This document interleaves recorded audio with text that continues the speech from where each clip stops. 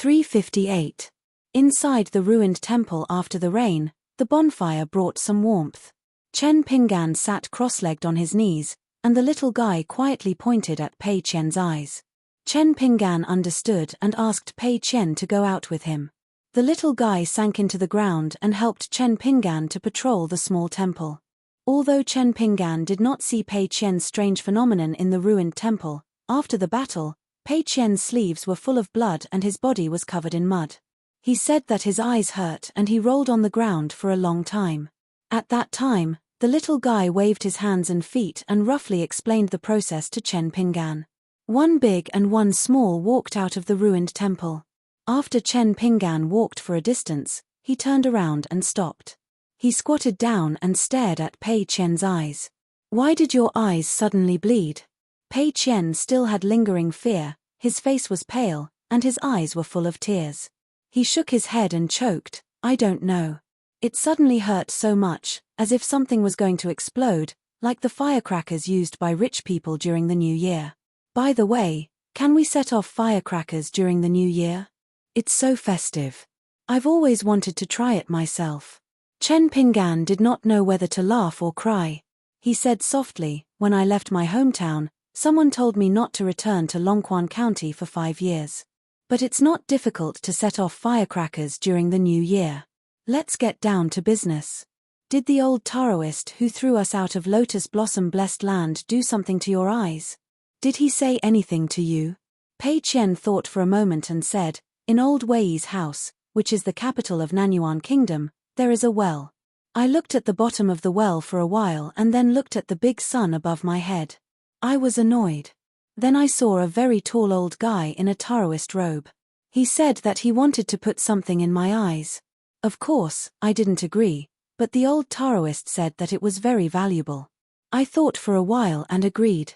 Pei Qian exclaimed and quickly tilted his head.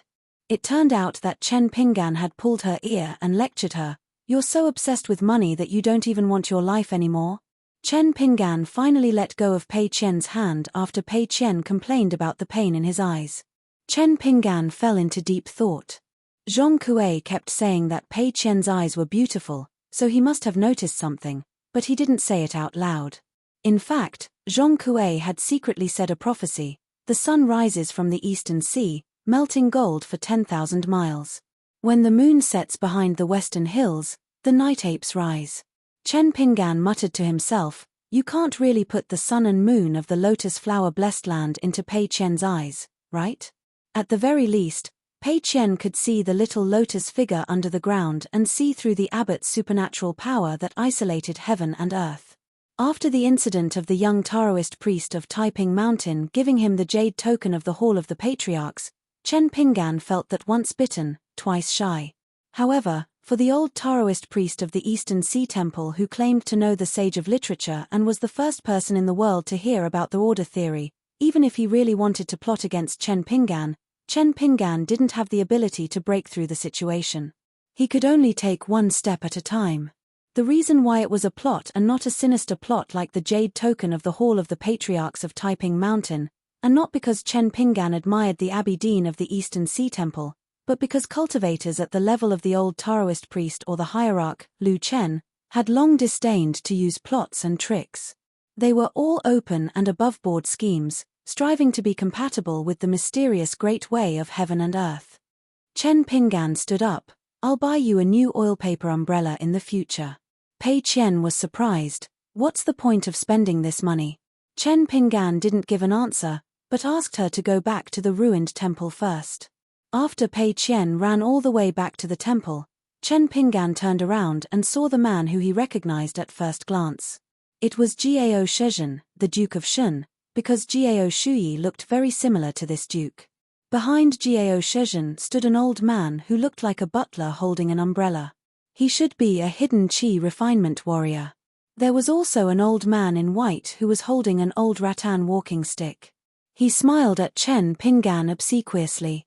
Jiao Shezhen stared at Chen Pinggan and suddenly sighed, "You are much younger than I imagined." Jiao Shezhen asked, if it weren't for the fact that in that small border town, the third prince wanted to take advantage of the situation to force the Yarrow family to death and add flowers to his own book of merit, and that disaster would have happened. If it had been in Mirage City, and you and my son Jiao Shui met, it would have been like the heavy rain tonight, two strangers drinking wine in an old and famous restaurant. Would the two of you have become friends? Chen Pinggan shook his head. Jiao Shuzhen's face became distorted. Chen Pinggan said slowly, I told the first prince, Liu Tsong, before. In fact, we both understand the reason, but sometimes, no matter how good the reason is, it is too light compared to what we want to get. I hope that a person like Jiao Shui will not meet me in his next life, or else I will kill him again. Jiao Shuzhen's face was gloomy. You want to provoke me and lure me to attack you, so that you can take the opportunity to eliminate the source of the trouble and remove the name of Duke Shen's mansion from the Great Spring? Chen Pinggan stretched out 2 fingers and casually swiped in front of him, saying, this is how you and Jiao Shui deal with people. What you do and what you say always has a track to follow. Chen Pinggan's harmless action made the old man holding the umbrella nervous and almost protect Jiao Shuzhen. The old man holding the old cane almost escaped by burrowing into the ground. God, he killed the buried river demon with a thunderous method and forced the gentleman of the academy to retreat with a sword. How could he, a small local lord, wrestle with him? A sneeze could make his soul scatter. The 2 golden talismans that he had never heard of. It was really the means of immortals. Jiao Shuzhen was the calmest person. I came up the mountain this time to move the bodies of the dead border soldiers down the mountain. You won't stop me, right? Chen Pinggan said, this is why I am still willing to stand here and talk to you. Jiao Shuzhen's face was full of anger. Duke Shen's mansion had stood in the Great Spring Empire for 200 years and was the same age as the country. When had they ever been humiliated like this? The old housekeeper whispered, Master. Jiao Shuzhen took a deep breath and turned to look at the god of mountains and rivers. The local lord of the Zhongshu government. If you have something to say, say it. The old man in white plucked up his courage and stepped forward. He bowed to Chen Pinggan and said with a smile, Immortal Master Chen, I have to help Duke Shen clean up the body. I may send some mountain spirits and ghosts. I am worried that those unpresentable things will make a big noise and disturb your rest in the ruined temple. So I came to inform you in advance. I hope you will be generous and not be calculative with me. Chen Pinggan nodded and said, just do it. The old man said timidly, I dare to ask one more question. How do you plan to deal with the body of the big monster? Do you need me to order the mountain spirits and ghosts to do things for Immortal Master, such as skinning the skin and pulling out the tendons, absorbing the essence blood of the great demon's core chamber, and smashing it into bottles and jars? Chen Pinggan, who had only taken 1 monster pill from the buried river monster, smiled and said, Then I will trouble you, Lord of the Land. After it is done, I will give you some rewards to thank you. The old man was flattered and said that he did not dare to let the Immortal Master spend money. He almost burst into tears. How could there be such a kind and generous immortal in the world? Jiao Shuzhen snorted and turned to go down the mountain. Chen Pinggan walked to the ruined temple alone. The buried river monster was only 1 step away from forming a golden core. The last crystal green monster pill was the size of a date pit. Was it because of the 5 Thunder Talisman of Dragon Tiger Mountain? Because of the 5 Thunder Talisman, the monster pill was flickering with lightning. However, tonight's battle with the buried river demon was a sure bet. Chen Pinggan had to pay a total of 3 pieces of talisman paper with dragon claw inscriptions for a fake Aurus pill that had yet to mature. In order to destroy the set of talismans written by Zhong Kuei, he had to pay the price of the 5 dragons biting the pearl talisman made of golden material from his own pocket. Even now, Chen Pinggan's heart still ached.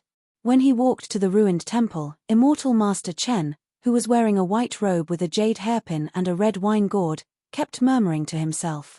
As for the 2 copper coins that Sui Yu had spent on the 2 battles, Chen Pinggan didn't want to think about it at all. After entering the ruined temple, Wei Xian took the initiative to ask, Do you want to go back to the Mirage City and beat them up? Lady Liu of De Quan has lost her courage and won't be able to do anything. Maybe that academy gentleman will sell everything he has and take the initiative to ask for peace, begging us not to leak the news. Chen Pinggan thought for a while and shook his head. Let's go to the Tian Q Peak. I will send a message to the Academy of Da Fu and Taiping Mountain. We don't have to worry about the rest. Zhong Kuei and the Academy must know about Wang Qi's actions, especially his collusion with the monster race. Now that the Taiping Mountain is in chaos, we should take the ferry back to the old Dragon City in the Aquarius continent. Lu Baixiang and Sui Yuyu were in charge of the night watch. Zhu Lian, who was the most severely injured, went to the stream and changed into a clean set of clothes. He sat cross-legged next to the fire and slept soundly. Pei Qian was impressed. Although Wei Xian, who had taken off the sweet dew armor, did not need to keep watch at night, he went to the outside of the ruined temple. He squatted down at the battlefield where the martial madman Zhu Lian was fighting with the cultivators accompanying the army. He stared blankly at the messy footprints. Chen Pinggan was sitting at the foot of the wall, sleeping. His expression was normal. Pei Qian, who couldn't sleep, knew that Chen Pinggan was not in a good mood. Was it because of the loss of money? Was it because of the loss of the 2 talismans from Zhong Kuei? She wanted to beat up the little lotus with her mountain walking staff. It was all because of the loss of money. She fell asleep in a daze. Only she had a small tent made of cowhide. At daybreak, Wei Xian sat on the doorstep. Outside the dilapidated temple, there was an old man dressed in white who had been laughing for 2 hours. He held an old cane in his hand. Further away, there were a few weak mountain spirits and ghosts. They looked very comical. They carried 2 large bags on their backs, and there were even some who were carrying porcelain bottles and pots. The old man came to the open space outside the gate before dawn. He didn't say anything and just took a group of people with him. Ju Fan Qian knocking on the door? Ju Fan Qian Chen? Ju Fan Qian Fan? Zai Pai Hua Fai Chun Yu? After Chen Pinggan opened his eyes, he got up and walked to the threshold. He saw the lord of the land, who had been waiting for him for a long time. He quickly walked over and gave the old man a small piece of money as a reward.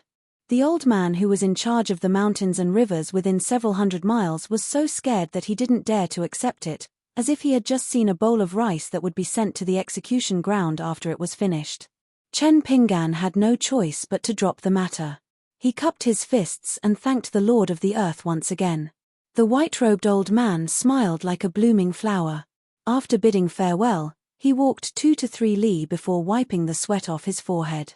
A mountain spirit with a human body but a rat's head quickly flattered, "Lord of the land, I didn't expect you to be so respected that you could make the immortal master be so courteous. If such a heroic deed were to spread out, it would be terrible.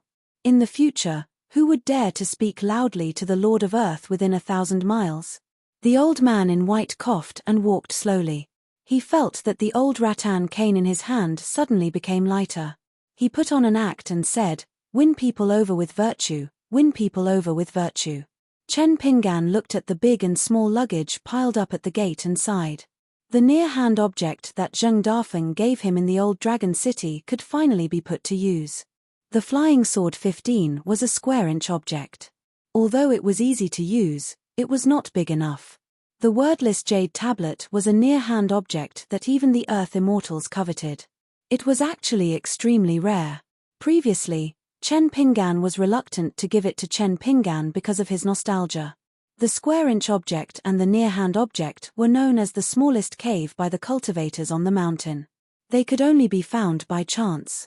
As a great cultivator who had reached the peak of the 12th state, Kui Dongshan only carried a near-hand object with him. The Flying Sword 15 was an extremely special existence. Ordinary objects and objects in close proximity each had a key to open the grotto heaven. It was the veins contained in these objects themselves.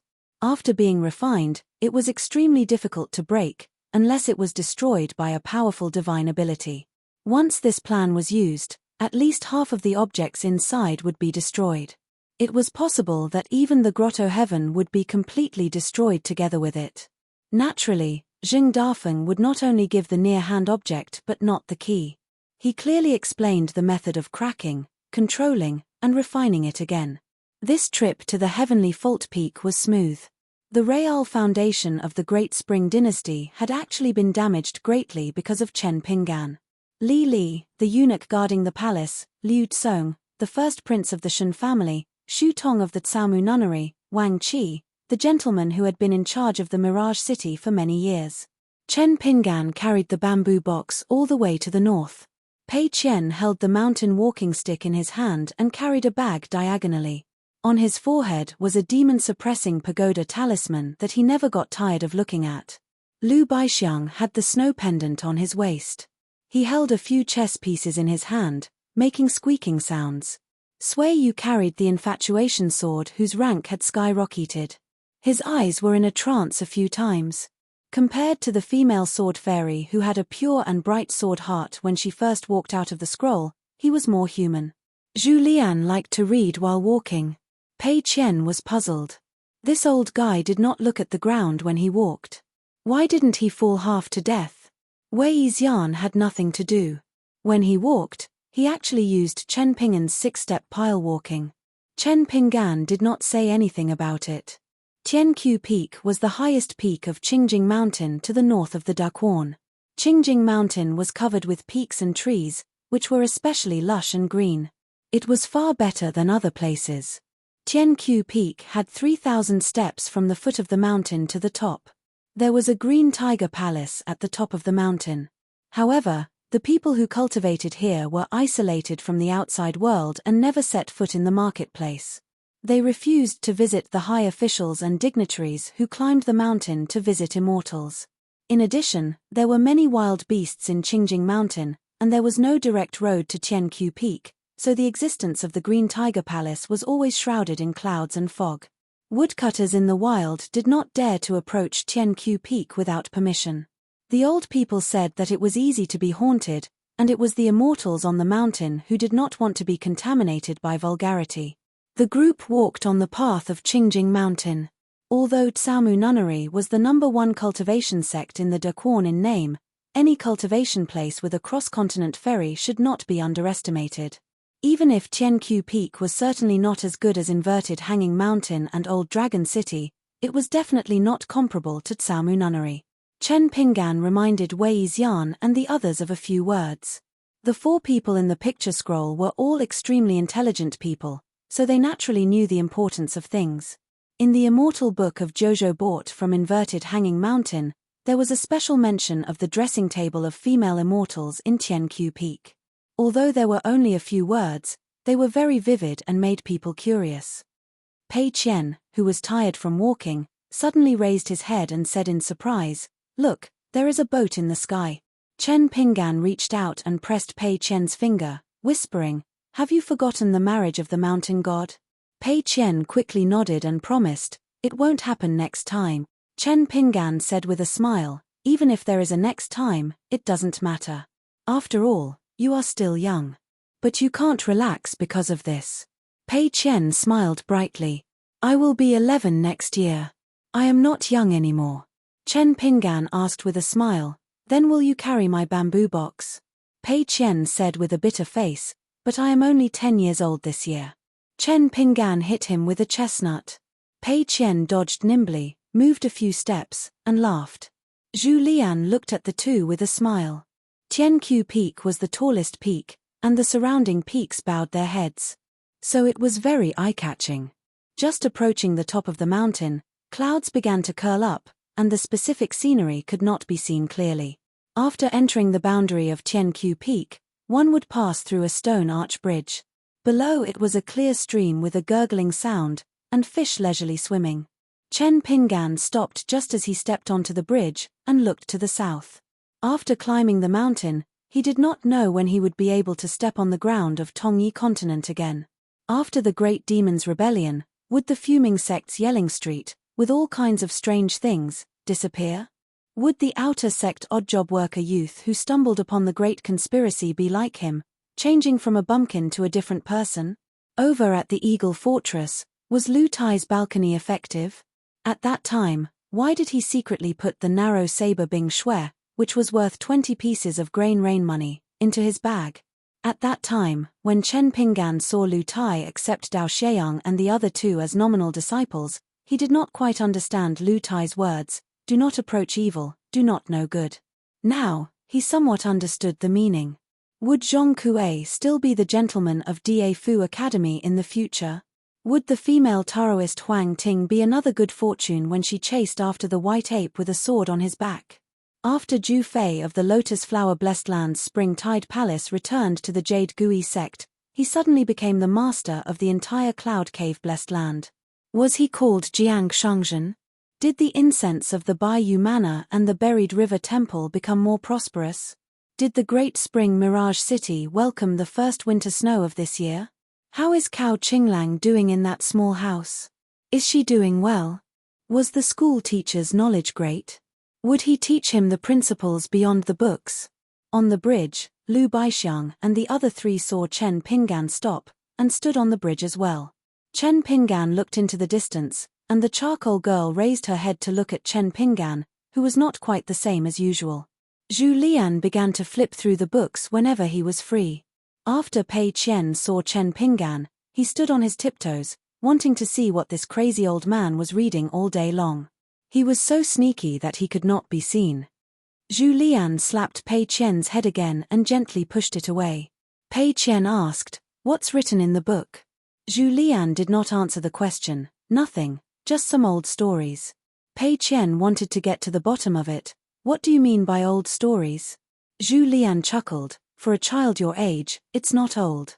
Everything you see is new. It's just that the stories in books, the joys and sorrows of separation and reunion, in the end, are shallow, light on paper. Once you've seen it, you'll soon forget it. But when you're alive, you'll be hungry until your stomach growls, blisters form on the soles of your feet, and you'll be beaten black and blue. These are all real." Pei Qian frowned. "What are you trying to say? Can't you speak properly and learn more from old Wei, okay?" Zhu Lian looked askance at the little girl holding the mountain walking stick and laughed. "You've grown a lot bolder." Pei Qian smiled and took 2 steps back, waving his hand. I'm not fat. With my small body, I'm skinny." Zhu Lian closed the book and grumbled, "With your meddling, the soul-stirring close combat in the book has become tasteless. I don't want to read it anymore." Pei Qian was baffled. "The people in the book are very happy to kill. Are they as powerful as my father and fairy sister outside the broken temple?" Sui Yoyo's face darkened. He resisted the urge to cut off the old pervert's head with his sword and then slap this little girl to death for speaking without thinking. Zhu Lian put away the unusually erotic book, hands behind his back, shook his head and smiled. "You can't compare." Pei Qian, who felt that his flattery was superb, turned his head and smiled at Sui Yoyo's fairy sister. Sui Yuyu turned and walked down the stone arch bridge. Out of sight, out of mind. Pei Qian was puzzled. Did this bitch eat the wrong medicine today? Lu Baixiang was still smiling lightly. The scenery here was pleasant. If he could cultivate in the future, he would also look for such a picturesque place. Chen Pinggan did not care about Pei Qian. When I reach the southernmost old dragon city in the Aquarius continent, I will be able to meet Fan and the gentle Lady Gui, and of course Zheng Dafeng from the dusty medicine shop. When I head further north, I will go to the big-bearded hero Shu Yuanxia, Big Brother Shu's hometown. I will find him and Zhong Shanfeng, and tell them about the separation. I can count the number of good wines I have drunk with my hands. Even if I, Chen Pinggan, lose. I will also go to the Bookslip Lake to see how Jiyu Kan, that snot-nosed brat, is doing. When I meet her, will Jiyu Kan, who has become an immortal disciple, no longer be a burden behind me? Then I will go to the Great Sui Kingdom's Cliff Academy. There are Li Baoping, Li Huai, Lin Shuyi, Yu Lu, thank you. Of course, there is also a disciple, Kui Dongshan. I estimate that after this trip, the 5 years will be almost up. At that time, I will be able to return to my hometown, walk into the Mud Bottle Alley, and walk up Luorpa Mountain. Gold and silver nests are not as good as one's own grass nest, let alone my current home. It is really not a grass nest. Only by truly walking through the outside world would one know just what kind of paradise the current Longquan region was, suitable for cultivation. The various mountains where the Great Li dynasty had forcefully intercepted the fortune of the mountains and rivers could be said to be the roving jade manor that had been sealed with the water character. Translator, Transan Editor, Transen, the verdant goat palace of the heavenly fault peak, has as many as 6 main halls, which are dedicated to various Taoist immortals. The couplets on the pillars of the main hall are known to be unique. There are almost 400 characters, and they have the reputation of Golden Gate of the Immortals seal script. On the right side of the verdant goat palace is a huge stone wall surrounded by clouds and mist. It is a natural painting of a flood dragon spreading rain. The left side is close to the cliff, and it is the most famous dressing table for immortals. An ancient green vine is rooted at the edge of the cliff. Its branches and leaves are luxuriant and spread all the way down. The head of the verdant goat palace, Lu Yong, is an old nascent soul stage cultivator who devotes himself to cultivation and ignores worldly affairs. He is not well known, and he only pays attention to refining elixirs in his life. In the eyes of the chi trainers on the mountain, he is the most extreme literary cultivator. His combat ability does not match his identity as a nascent soul stage cultivator. In the central part of the Tongya continent, some earth immortals of the Jindan stage who are good at fighting do not take the verdant goat palace seriously. Because the immortals' ferry on the heavenly fault peak is not small, and earth immortals often come and go, the chi trainers of the verdant goat palace are often bullied. Yesterday, a very important guest came to the Qingyang Palace. After the guest's name was announced, the disciples of the mountain gate hurriedly ran to report. Lu Yong actually left the elixir furnace room at the risk of destroying a furnace of elixirs. He personally accompanied the great practitioner around the heavenly fault peak, trembling with fear and sweating like rain. It is no wonder that Lu Yong is so humble. It is because the verdant goat palace has offended the other party's sect in the early years. After all, the verdant goat palace is closer to the Tongya sect, and the Tongya sect is the leader of the immortals in the Tongya continent. Often, when the disciples go down the mountain to cultivate, they pass by this ferry. In a conflict, an ignorant elder of the Dragon Gate realm in the Qingyang Palace sided with a direct immortal master of the Tongya sect. This is not a big deal, it is human nature.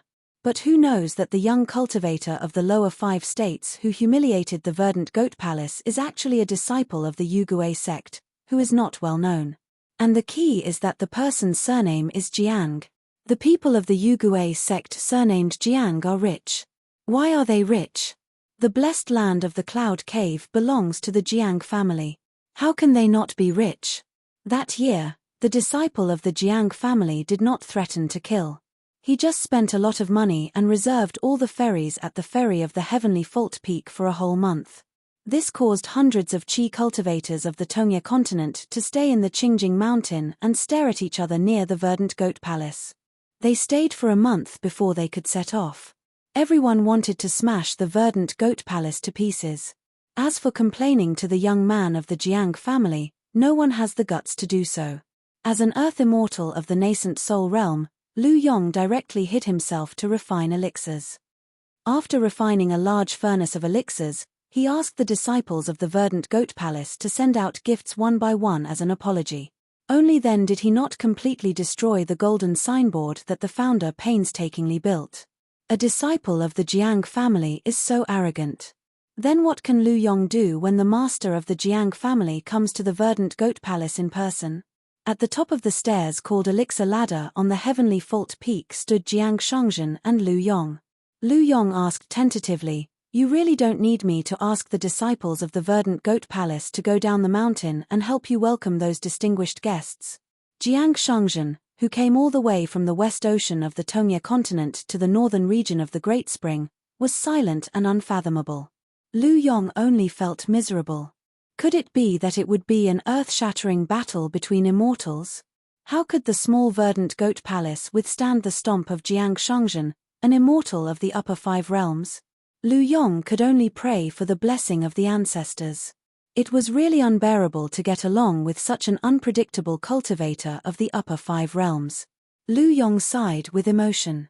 After this immortal left the Qingjing mountain, he must refine a furnace of elixirs in seclusion. Otherwise, it would be really frustrating. Lu Yong asked carefully, "How about I go down the mountain to welcome them personally?" Lu Yong felt that the master of the Jiang family should at least be a little considerate since he, a nascent soul realm cultivator, was so humble. Jiang Shangzhen said indifferently, "Do you deserve it?" Lu Yong's knees went soft. "The verdant goat palace is in danger." Jiang Shangzhen suddenly laughed and patted the old nascent soul realm cultivator on the shoulder. "Haha, I'm just kidding. Don't be afraid. As long as everything goes well today, the mess caused by the verdant goat palace will be written off. My Jiang family will also buy 100 furnaces of the most expensive elixirs from you." Lu Yong swallowed his saliva and could only smile apologetically. Jiang Shangzhen clicked his tongue and said, "It's really refreshing to say these words."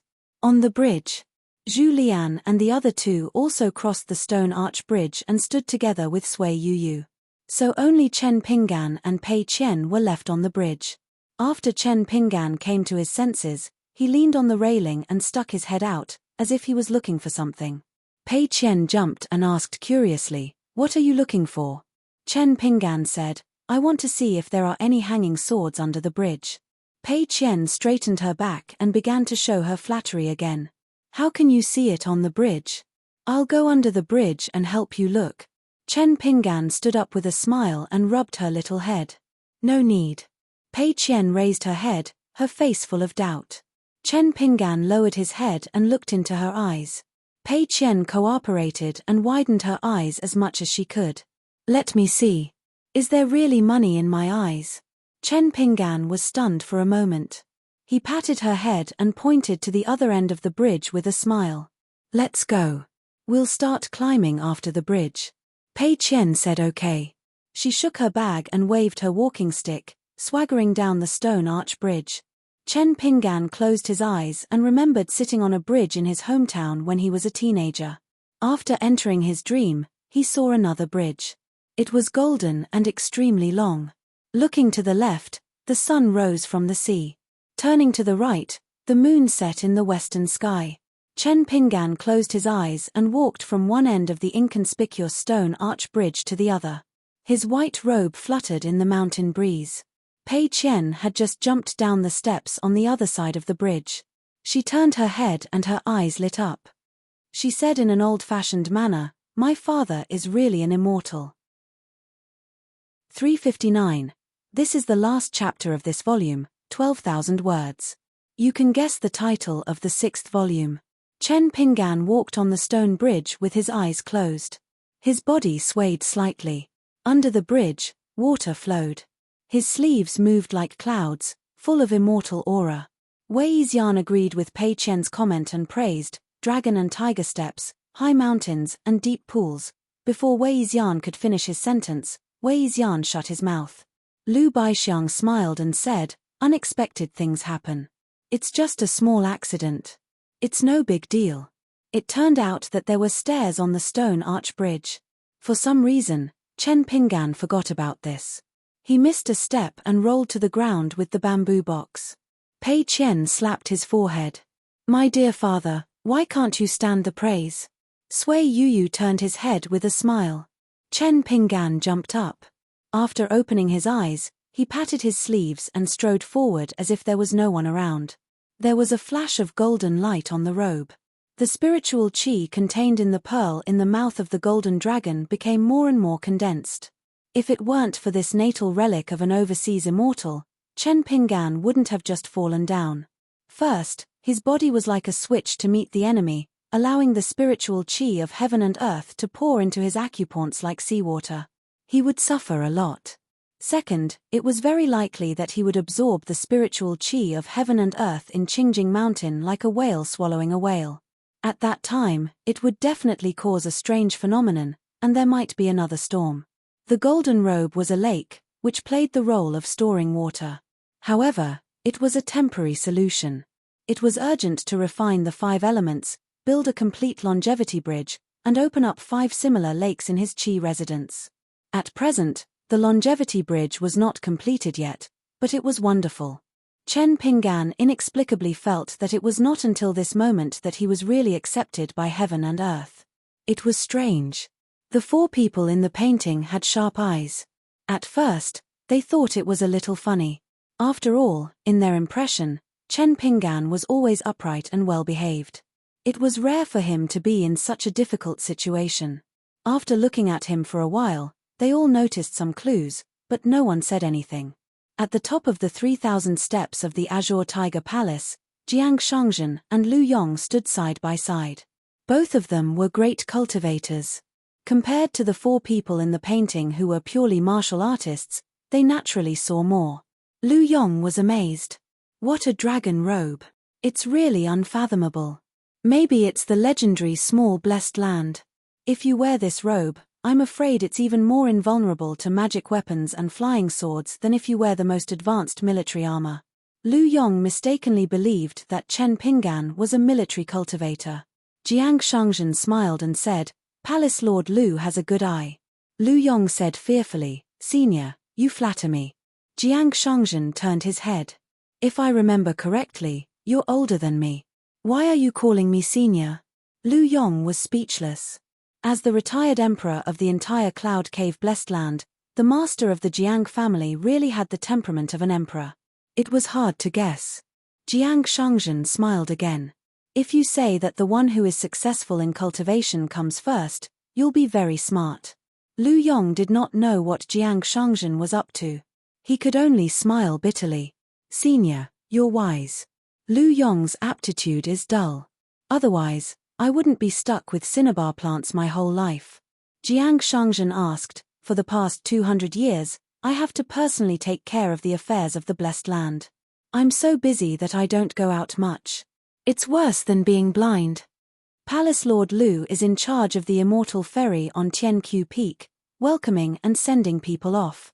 Have you heard of the most famous young sword immortals outside Tongyi continent, especially in the past 100 years? Lu Yong thought for a while and asked tentatively, "The one from the Great Wall of Sword Aura?" Jiang Shangzhen laughed angrily. "Lu Yong, do you really think I'm stupid? How could I not have heard of him?" Lu Yong felt uneasy and hurriedly tried to mend the pen after the sheep were lost. He started to count the famous sword immortals from other continents and told Jiang Shangzhen a long list of famous sword immortals of the 5th tier. They were all famous sword immortals who had been in the limelight for the past 100 years. The key was that they were all young. There were as many as 8 of them. There were 4 in the Central Plains, 3 in the North Continent, and 1 in the small Aquarius continent. Wei Jin, the sword immortal who had just entered the Pure Jade realm a few years ago, had a divine immortal foundation in the Wind Snow Temple. Compared to the previous 7, Wei Jin's cultivation level was not high at the moment, but his future achievements were clear. Therefore, even those in the Tongyi continent had heard of him. Even old nascent soul cultivators like Lu Yong from the Green Tiger Palace had heard of the Wind Snow Temple for the first time because of Wei Jin. Jiang Shangzhen kept shaking his head as he listened to the names and the stories. He only said that it was not right. Lu Yong was at his wits' end. There were very few sword immortals among the Qi cultivators. Sword immortals were even rarer. Only sword immortals could ignore the huge gap between them and kill those in the Jade Immortal realm. As for the young sword immortals in the past 100 years, Lu Yong, who was focused on alchemy, had only heard of so many. Jiang Shangzhen did not make things difficult for Lu Yong anymore. He was also quite helpless. He had spent 60 years in the Lotus Flower Blessed Land. In the previous 260 years, he went to the Cloud Cave Blessed Land and quelled a rare chaos. He was seriously injured. After that, he went into seclusion to recuperate. He really had no time to care about the world. In the past 200 years, the ordinary people at the foot of the mountain had died many times. However, for Jiang Shangzhen and other cultivators at the top of the mountain, especially those who had the hope of making further progress, they did not feel much about the passing of time. If they could take a step forward and stand firm, they could live for hundreds or even thousands of years. The grievances of the people at the foot of the mountain were not worth mentioning. Under immortality, there was no Tao. Jiang Shangzhen's gaze was slightly lowered. The Green Tiger Palace behind him was said to worship all the Taoist immortals. The 3,000 steps of the stairway to heaven under his feet meant 3,000 great paths. It sounded like there were quite a lot of paths, but how many people could really reach the top? The great path did not mean that the path was very wide. The higher one went, the narrower the path under one's feet. It could even be a single plank bridge. However, Jiang Shangzhen was self-aware. No matter how high his path of cultivation was, it would not be as high as a single plank bridge. He would not need to fight with the ascendant realm in front of him. There would also not be a situation where the later generation had to squeeze him out to continue moving forward. As for the sword immortal cultivator on the sea, he probably had to return to the Jade Gui sect and ask the Old Lord for advice. Not to mention his other abilities, the Old Lord was more well-informed than anyone else. The Old Lord had the habit of wanting to ask the new female disciple what color undergarment she wore and the habit of eavesdropping on the mountain when the consecrators quarreled like shrews on the street. It was really great. In the world, how many top cultivators in the immortal realm would hide in their mansions and watch all kinds of fairies of small sects show off their so-called talents through the magical power of their respective sects? Would there be an old man who anonymously sent a lot of small money to those sects? He even sneaked out of the sect and personally sent them opportunities and magic weapons. Every year, the Jade Gui sect relied on the commission of the Cloud Cave Blessed Land to become rich. Old man, as the master of a sect, how could you have the face to tell me that you had no money in your pocket and that you were panicking? You even told me with a face full of pride that you had found a kindred spirit. It was the old master of the invincible Holy Fist sect in the Aquarius continent. You even wanted to find an opportunity to visit him. You even felt that it was a pity that Fairy Su Jiao of the Martial Mountain died prematurely. Sometimes, Jiang Shangzhen really couldn't understand how the Old Lord cultivated to the immortal realm. The Old Lord, who almost never talked about the Great Tao with Jiang Shangzhen, actually talked to him for a long time after he stripped off his identity as the banished immortal Zhu Fei and returned to the sect. He said that he shouldn't treat the women in the world like that. The women in the Spring-Tide Palace in the Lotus Flower Blessed Land were really pitiful. After Jiang Shangzhen was lectured for a long time, the old man asked him to go to the West Ocean to kill a big demon. He didn't even give him a pretentious treasure of the sect. He was probably really angry. On the contrary, who was brought out of the Blessed Land by Jiang Shangzhen, was rewarded with a magic weapon that the old man had secretly kept. Of course, it was under the name of Jiang Shangzhen. The 6 of them walked up the 3,000 steps of the Green Tiger Palace. Chen Pinggan felt a little strange that they didn't meet anyone along the way. He looked up, but the clouds blocked his vision and he couldn't see the Green Tiger Palace. Pei Qian tugged at Chen Pinggan's sleeve and whispered, "There are 2 people standing up there. They seem to be waiting for us." Chen Pinggan's heart sank. Could it be that someone from the Great Quan Empire refused to stop? At this moment, the 2 people seemed to have realized that they were discovered. They walked down the steps and slowly walked out of the sea of clouds. One of them was a handsome young man, and the other was an old immortal with a sage-like demeanor. However, the old man was obviously 1 step slower, like a retainer. Chen Pinggan's footsteps were still neither fast nor slow. Even the green sword-suppressing talisman in his sleeve was pinched between his fingers. Looking from afar, the 2 people seemed to be walking slowly, but in fact, they were extremely fast. In the blink of an eye, they stood 7 or 8 steps above Chen Pinggan's group. Pei Qian felt that the young man was a little familiar, so he hid behind Chen Pinggan. Jiang Shangzhen went straight to the point. "Chen Pinggan, we meet again after parting at the Lotus Flower Blessed Land. It seems that we are fated to meet again." Chen Pinggan asked, "Zhu Fei of the Spring-Tide Temple? Jiang Shangzhen of the Jade Gui sect?" Jiang Shangzhen smiled and said, "Yes." This great cultivator standing at the peak of the Tongyi continent turned his head and smiled at Lu Yong. "This is what I call a good eye." Lu Yong was speechless. Chen Pinggan smiled and said, "I didn't expect you to find me so soon." Jiang Shangzhen stopped smiling and said with a serious expression, "Chen Pinggan, I don't care about your grudge with Zhu Shi and Ya. Whether you believe it or not, when I was on the city wall of the Lotus Flower Blessed Land, I thought about whether I should find you after leaving the Blessed Land and invite you to be a consecrator of the Jiang clan. There are many opportunities in the Cloud Cave Blessed Land. As long as you have the ability, you can take whatever you want. I, Jiang Shangzhen, am happy to see it happen. However, later on, you insisted on killing Lu Fang and Zhu Shi, so I did want to kill you. I wanted to return to the Tongyi continent and do something. However, I couldn't find you no matter how I asked the yin-yang cultivators for help. Later on, I had something to do, so I was delayed.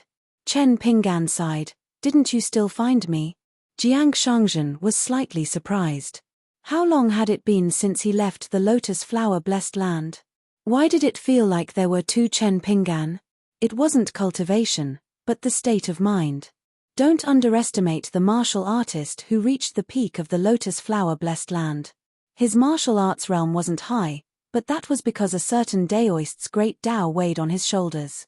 Everything that Ding Ying did was just another way of throwing away one's responsibilities. Zhu Fei and Lu Fang didn't become the world's number one either. One of the reasons was that they didn't want to sharpen their martial arts and wanted to break through their inner demons.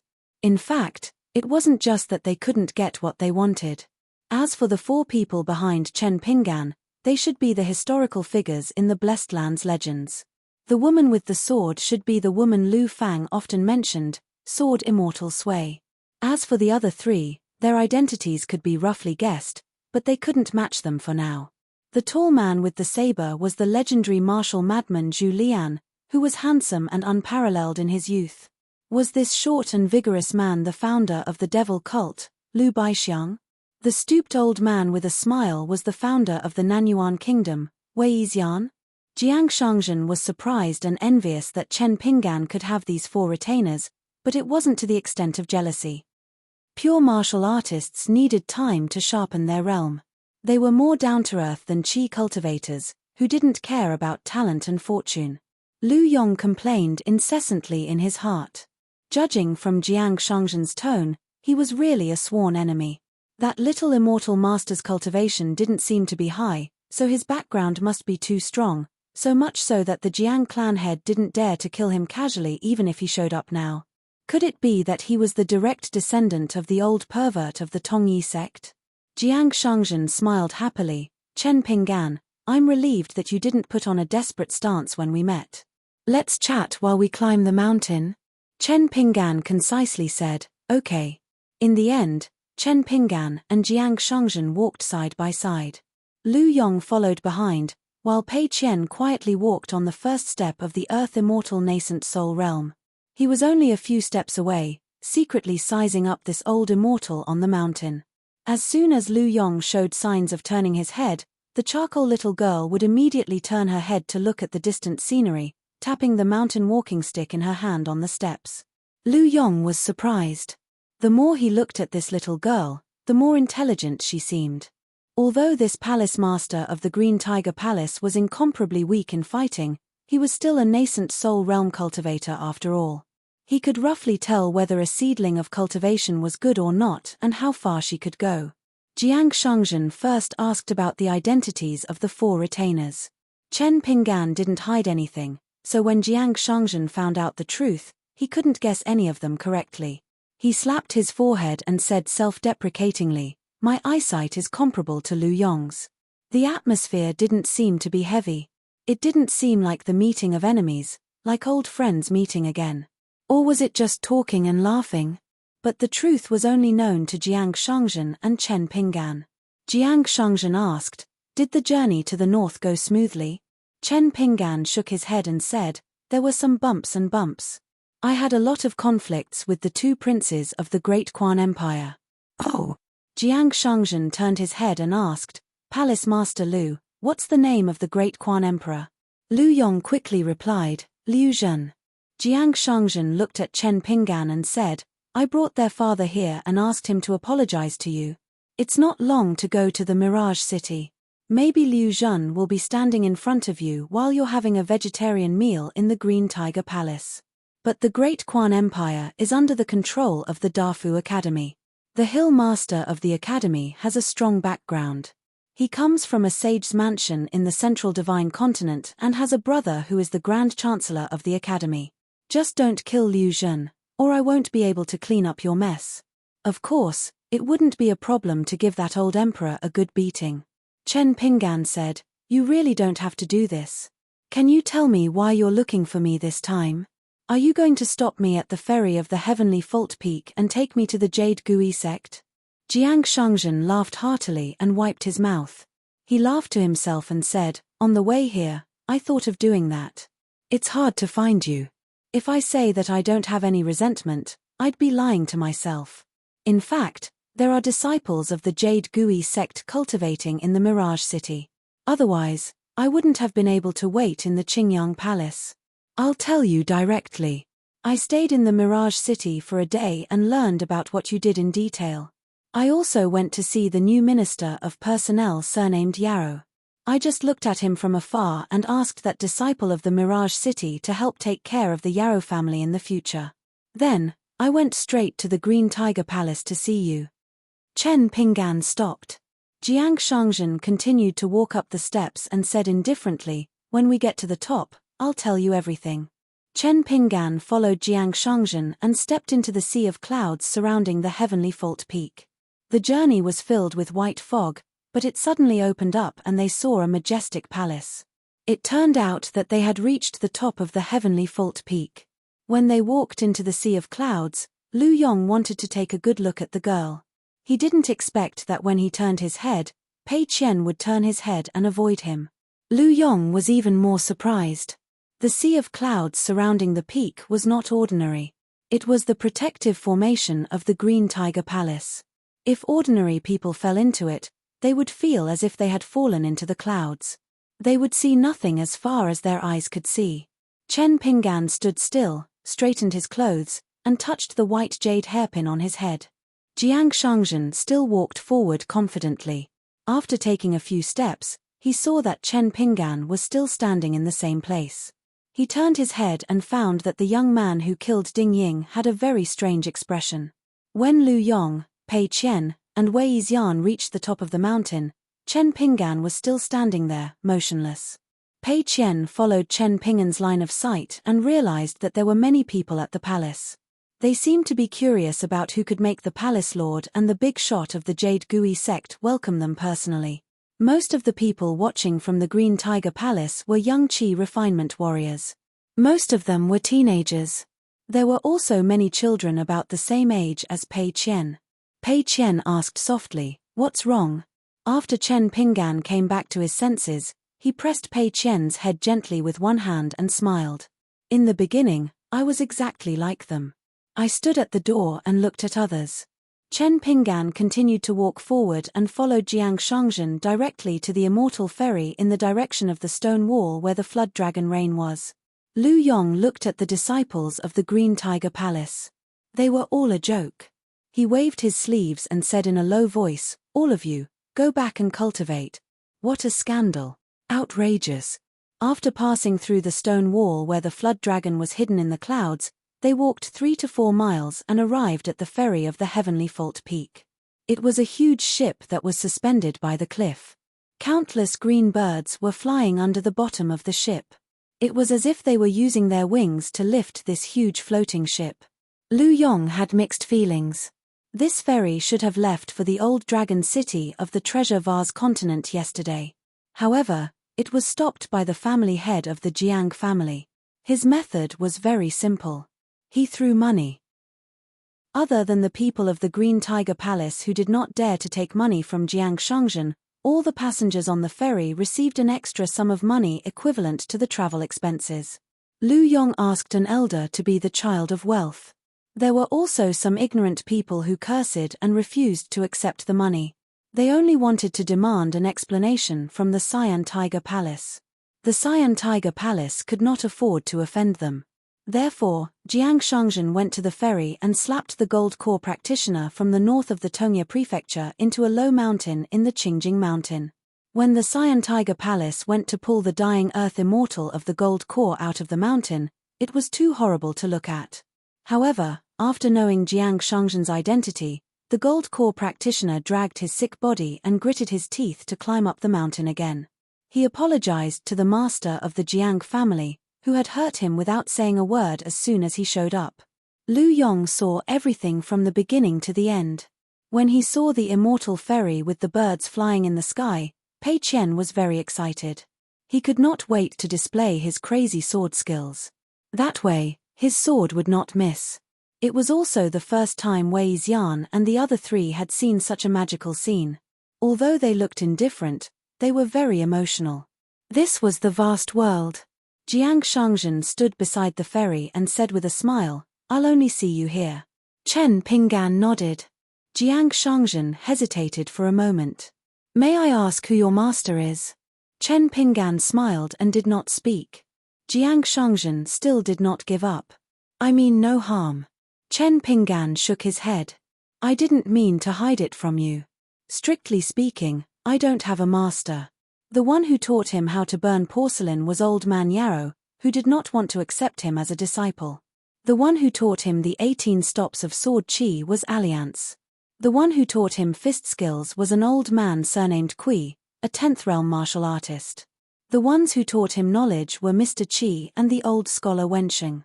The ones who taught him to be kind to others were his parents."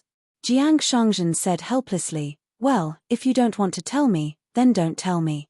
I'm looking for you this time because someone asked me to give you something. I've already carefully put it in a bottle. After you accept it, it's best to put it in a square-inch object. Before you feel that it's really safe, don't take it out again." Chen Pinggan had seen a lot in his 2 travels. For example, outside the Flying Eagle Fortress, he had seen people who came from thousands of miles away to deliver their heads. However, Chen Pinggan did not believe that Jiang Shangzhen, who had a grudge with him, would come so far just to give him something. Jiang Shangzhen looked at Chen Pinggan, who did not hide his vigilant eyes. He stomped his foot and used a supernatural power to isolate a small world. He smiled bitterly.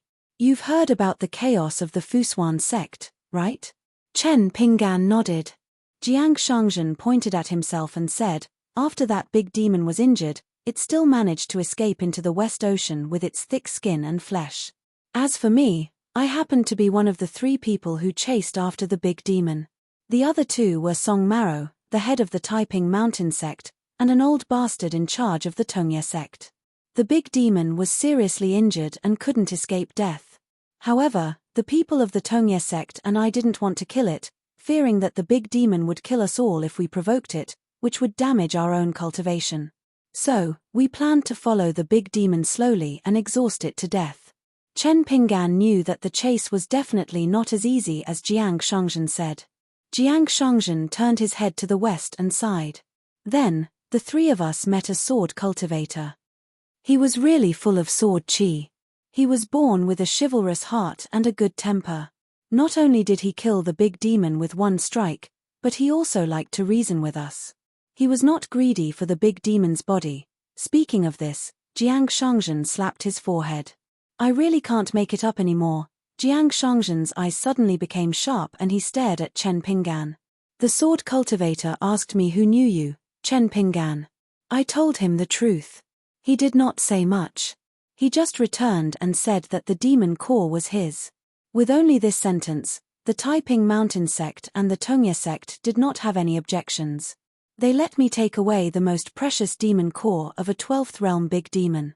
I knew the sword cultivator's intention, so I came to you to give the demon core to you." Chen Pinggan's expression was as usual. "I know that sword cultivator. He is called Zhuo." "Know him? That's it. Zhuo. What a strange name. Was he really a young sword immortal who emerged in the past 200 years? Jiang Shangzhen wanted to jump and curse. He stared at Chen Pinggan's eyes and an exquisite porcelain bottle half an arm high appeared in his hand. "Do you know the value of this demon core? Do you know what kind of sword cultivator can kill a big demon that shows its true form with 1 sword strike?" Chen Pinggan shook his head and then nodded. "I don't know the value of the demon core, but I know Zhuo's swordsmanship. Zhuo personally told me that his sword intent is lower than Alliance's, but his swordsmanship is higher than Alliance's. I believe him." Jiang Shangzhen's face stiffened. He tilted his head and rubbed his face. "Chen Pinggan, oh Chen Pinggan. Can you not use such an understatement to talk about a friend who claims that his swordsmanship is higher than Alliance?" Chen Pinggan also sensed something and smiled. "Don't worry. The grudge between me, Flower Hairpin Jusha, and the demonic sect's crow has nothing to do with you. Moreover, even if I ask Zhuo, he will not agree to attack you, Jiang Shangzhen." The self-proclaimed eldest senior brother Zhuo. He pinched his nose and acknowledged him as his junior brother. Don't worry my ass. It wasn't that Jiang Shangzhen didn't believe Chen Pingan's words, but did the sword immortal Cordeswa need a reason to attack? If he was in a bad mood, he would probably strike the Jade Gui sect's mountain. Why don't Chen Pingan ask that old bastard from the Tongyi sect how he feels right now? After receiving the first strike, in order not to receive the second strike, he would even throw away his old face. Jiang Shangzhen made up his mind to stay away from Chen Pingan in the future. After handing over the bottle containing the demon core, Chen Pingan didn't say anything and hurriedly stored it in his core object. Jiang Shangzhen said softly, "This bottle is a good talisman. Take it as my Jiang clan's apology. As for whether you and Zhu Shi will meet in the future, and what will happen if you do, we'll talk about it later." Pei Qian glanced at Chen Pingan and that guy, then didn't look anymore. The mountain god's marriage was the first time, and pointing at the ferry above his head was the second time. Nothing should happen more than 3 times. Pei Qian could see them, but he didn't look anymore. Lu Yong, Wei Xian, and the others couldn't see them, so they didn't look anymore. After a while, the 2 figures reappeared beside the crowd. Chen Pingan took the lead and walked towards the ferry, followed by Pei Qian and the others. After Chen Pingan boarded the ferry, he turned to Jiang Shangzhen and cupped his fists. "That's another matter. Thank you." Jiang Shangzhen nodded with a smile. How many years had it been since he felt so relieved? The steward of the Azure Tiger Palace was already waiting at the bow. He carefully led Chen Pingan and the others to the top floor of the ferry. Jiang Shangzhen was still looking at the ferry, speechless for a long time. Lu Yong could only accompany the Jiang clan lord in a daze. The ferry was only waiting for Chen Pingan and the others. Soon, it rose into the sky and headed north. Jiang Shangzhen retracted his gaze and said softly, "Esteemed guests have arrived. Isn't the Azure Tiger Palace planning to give something to Immortal Master Chen?" Lu Yong's heart skipped a beat and he said, "Of course, we will. But I hope you can tell me what to give him." Jiang Shangzhen sneered. "Give him whatever is valuable. You are a nascent soul cultivator. Do you need me to teach you how to give gifts?" Lu Yong gritted his teeth and said carefully, "What if Immortal Master Chen refuses? What will the Azure Tiger Palace do?" Jiang Shangzhen turned around and said coldly, "Cry and hang yourself. How can he not accept it? It's not easy to cheat money into one's pocket, but it's hard to give him money. If the Azure Tiger Palace can't even do such a small thing, why don't you just go to hell?" Lu Yong was sweating profusely. "You are right, senior. I know what to do." Jiang Shangzhen snorted. "I don't care what you give him, Lu Yong. Give me a price and I will pay back the Azure Tiger Palace double." Lu Yong had a plan. Unexpectedly, Jiang Shangzhen narrowed his eyes and said gloomily, "Don't try to be clever with me over such a trivial matter. You should pay as much as you deserve. You, Lu Yong, and the Green Tiger Palace are not qualified to make me owe you a favor." Lu Yong nodded his head quickly. Jiang Shangzhen suddenly laughed self-deprecatingly and patted Lu Yong's shoulder. He said amiably, "I just figured something out, so I plan to stay in the Cyan Tiger Palace for 1 more day. You can pick a few disciples that you like, and I will personally talk to them about cultivation. If there are really good cultivators among them, I will give the Azure Tiger Palace a place to go to the Cloud Cave Blessed Land. Don't forget, no matter how good their talents are, don't be an eyesore to me. When teaching others, you have to be pleasing to the eye." Lu Yong was overjoyed. He finally bowed and thanked from the bottom of his heart. Lu Yong will remember senior's kindness. On the path of cultivation, fortune and misfortune always went hand in hand. Misfortune, whether one could bear it or not. Fortune, whether one could bear it or not.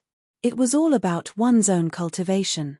For example, even if it was Jiang Shangzhen who was a top immortal, Zhu Fei, who was a banished immortal, he could only die in the Lotus Flower Blessed Land if Dingying wanted to kill him. After climbing to the top floor of the ferry, the 6 of them each took a first-class room. Of course, Chen Pingan's room was even bigger. Wei Xian and the other 3 took the jade token and key and tacitly followed Chen Pingan. After closing the door, Pei Qian threw away his walking stick and ran around the rooms. Finally, he went to the viewing balcony to look at the sea of clouds. His tanned face was full of happiness as he stared blankly into the distance. Wei Yixian also went to the viewing balcony. The three of them sat down, including Chen Pinggan.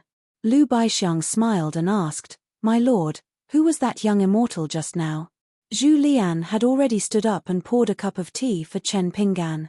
After Chen Pinggan took the cup, he said, "It was Jiang Shangzhen, the head of the Jiang family of the Jade Medallion sect. He seems to be a cultivator of the unpolished Jade realm. Moreover, he controls a cloud cave blessed land of high quality. The blessed land is extremely vast and has many natural treasures." Zhu Lian praised, "Young master, not only are there no strangers, but his friends are all immortals on the mountain." Sui Yuyu looked at the calm Chen Pinggan and poured a cup of tea for himself. Chen Pinggan shook his head and said, "He's not a friend." Lu Baixiang sighed, "Unpolished Jade Realm, that means he has already entered the upper 5 realms." Chen Pinggan had already roughly explained to them the different realms of pure martial arts and qi cultivators. The 7th realm of martial arts, the Golden Body realm, the 8th realm, the Distant Travel realm, and the 9th realm, the Peak realm, were the limits of martial arts in the eyes of secular martial arts. However, there were actually 10 realms in the world. Even so, Chen Pinggan told them that the 10 realms were not the limits of martial arts. The 5 realms of qi cultivators were the Cave realm, Sea Viewing realm, Dragon Gate realm, Golden Elixir realm, and Nascent Soul realm. Only the unpolished Jade realm, the Immortal realm, and the Ascendant realm were known for the upper 5 realms. As for the other 2 realms, they had been lost for a long time. On the observation deck, Pei Qian had seen the magnificent scenery of clouds and was beginning to feel bored again. He sighed and said, "Old Wei, can I tell you something from my heart?" Wei Yixian made a sound of acknowledgement and stood by the railing. The ferry was sailing above the sea of clouds, so there should be an immortal formation protecting it. Only then would the ferry's viewing platform not be affected by the strong winds in the sky, allowing only a comfortable breeze to caress his face. Pei Qian stood on his heels and said with a sad face, "My father is still unwilling to teach me the ultimate swordsmanship." Wei Yixian said calmly, "Rice has to be eaten one bite at a time." Pei Qian squatted on the ground and leaned against the railing. "I'm worried." Wei Yixian lowered his head and glanced at the skinny little girl. "It's okay. You'll still be like this tomorrow. You'll get used to it." Pei Qian raised his head, his eyes full of resentment. "Old Wei, can someone like you find a wife?" Wei Yixian thought for a moment.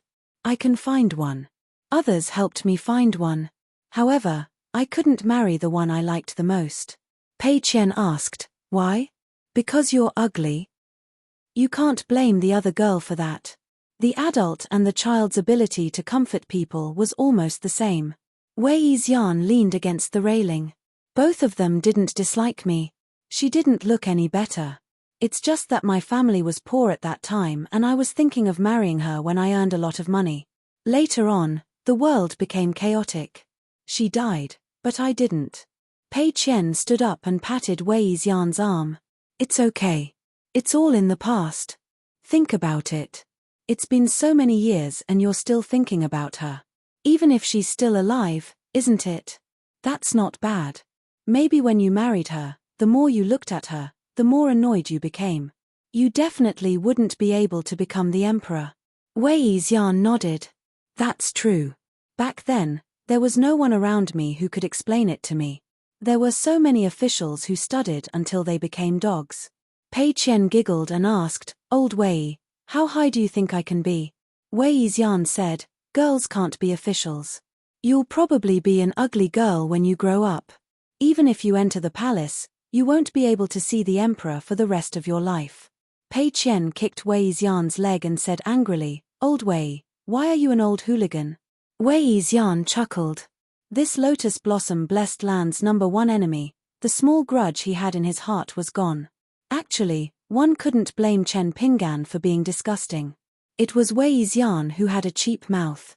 He asked Chen Pinggan about the history of the Nanyuan kingdom, especially the history book's evaluation of Wei Yixian. When Chen Pinggan first sensed that something was wrong with the Nanyuan kingdom, he flipped through many official history books and unofficial histories. Naturally, he found a lot about the founding emperor, Wei Yixian. Among them, there were various auspicious signs and legends about Wei Xian's birth. For example, Wei Xian's father went to work in the fields and saw his wife lying on the road with a white dragon coiled around her. Then, she became pregnant with Wei Xian. After that small talk, Wei Xian didn't talk to Chen Pinggan again. Pei Qian, who wanted the world to be in chaos, laughed until he held his stomach and rolled on the ground. During this period of time, he often used this to disgust him. For example, when she was walking on the mountain road, she purposely stuck out her big belly and then circled around Wei Xian. In the end, Chen Pinggan pulled his ear until it hurt and gave him a good beating. Only then did Pei Qian stop. He even ran over to apologize to Wei Xian. When his back was facing Chen Pinggan, he was actually winking at him. Wei Xian didn't get angry with this girl, but he couldn't be happy. Pei Qian raised his head and looked at Wei Xian's side profile. He suddenly said, "Old Wei, I'm sorry. I won't laugh at you in the future." Wei Xian grinned, "It's not a problem. Actually, this is nothing. There are many things that the historians of the Nanyuan kingdom don't have the guts to write."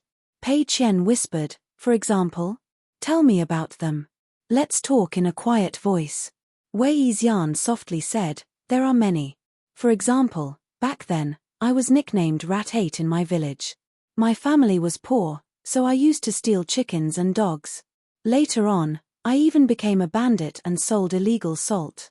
As for my mother, she didn't have any white dragon lying on her body. Instead, I saw her stealing a man with my own eyes, but I didn't say anything. That man was a good person, much better than my father. Later on, in order to save me, that man blocked the alley and got his entire back chopped off by the bandits. He even shouted for me to run away. What could I do, run away?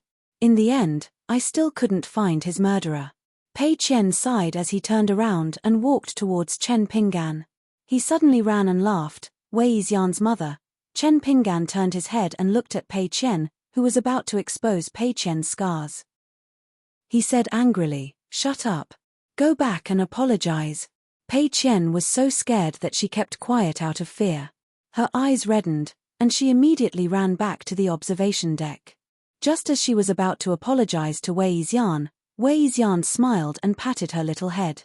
"All right, why are you crying? Next time, you treat me to a candy doll." Pei Qian hurriedly agreed, but she was still trembling. She timidly glanced at Chen Pinggan in the room. "Oh no, he's really angry." She quickly hugged Wei Xian's leg and sobbed, "Later, my father will throw me off the boat. You must catch me." Wei Xian was helpless. He turned to look at the room and smiled, "It's really okay." Chen Pinggan hesitated for a moment, but still nodded. He stood up and said to Pei Qian, "Come here." He brought Pei Qian to the study next door.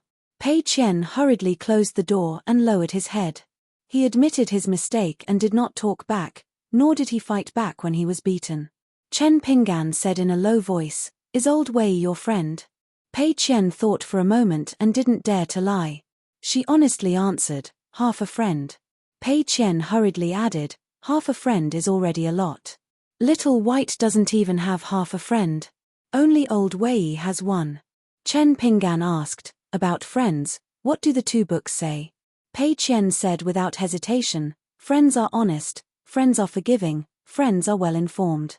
Advice is good, stop when you can't, don't humiliate yourself. Reflect on yourself 3 times a day, make friends but don't trust them. A gentleman should treat others with sincerity." Pei Qian spilled the beans and said a lot of things. Chen Pinggan asked, "Then what did you do?" Pei Qian lowered his head and muttered, "It's written in the book, not you." Chen Pinggan was furious. Pei Qian said softly, "I know I was wrong. Apart from laughing at old Wei treated me with sincerity. I should treat him with sincerity too." Chen Pinggan's expression turned slightly better. He said with a dark face, "Take the book and read it loudly on the observation deck." Pei Qian asked, "I can recite it. Can I not take the book?" Seeing that Chen Pinggan was about to get angry again, Pei Qian immediately turned and ran. He said that he wanted to take the book. Otherwise, he wouldn't be sincere enough. Chen Pinggan sighed. He thought of the snotty GU can from Clay Bottle Alley. None of them. On the observation deck, Pei Qian held the book high with both hands. He didn't need to turn the pages and began to read aloud.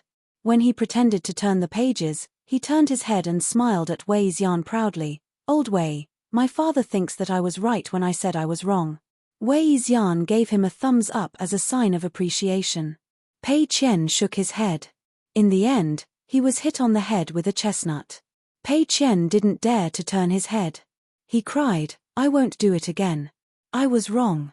I really won't do it again." Zhu Lian nodded and walked away with his hands behind his back. "Good. You're worth teaching. There's still hope." Pei Qian suddenly turned his head. He was about to fight the old bastard when he saw Chen Pinggan walk out of the study. He immediately suppressed his anger and obediently turned his head back to recite the book. In the end, Pei Qian stayed on the observation deck to recite the book. Sui Yuyu had already left. Wei Xian and Zhu Lian also left separately. Only Lu Baixiang was left sitting at the table, facing Chen Pinggan. Lu Baixiang smiled and asked, "My lord, aren't you going to ask me about the content of that sentence?" Chen Pinggan took off the blade-strengthening gourd and poured 2 cups of wine. He handed one to Lu Baixiang and smiled. "If you want to say it, say it. If you don't want to say it, what can I do?" Zhu Lian once thought that Chen Pinggan looked at Lu Baixiang in a different light because Lu Baixiang was the first to say that sentence. He could be considered the first traitor to surrender. On the contrary, Lu Baixiang still hadn't said anything. He was the last of the 4 people in the painting. Lu Baixiang's expression was strange. After drinking a cup of wine, he said, "Compared to the other 3, my sentence was the most meaningless. Spending money like running water. Are you happy?" Chen Pinggan said helplessly, "That's indeed the tone of that person." Lu Baixiang asked, "Can you not call me my lord in the future?" Chen Pinggan shook his head. "That won't do. It sounds quite exciting." Lu Baixiang hadn't expected such an answer. He thought that Chen Pinggan would most likely agree. Chen Pinggan laughed. "No need to call me that. It's just a joke." Lu Baixiang slowly stood up and saluted with cupped fists. He smiled and said, "Chen Pinggan treats me like a national knight. Lu Baixiang will definitely repay you like a national knight." Chen Pinggan could only follow suit. "If it were Zhu Lian saying this, I'd be used to it. I'm not used to you saying it." Lu Baixiang smiled and took his leave. Chen Pinggan sat alone at the table. After a long time, the sound of reading continued. He said, "Let's go back to the house." Pei Qian had been waiting for these words. He closed the book and cheerfully ran back to the house. He plopped down on a stool and poured himself a cup of tea. He said in a hoarse voice, "I'm so thirsty." Chen Pinggan asked, "You really don't hate me?" "Ah." Pei Qian's face was blank, but his expression was not fake. "Why?" Chen Pinggan smiled and said nothing. Pei Qian said pitifully, "Can I not copy books today? I climbed so many stairs. It's so tiring." Chen Pinggan slapped a talisman on Pei Qian's forehead. "This demon-suppressing pagoda talisman is yours." Pei Qian was just about to cheer when Chen Pinggan said, "Go back to your room and copy books." Pei Qian pondered. He had struck it rich. He slung his bag over his shoulder, grabbed his walking stick, and skipped away to copy books. Chen Pinggan walked to the observation deck. How many times had he taken the immortal ferry? Sui Yuyu was resting in his room with his eyes closed. The infatuation sword, which was getting sharper and sharper, was on the table. After nurturing the sword for so long, Sui Yuyu could clearly feel a sword intent swimming in the scabbard. It was sword intent, not sword chi. After the battle that night, she followed Chen Pinggan out of the ruined temple. The two had a conversation. Chen Pinggan's words were not very polite. "I don't need you to return the 2 gold coins. But from now on, Wei Xian, Zhu Lian, and Lu Baixiang have spent my gold coins. Whether they return them or not is to be determined. But you must return them. But I don't care when you return them. But I want to make things clear first. It's better to say the ugly words first than to fall out with me when the time comes." Some of his words were very suspicious. "Don't think that I'm not qualified to talk to you about cultivation and sword Dao. I've seen two of the strongest sword cultivators in the world in terms of sword arts and sword intent. Although I haven't been practicing the sword for long, I already know where the peak of sword intent and sword arts is. I just need to walk there step by step. Some of his words were very mysterious. The most important thing in cultivation is the heart-knocking pass. The four of you were once the strongest in the world in Lotus Blossom Blessed Land. You have your own path to walk, and you will walk it very firmly. For example, you, Sui Yu, want to be a sword master. The more ambitious you are, the more desperate you are now. But believe me, there's always a way out. In the end, Sui Yu asked Chen Pinggan why only she had to repay the gold coins. That guy, with a serious expression, replied, "I have a girl I like. The next time I go to her, I'll have to check my assets. If it doesn't match up, and it's because of another girl, how am I going to explain it to her?" At the Great Wall of Sword Chi, the battle came to an end. In the night sky, two moons hung high in the sky. Walking on the horse path, Ning Yarrow sat on the wall facing the old and new thatched huts. Her skirt knife and scholarwood sword were stacked on her knees. She was in a daze. The eldest sword immortal, Chen Qingdou, came to Ning Yarrow's side and sat down cross-legged. "Since you're temporarily free, there's something I can tell you." Ning Yarrow turned her head in puzzlement. The old man smiled. "I was planning to give that long chi sword to you in the future." The old man waved his hand and interrupted Ning Yarrow. "But the demon's attack this time was extremely strange. I was afraid that giving it to you would be a disaster. It just so happened that Chen Pinggan wanted to rebuild the longevity bridge, so I got him to carry the long chi sword to the Daoist temple in Tongya continent. Before I borrowed the sword, I told him in private that there were many benefits to carrying the long chi sword, but the disadvantages were even greater. He had to bear the karma between Ning Yarrow and the demons."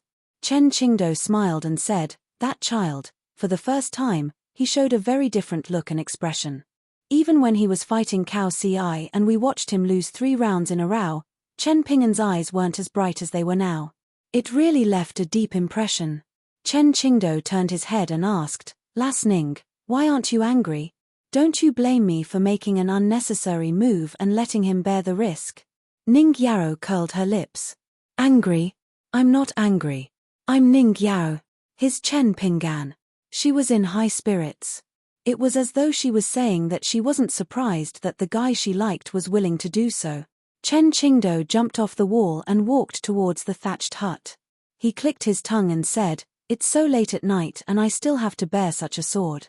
I'm just asking for trouble." Ning Yarrow rested her cheeks on her hands and began to miss him. She had a proud smile on her face. Why am I so good at judging people?"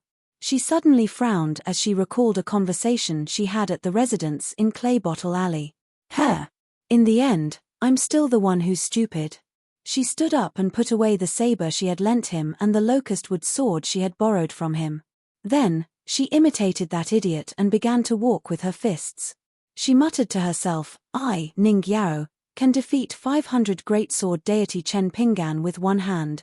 She stopped and turned around to look at the desolate land. She crossed her arms and said in high spirits, "Are you afraid?" The eldest sword deity Chen Qingdou couldn't help but laugh. If such a day really came, who wouldn't dare to be afraid? Back then, beside the ferry of Tianqiu Peak, Jiang Shangzhen finally asked Chen Pinggan a small question. "Why do you care about the opinions of the disciples of Azure Tiger Palace? And you, wanted to leave a good impression on them? What are you after? Is it necessary?"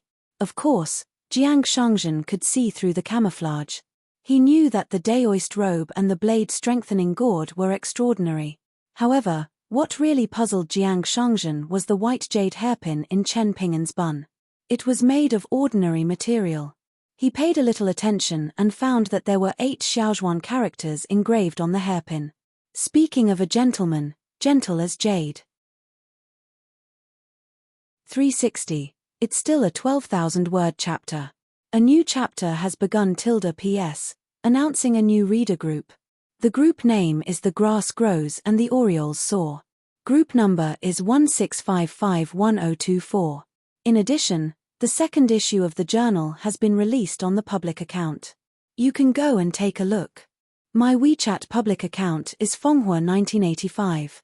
Before the ferry from the Heavenly Fault Peak to the Azure Tiger Palace arrived at the Aquarius Continent's Old Dragon City, there were still 3 ferries that they needed to stop at. The northernmost one was the Everlasting Spring Ferry outside the Tongyi-sek's mountain gate. It was like spring all year round. However, Chen Pinggan only wanted to reach the Old Dragon City safely. During this time, they stopped at the 3 ferries for nearly 10 days. Pei Qian was not allowed to disembark from the ferry and stroll around the shops at the ferry. The little girl Charcoal could only move a stool to the observation deck and watch the bustling and prosperous scenery of the 3 ferries. Occasionally, Wei Xian would come over to chat with Pei Qian. However, although they did not disembark from the ferry, Chen Pinggan asked the Azure Tiger Palace's elder to help them purchase many items. Wei Xian and the other 3 all gave a list and handed it over to the steward. Wei Xian asked for some books on local customs and customs. Liu Baixiang bought an imperial zither from a dynasty in the mortal world. Sui Yuyu did not ask for anything. He was still all by himself and his sword alone. Zhu Lian gave a long list of books, but Chen Pinggan immediately asked Zhu Lian to take it back. He said that the Immortal Ferry did not sell these books and that he would go to the market bookstore to search for them when he reached the Old Dragon City. Zhu Lian wrung his hands and could only give up. It turned out that the stooped old man wanted to buy a pile of novels. Just by looking at the titles on the paper, Chen Pinggan felt his scalp tingle. He was unwilling to hand it over to the ferry steward. He really could not afford to lose face. In addition to practicing the mountain quaking fists walking, standing, and sleeping stances, Chen Pinggan also did not neglect the sword techniques recorded in the Sword Technique Proper Manual. In any case, he could practice the 2 together. Next, he studied the Immortal's incantation. Although the incantation was extremely high quality, when it came to refining weapons in the world, the most frightening thing was that even the cleverest housewife could not cook without rice. Even if one had good craftsmanship, they would not know where to start. As for the flying swords number 1 and number 15, because they were not life-bound flying swords that Chen Pinggan had refined himself, he only needed to nurture them. He also had the sword nurturing gourd, ginger gourd, which could save him a lot of time and effort. However, once he refined his life-bound artifact, the amount and value of the heavenly materials and earthly treasures required was truly astonishing. The higher the quality, the more bottomless the hole. The Taoist master of the Taoist temple, the old Taoist from Donghai, had asked Liu Baixiang to pass on the phrase "spend money like water" to him. Apart from ridicule, it was also an undeniable fact. Now that the longevity bridge was more than half completed, the gate of the mansion was wide open to welcome guests from all over. The more abundant the spiritual qi was in the blessed enclave, the more dangerous it was for Chen Pinggan. That was why Chen Pinggan fell down on the stone arch bridge near the Heavenly Fault Peak in Qingjing Mountain. At that time, he was still unable to completely control the golden wine robe to block the torrent of spiritual qi. The spiritual qi clashed with the pure genuine qi of a martial artist in his body, causing him to lose control. No matter how much spiritual qi the golden wine robe could absorb and transform, there was a bottleneck after all. Once the golden wine robe was full of water and allowed the spiritual qi to rush into the aperture acupoints of the body qi mansion, Chen Pinggan's martial arts realm would drop.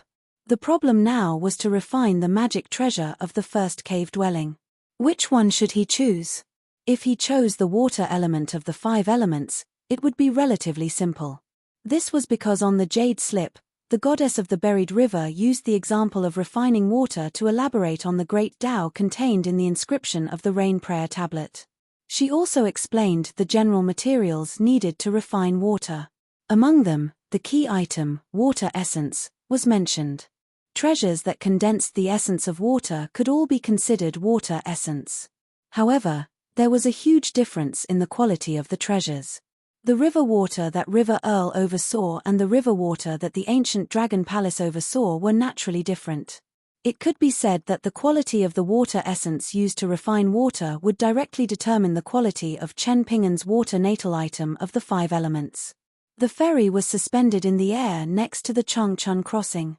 Pei Qian stood on a stool on the observation deck and looked at the ferry with envy and melancholy. At this moment, Chen Pinggan was sitting at the table.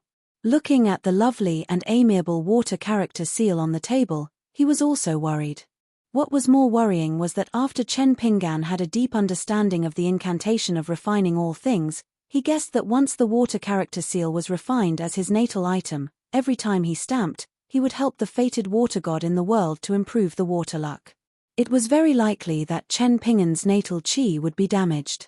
The advantage was that the water character seal, which would consume a part of its magical power, would not be reduced to an ordinary seal. Therefore, Chen Pinggan made up his mind to refine this water character seal for the water element of the 5 element. When it came to the natal item, it was no longer like the demon binding rope refined by the old flood dragon's golden beard. As it was not an ordinary refining into nothingness, it was necessary to have a cauldron for refining. This was a huge problem. It was not easy to buy one.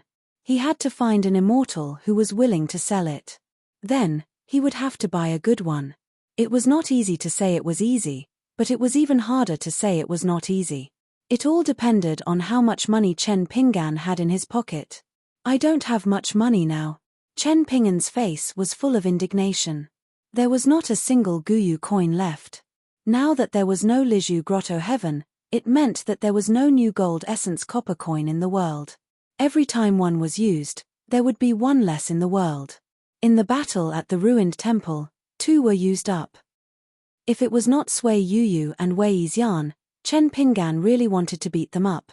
Pei Qian carried the stool back into the house and sat beside Chen Pinggan. He asked worriedly, "What's wrong? We don't have enough money to spend." It was an unintentional remark, but it happened to hit the nail on the head. Chen Pinggan looked at Pei Qian. Where did this girl learn how to comfort people? Pei Qian thought that Chen Pinggan was starting to despise him for being a money loser.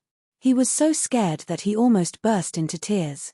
He wrinkled his tanned little face and said, "Don't throw me off the boat. I won't complain about eating fish and meat every day. A bowl of white rice and 3 chopsticks of pickled vegetables will be enough to satisfy me." Chen Pinggan smiled and said, "It has nothing to do with how much you eat. You're still growing. How much money can you get by eating a few more bowls of rice?" Pei Qian wiped his face and instantly smiled brightly. "When we reach Laolong City, will we have a place to stay? If you do, then you can spend less money." Chen Pinggan nodded and said, "Yes, I have a friend there who is relatively rich. But let me say this first. His generosity is his business. It's not a reason for you to casually ask for things." Pei Qian was sickly and said weakly, "I know." She thought that she would be able to meet a guy like Yaro Jinji again. He didn't even blink when giving her things and would even beg her to accept it. The key was that Chen Pinggan couldn't refuse. If he had known earlier, he wouldn't have said those words to Yaro Jinji. Once, Yaro Jinji, who was wearing a veil hat, chatted with Pei Qian in private. Pei Qian saw that she took off the veil hat and her skin was white and tender. It made Pei Qian feel ashamed. Later on, he forgot what they were talking about. Pei Qian laughed and secretly flattered Yaro Jinji. "Sister Jinji, you're so beautiful. It's natural for you to have beautiful thoughts." Yaro Jinji didn't get angry. She just smiled and stretched out her slender fingers and lightly tapped Pei Qian's forehead. Day after day. From the beginning of winter to the winter solstice, the ferry had already left the territory of Tongyi continent and was on the sea between the 2 continents. It was estimated that it was the end of winter when they stopped at the island outside Laolong City. During this time, Lu Baixiang saw Chen Pinggan practicing the boring stances in the room. He asked, "This stance is very ordinary. Why do you insist on it?" Chen Pinggan replied that the foundation of one's success was not the height. Lu Baixiang was deep in thought. After Lu Baixiang left the room, Pei Qian quietly asked Chen Pinggan what he meant. Chen Pinggan laughed and said that he couldn't think of any clever words. He was just fooling around. People who were good at chess all liked to think in a complicated way. This made Pei Qian extremely happy. On this day, Chen Pinggan sat in the study. He took out his brush and put it down. Pei Qian, who was sitting opposite him copying books, was even more anxious than Chen Pinggan. Chen Pinggan finally stood up and left the room to find Zhu Lian. When he returned, Pei Qian found that Chen Pinggan was becoming more and more hesitant. In the end, he could only put away his brush and paper. Pei Qian was very puzzled. Previously, Chen Pinggan had written 2 letters to Dafu Academy and Taiping Mountain. He had sent the flying sword to take the 2 letters away with a whoosh. Then, who was this letter written to? Chen Pinggan came to the observation platform and practiced the sword furnace stance. Someone knocked on the door. Pei Qian ran to open the door. After seeing the person, she bowed and said, "Pei Qian greets old immortal Lu of Qinghu Palace." The old man smiled and nodded. He was in a good mood. It was Lu Yong, the nascent soul earth immortal of Tianqiu Peak. Chen Pinggan hurried to greet him. After sitting down, Pei Qian skillfully poured 3 cups of tea. First, she gave it to Chen Pinggan, then to Lu Yong. Of course, she didn't forget to pour a cup for herself. Lu Yong beat around the bush and chatted for almost 15 minutes. Then, Chen Pinggan patiently chatted politely with the land immortal on the heavenly fault peak, whose limelight had been crushed by Jiang Shangzhen. Don't take an earth immortal lightly. Chen Pinggan had been through the big and small Jianghu. He knew the weight of an earth immortal. He wouldn't look down on the palace master of Qinghu Palace in front of him just because he knew him and could be neither servile nor overbearing in front of Jiang Shangzhen. To put it bluntly, once the old nascent soul realm cultivator who could guard a place with good feng shui and own an immortal ferry, put aside their complicated relationship, was determined to kill Chen Pinggan, it would be a piece of cake for Lu Yong to kill him. Seeing that Chen Pinggan didn't use his power to bully others, Lu Yong's impression of this young man improved a little. The person who relied on his power was not only Jiang Shangzhen, who came all the way to Tianqiu Peak, but also the boss behind the scenes who made the head of the Jiang family the position he was in now. Otherwise, Lu Yong wouldn't have needed to flatter a young man who didn't have any relatives or friends and couldn't be offended. They would have just walked their own paths of cultivation. Why would Lu Yong go so far as to send gifts to him? After drinking 2 cups of bland tea, Lu Yong finally got to the point. "It's a blessing for Qinghu Palace to have you visit Tianqiu Peak, Mr. Chen. I was actually refining a cauldron of pills at that time. It's the Daoist's forgetting pill. This pill has a mild temperament and is most suitable for cultivators to take when they are meditating. Apart from calming the heart, the most important thing is to nourish the spirit, especially the heart acupoint. The name of the pill is forgetting pill, but there's actually a secular saying. It's better to forget about forgetting about cultivating pills."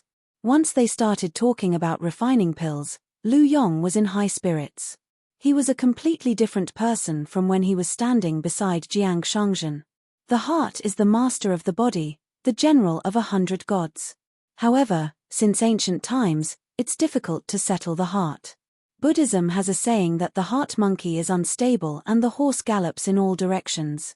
Therefore, when it comes to cultivation, there's the saying of tying the horse at the spiritual mountain and locking the heart monkey at the jade mansion. The forgetting pill I'm refining is extremely difficult to refine. Even if I'm lucky enough to refine it, I can only refine 3 or 4 pills at most out of 10 pills in one cauldron. The reason why it's still popular among the earth immortals in Tongyi continent is that it has a wonderful feature that other immortal alchemists don't have. The forgetting pill made by me, Lu Yong, can protect the heart of cultivators, just like the 2 door gods that the people at the foot of the mountain put on the door. Chen Pinggan praised sincerely, "It's the work of an immortal to raise the door gods outside the heart." Lu Yong enjoyed it very much and smiled while stroking his beard. Of course, he didn't just refine the forgetting pill. In fact, if he wanted to refine this pill, in addition to a lot of exotic materials and produce, he also had to wait for the right time and the right place, which was the precious fate energy of Qingjing Mountain. Otherwise, how could the earth immortals of Jindan and nascent soul of Tongyi sect fight for it? As for why other immortals of alchemy couldn't refine it, in addition to Lu Yong's excellent alchemy skills, the unique fate energy of Qingjing Mountain was more important.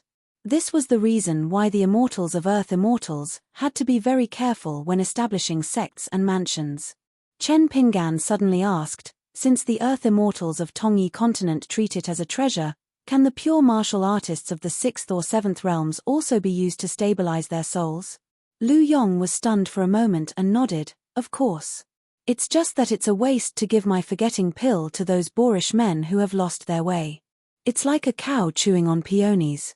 Chen Pinggan smiled and asked, Palace Master, you mentioned this forgetting pill to me because you want to sell it to me, Chen Pinggan, at a lower price for Jiang Shangzhen's sake? Lu Yong's heart tightened. This guy dared to call Jiang Shangzhen by his name.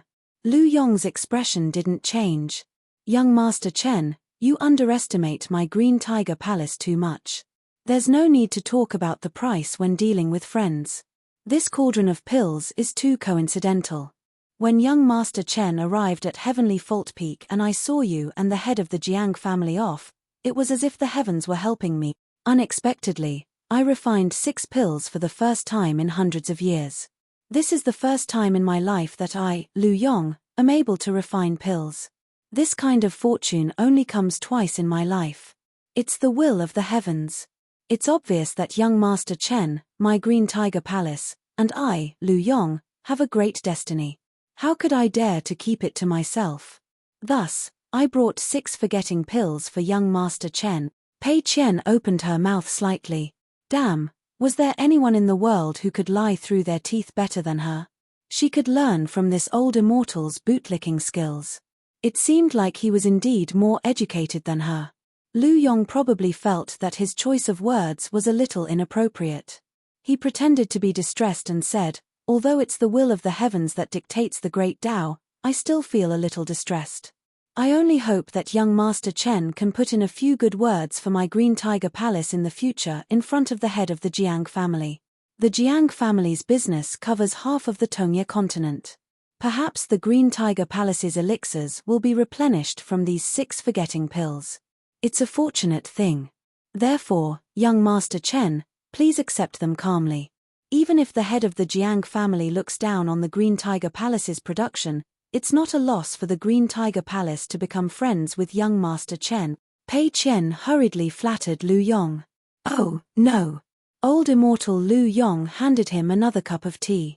Chen Pinggan naturally thought more than Pei Qian. For example, it involved Jiang Shangzhen, the Jiang family's business, and the Green Tiger Palace's production. These 6 forgetting pills were actually rather troublesome. After some consideration, Chen Pinggan planned to decline politely. If Jiang Shangzhen had been in Old Dragon City's Fan family's place, there might have been room for negotiation. Business was the icing on the cake, but Chen Pinggan was unwilling to have more dealings with Jiang Shangzhen.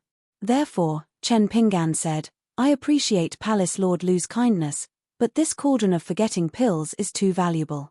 I dare not snatch the limelight from you. Moreover, I'm actually not on very good terms with Jiang Shangzhen.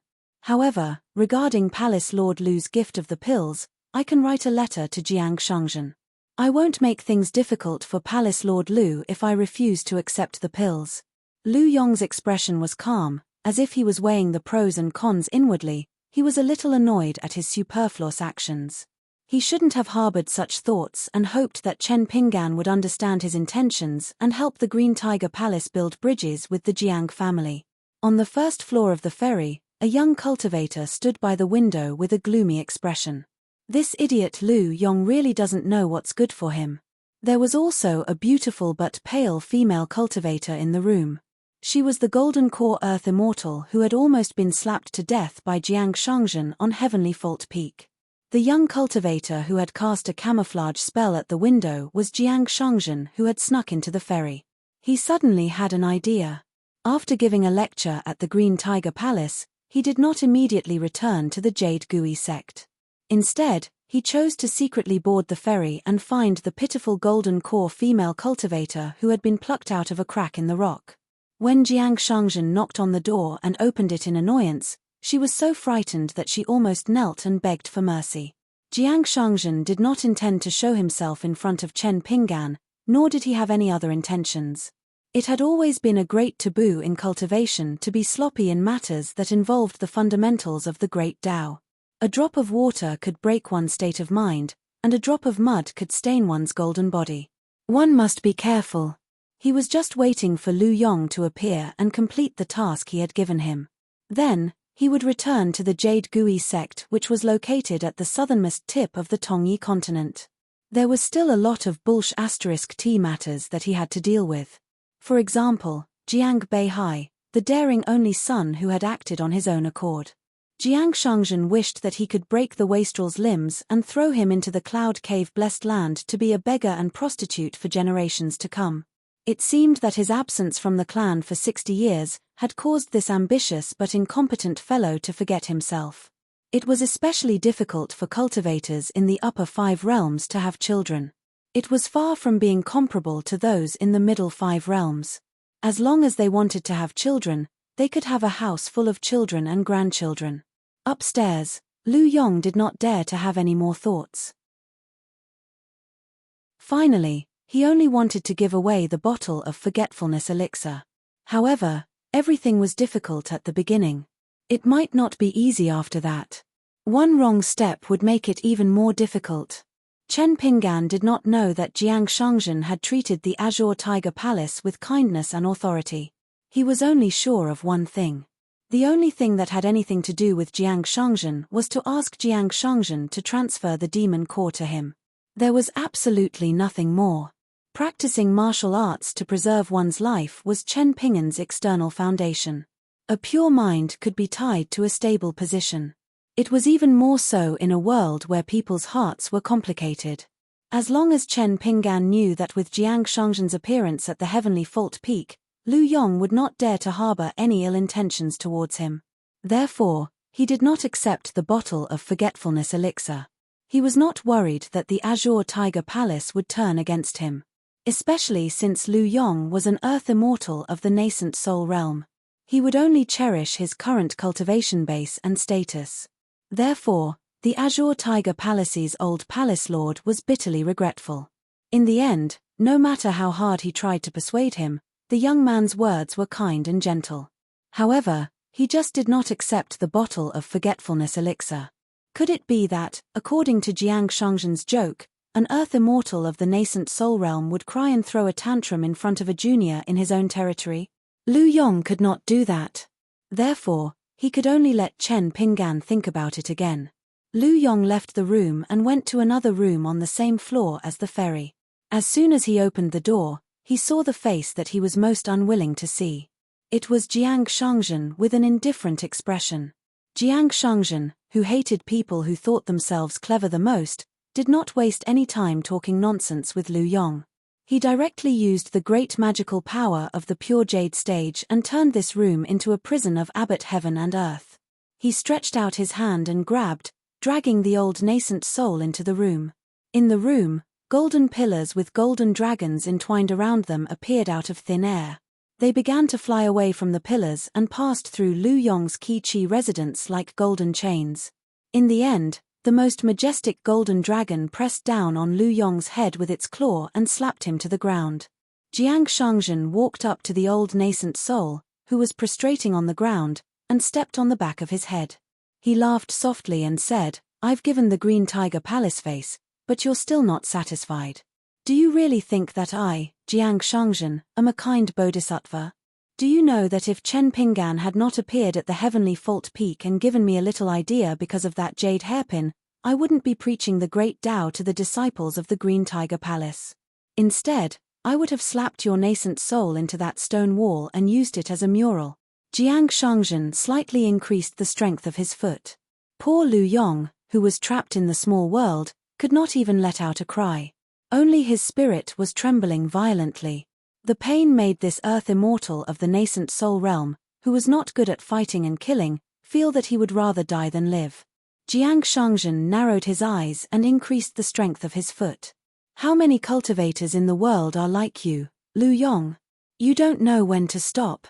Just because of a little opportunity, you became a half-baked mountain man. Do you think you're so great? Even I, Jiang Shangzhen, have to tuck my tail between my legs. Just for a sword cultivator, I can suppress my killing intent and speak nicely in front of Chen Pinggan. Lu Yong, you're even more arrogant than I am." The back of Lu Yong's head was slightly caved in. If it was a moment longer, his nascent soul would probably explode. His aurous core and nascent soul would explode in this small world. Of course, Jiang Shangzhen would be affected and suffer serious injuries. However, it seemed that Jiang Shangzhen did not care about the consequences at all. Jiang Shangzhen had already promised to send a disciple of the Green Tiger Palace with a decent aptitude. On the day that the disciple ascended to the middle 5 levels in the future, he could go to the Cloud Cave Blessed Land to gain experience and seek his own opportunity. Because of this, the Green Tiger Palace could be considered to have made friends with the Jiang family and the Jade Gui sect. If there were no accidents, at least no Aurous Core cultivator would dare to contradict the ferryman of the Green Tiger Palace and scold Lu Yong by name in the future. But so what? Once the opportunity was in their hands, if they could not grasp it, it would instead become a disaster. Everything would come to an end. Even further, Zhao Yarou and Song Jisin, who were also from the Lizhu Grotto Heaven, were considered to be Qi Jingquan's direct disciples compared to Chen Pinggan, who had never attended school. In particular, Zhao Yarou had obtained Qi Jingquan's most fundamental Chun character seal. However, when the youth faced the Dali Imperial tutor Kui Dong, the young man whom Qi Jingquan had high hopes for, and the young man who rode an ox cart whom even the gatekeeper Zheng Dafeng liked, didn't even Kui Dong feel that he was just a slightly bigger ant? This caused the Chun character seal to completely disappear from the world. If Zhao Yarou was not so smart, he would have sworn that he would not exchange the Chun character seal with Kui Dong for an opportunity. At that time, how could Qi Jingquan, who was still in his youth's sleeves, allow Kui Dong to take away the seal? Right now, Lu Yong was also about to lose his life because of a slight mistake. Jiang Shangzhen took a deep breath and retracted his foot. However, he kicked Lu Yong's face again, sending him crashing into a pillar with a golden dragon coiled around it. Lu Yong struggled to sit up, his back leaning against the pillar. Above him was the golden dragon hanging upside down. Its head slowly turned, ready to bite off Lu Yong's head at any time. Jiang Shangzhen suppressed his anger and restrained his smile. He squatted down and smiled at Lu Yong. "Are you angry after being humiliated like this?" Lu Yong said fearfully, I wouldn't dare. Jiang Shangzhen's thoughts moved slightly, and a jade-green willow leaf appeared in front of him. Lu Yong was greatly shocked. He actually started kowtowing loudly, "Please spare my life, senior." Jade Cassia sect's Jiang Shangzhen had always been known in the Tongyi continent for his bulging money pouch. News of him fighting with others was rarely spread. However, the Jade Cassia sect's old sect master regarded Jiang Shangzhen with favor. The entire continent knew that the Cloud Cave Blessed Land, which was originally jointly managed by the sect and the Jiang clan, was completely handed over to the young Jiang clan master at that time, regardless of criticism. About 500 years ago, the Tongyi sect had an unwritten rule: Jade Cassia can be bullied, but Jiang can be avoided. Moreover, it was rumored that this was due to the last words of a nascent soul cultivator of the Tongyi sect. The Jiang clan master, Jiang Shangzhen, only had a willow leaf as his natal item. Not to mention the Tongyi sect, even the Jade Cassia sect's Earth Immortals had never seen it. The regretful second half of the Tongyi sect's old nascent soul cultivator's sentence was, "A willow leaf can kill an Earth Immortal." Jiang Shangzhen rubbed his chin. "In my hands, the Jiang clan's prestige has been silent for 200 years. This time, if I don't kill an Earth Immortal, I would be letting down my ancestors." Lu Yong's face was covered in tears. He raised his head. "Senior, if you kill me, a low-level nascent soul cultivator, wouldn't you be humiliating the Jiang clan even more?" "Senior, you should kill someone else." Jiang Shangzhen clicked his tongue. These words, "You're as astute as I am." Interesting. Jiang Shangzhen snapped his fingers, and the willow leaf disappeared along with the small world. Lu Yong, who had just circled the gates of hell, still didn't dare to get up. He sat on the floor in a sorry state. "Senior, please give Lu Yong another chance. If I don't satisfy you this time, Lu Yong will seek death. However, if that happens, I hope Senior won't take your anger out on the Azure Tiger Palace." Jiang Shangzhen nodded. "At least you said something reasonable." "All right, get up. You're a nascent soul cultivator, yet you're weeping endlessly. If word gets out, People will think that I, Jiang Shangzhen, am bullying others by relying on my realm. Consider yourself lucky. If you, Lu Yong, were in the Jade Raw realm today, you would already be dead. As expected, Lu Yong immediately stood up. Once again, tears flowed down his old face. Senior, thank you for sparing my life. Jiang Shangzhen lamented, looking at your attitude, I actually feel a little sorry for you. It seems that you've stayed in a certain place for too long, and your heart has softened. You must know that when I met an Earth Immortal of the Tongyi sect of the same realm, I still felt that he wasn't sincere enough even after he kowtowed 1,000 times. I still rewarded him with a willow leaf and cut off the head of the nascent soul in his body. This time, when I return to the sect, I have to find something troublesome to do. Jiang Shangzhen waved his hand, go out. You've delivered the item, and we'll consider this matter settled. You don't have to worry about me settling accounts with you. That disciple of the Azure Tiger Palace can still go to the Cloud Cave Blessed Land. Jiang Shangzhen's mood improved for no reason. He laughed and said, that's right, this is called a separate matter. Lu Yong walked backward out of the room. After closing the door, he suddenly realized that this room was the place where he would stay on the ferry. However, he didn't dare to knock on the door again. He directly asked for an ordinary room from the ferry manager. In the night, Lu Yong went back to Chen Ping'an's room. After sitting down, he didn't say anything and took out 3 small, quaint porcelain bottles. Under Chen Ping'an's puzzled gaze, Lu Yong stood up and said, the porcelain bottle in the middle contains 6 forgetting elixirs. The other 2 bottles contain 6 fire dragon elixirs and rain-spreading elixirs. There are inscriptions at the bottom of the bottles. The main ingredient of the former is the remains of a fire dragon, and the latter is the unique moss on the wall of the mountain gate. It's suitable for all Qi cultivators below the Earth Immortal realm. If taken together, the effect is excellent and it can strengthen the soul. It has the reputation of golden body painting, especially for Qi cultivators who are stuck at the threshold of the Golden Core realm. Without waiting for Chen Ping'an to refuse, Lu Yong said in a low voice, if Child Chen doesn't accept it today, Lu Yong won't dare to force you. But the next time you pass by the Heavenly Fault Peak, please remember to burn 3 incense sticks for me at the ruins of the Green Tiger Palace. After finishing his words, Lu Yong disappeared directly. Pei Qian widened her eyes. Was there such a way to give gifts in the world? She didn't want to learn this. Chen Ping'an stood up and looked around. Jiang Shangzhen, come out and meet me. Jiang Shangzhen stood at the observation deck and waved with a smile. After waving, Jiang Shangzhen leaned back and directly flew out of the observation deck. He crashed into the sea of clouds on the side of the ferry and left gracefully. Chen Ping'an reached out and rubbed between his eyebrows. Headache. Lu Yong anxiously went to the room where Jiang Shangzhen reasoned with himself. After knocking on the door, no one answered. He boldly knocked again, but there was still no response. After waiting for a long time, he pushed the door and entered. Jiang Shangzhen was no longer in sight. There was only a large pile of grain rain money on the table. Lu Yong sat at the table in a daze. After a moment of silence, the old Yuanying raised his hand and fiercely wiped away his bitter tears. He made up his mind.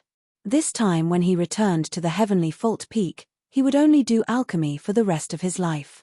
He would never deal with these temperamental cultivators again. On the other side, Chen Ping'an called the 4 people in the picture scroll to discuss this matter. Without any concealment, there were only the 3 porcelain bottles on the table. Wei Xian's meaning was that there was no problem with the pills and they could rest assured. Lu Baixiang's suggestion was that the methods of the mountain were impossible to guard against. To be careful, they could just sell them at a sky-high price when they arrived at the old Dragon City. Sui Yuyu didn't speak. This was not something she was good at. Zhu Lian was the most straightforward. He smiled and said that he would take a compromise and earnestly asked the young master to reward him with a fire dragon pill and a rain pill to see how they tasted.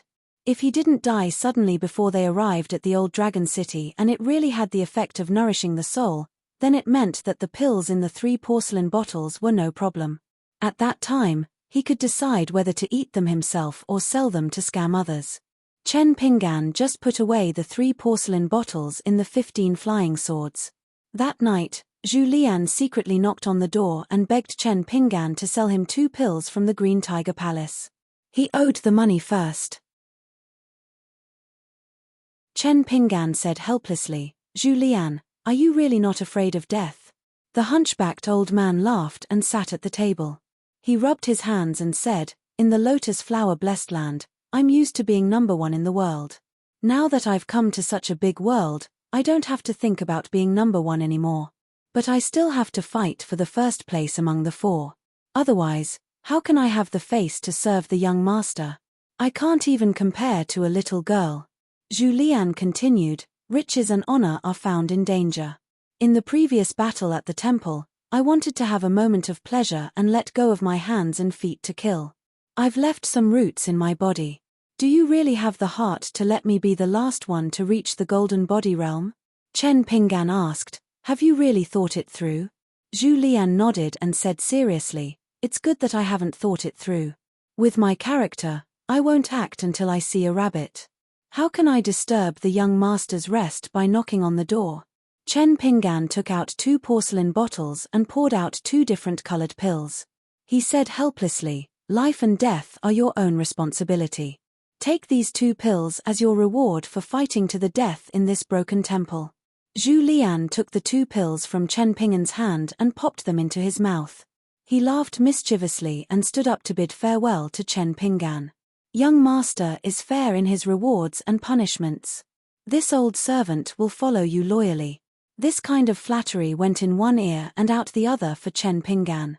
Zhu Lian glanced at Pei Qian, who had his head tilted and his cheek pressed against the table.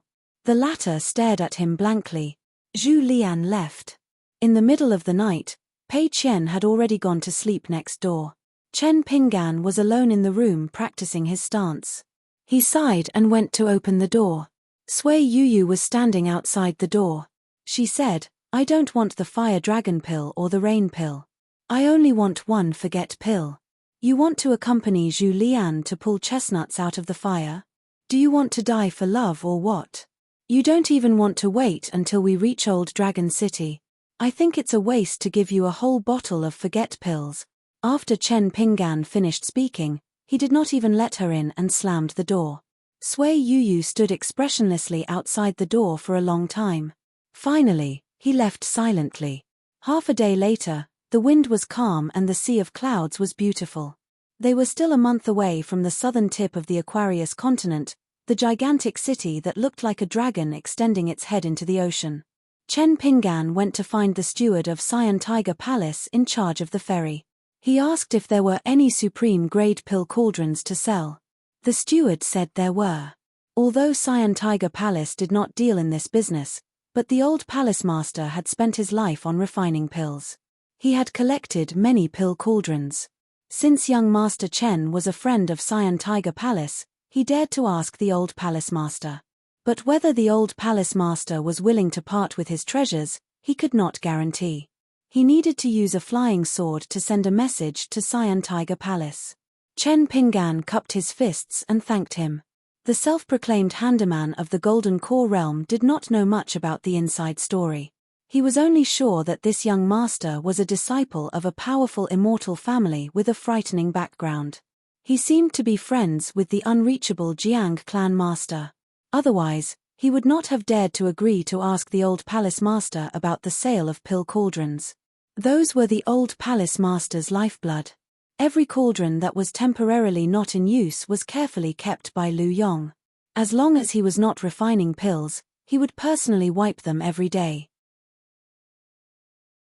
The Heavenly Fault Peaks flying sword message was a specialty of a large sword cultivation sect in the North Continent. It was expensive, but you got what you paid for. It was worth it and was extremely fast. It was far better than the ferry that was only good for stability. In the end, when the manager who looked as if he had seen a ghost found Chen Pinggan also felt a little guilty and embarrassed. Lu Yong's reply was that he would personally deliver a high-grade pill cauldron that he had kept for many years. Chen Pinggan's embarrassment was that he could not afford the pill cauldron with his immortal money. He could only go to Old Dragon City and borrow money from Fan or Zheng Dafeng. But this way, it was too domineering. It did not seem to be the way to do business. After all, Chen Pinggan had long been used to the trading style of the old man in the young family's shop in his hometown. Chen Pinggan was filled with guilt. When he saw the travel-worn old nascent soul cultivator, he explained the matter to him. Unexpectedly, Lu Yong laughed heartily and looked even more relaxed. When they arrived at Chen Pinggan's room, Lu Yong asked the gold-core Earth Immortal from the Green Tiger Palace to stand guard outside the door. Only then did Lu Yong take out the special cube object that could hold his beloved cauldron. When the cauldron appeared, it hovered 1 foot above the table. Immediately, colorful clouds rose and curled around it, filling the entire room with a fragrance. With the exception of a blind man, anyone would be able to tell that this pill furnace was extremely precious. Pei Qian tiptoed around the table and stared at the vermilion cauldron that was as long as an arm. The 5 legs of the cauldron were the legs of 5 strange beasts. The heads of the strange beasts opened their mouths above the edge of the cauldron. The colorful clouds were spat out from their mouths, which seemed to correspond to the colors of the 5 elements. The old nascent soul cultivator, Lu Yong, was full of arrogance.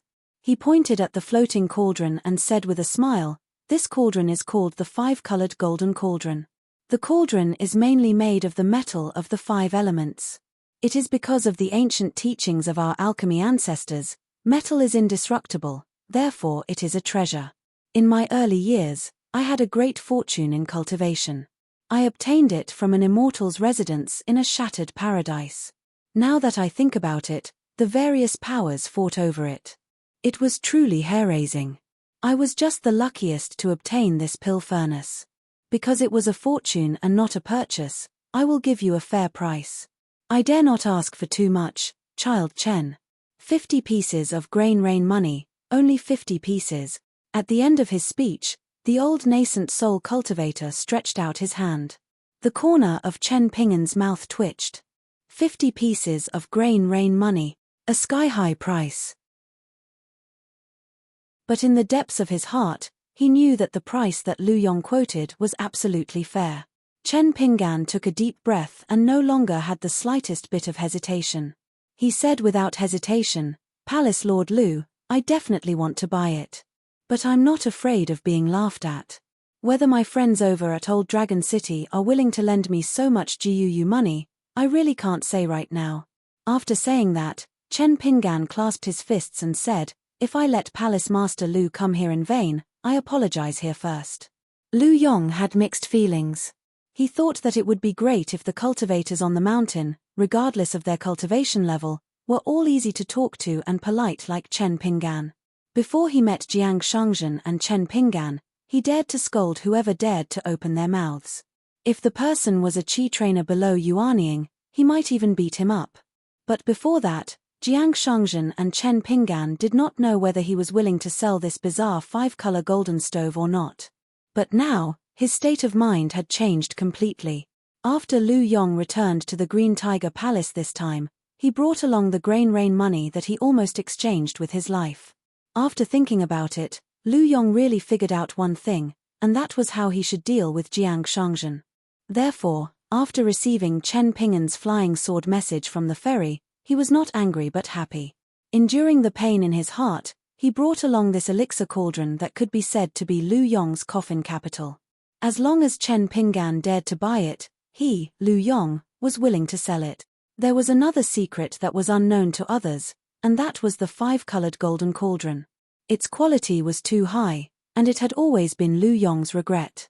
This was because the elixir refinement technique that he was good at was not the best, and the heavenly materials and earthly treasures that he had, or the various materials that others sent to him, he, Lu Yong, could only use the 5-colored golden cauldron once every 100 years. Moreover, every time he refined elixirs or refined items, the income and expenses would be balanced. Occasionally, he would even make a loss. Even Lu Yong had to admit that if this cauldron was placed in the Green Tiger Palace, it would be of little value to him. Before Lu Yong returned to his house, Chen Pinggan could only say a few words of courtesy. "Words cannot express my gratitude for your kindness." Lu Yong was in a good mood, and left with a smile. He actually left the 5-colored golden cauldron with Chen Pinggan, and even gave him an elixir refinement manual of unknown materials. Chen Pinggan carefully kept the elixir cauldron in the object near him, and began to flip through the elixir refinement manual written by Lu Yong himself. After a while, he left the house, and went to the sword room on the ferry that provided flying sword messages, and sent a letter to Jiang Shangzhen of the Jade Gui sect. After briefly mentioning Lu Yong's selling of the cauldron, the letter wrote at the end, "One big and one small, I owe you 2 favors." In a house, the Jindan stage manager of the ferry stood beside Lu Yong, and said that Chen Pinggan had written a letter and sent it to the Jade Gui sect. As for the specific content, naturally, he did not know. Otherwise, who would dare to use flying sword messages in this world? Lu Yong made a sound of acknowledgement. The Jindan stage Earth Immortal asked curiously, "Palace Master, this young Master Chen has an extraordinary background." Lu Yong carefully deliberated, and said with a smile, "What do you think of owning an object so close to him at such a young age?" Just as he left the house, Lu Yong, who had learned his lesson, realized that something was wrong. In order to show his sincerity, he generously left the 5-colored golden chamber stove to Chen Pinggan. However, this cauldron was extremely extraordinary, and ordinary objects might not be able to fit it. Even if it was forcefully stuffed in, there would be signs of it bursting out of the small cave. However, when Lu Yong paused for a moment, he was surprised to find that the aura of the elixir cauldron had disappeared in an instant, and the aura of Chen Pinggan's house was extremely calm. There was no doubt that the object was so close to him. The Jindan stage Earth Immortal sighed, "Rich, so rich. He must be a direct descendant of a rich family on the mountain with 1,000 years of inheritance. It's just that a young immortal of such origin, traveling the world, likes to bring a pure martial artist as a retainer. It's quite interesting." Lu Yong was unwilling to talk more about Chen Pinggan, and waved his hand. Alone, Lu Yong sighed with emotion, "I didn't suffer in vain, my Green Tiger Palace will prosper." When the ferry finally slowly docked at the lonely island of Old Dragon City, Chen Pinggan breathed a sigh of relief. They had arrived at the Aquarius continent. It was the end of winter. There was no sign of the Fan family's Osmanthus Island ferry at the ferry. It should be going back and forth to the inverted mountain, and had not yet returned. He did not know if he had the chance to see Lady Gui. But when Chen Pinggan saw the Jindan stage Earth Immortal standing at the door, and Palace Master Lu Yong's figure, Chen Pinggan knew that something was wrong. As expected, the Jindan stage Earth Immortal had a strange expression, and said, "Palace Master has urgent matters to attend to, and needs to return to Tianqiu Peak immediately, so he wanted me to pass on a message to young Master Chen, the few pieces of GUU money, when you pass it to the ferry. It's fine. I hope young Master Chen will not worry too much about this small matter." Chen Pinggan helplessly said, "I will do my best to pass the GUU money to Senior." The Jindan stage Earth Immortal smiled, "I dare not rush young Master Chen, the Palace Master has spoken, and before he left the ferry, he spoke to me in a very serious tone. I dare not disobey." A few days after Lu Yong returned to Tianqiu Peak of Qingjing Mountain, an extremely fast messenger flying sword arrived at Green Tiger Palace, and a sword room almost collapsed on the spot. Trembling with fear, Lu Yong took out the secret letter, walked back to the mansion with a straight face, and then laughed out loud. From today onwards, in addition to the 100 pieces of GUU money given to Lu Yong by the eldest branch of the Jiang family, the Jade Gui sect would buy all the elixirs produced by Green Tiger Palace, and help them to sell around Tongyi continent. Lu Yong clenched his fists, and hurriedly sent people to the foot of the mountain to recruit disciples, whether it was in the marketplace or in the countryside, or directly from the Great Spring, Southern Qi, and other countries. In short, Green Tiger Palace needed to recruit disciples wanton.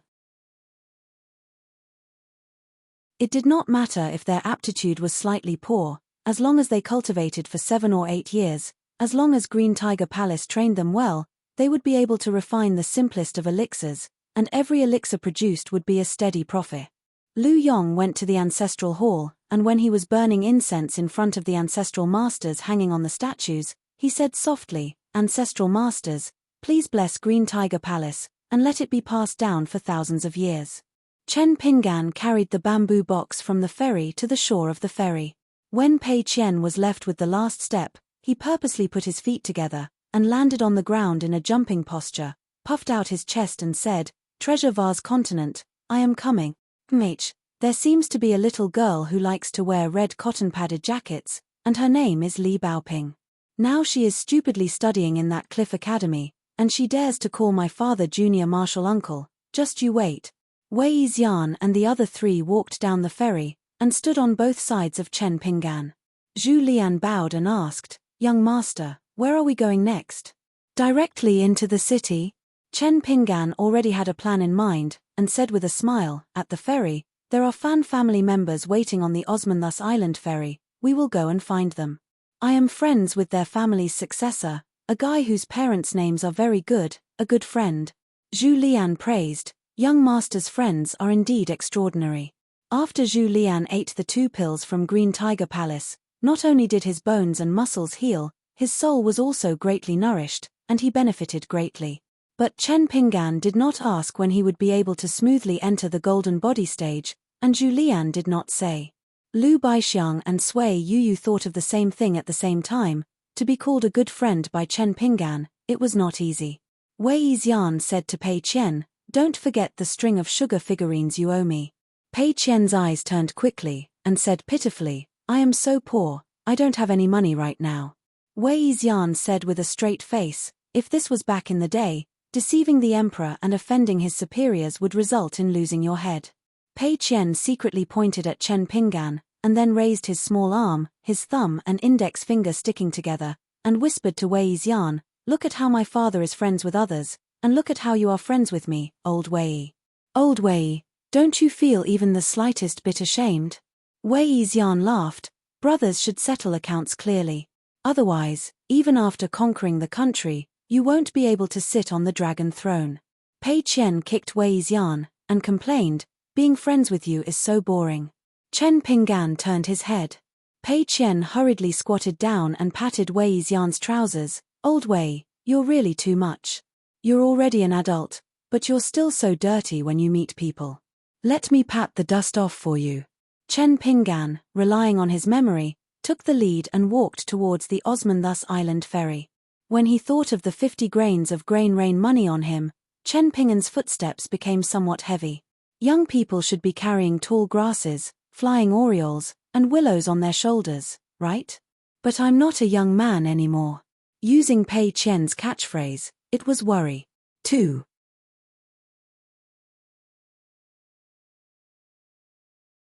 (361).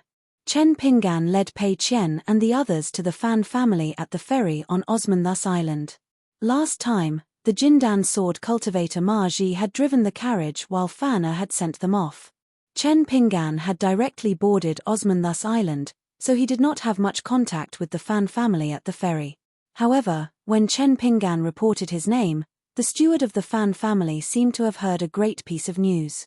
He had Chen Pinggan wait a moment before immediately sending a message back to Old Dragon City. He also quickly called for several elegantly decorated carriages and personally escorted Chen Pinggan and the others onto the carriages. He was so respectful that Chen Pinggan was somewhat confused. As the hub connecting the 2 continents, Old Dragon City, which was even more prosperous than the capital of a great dynasty, had 2 immortal ferries.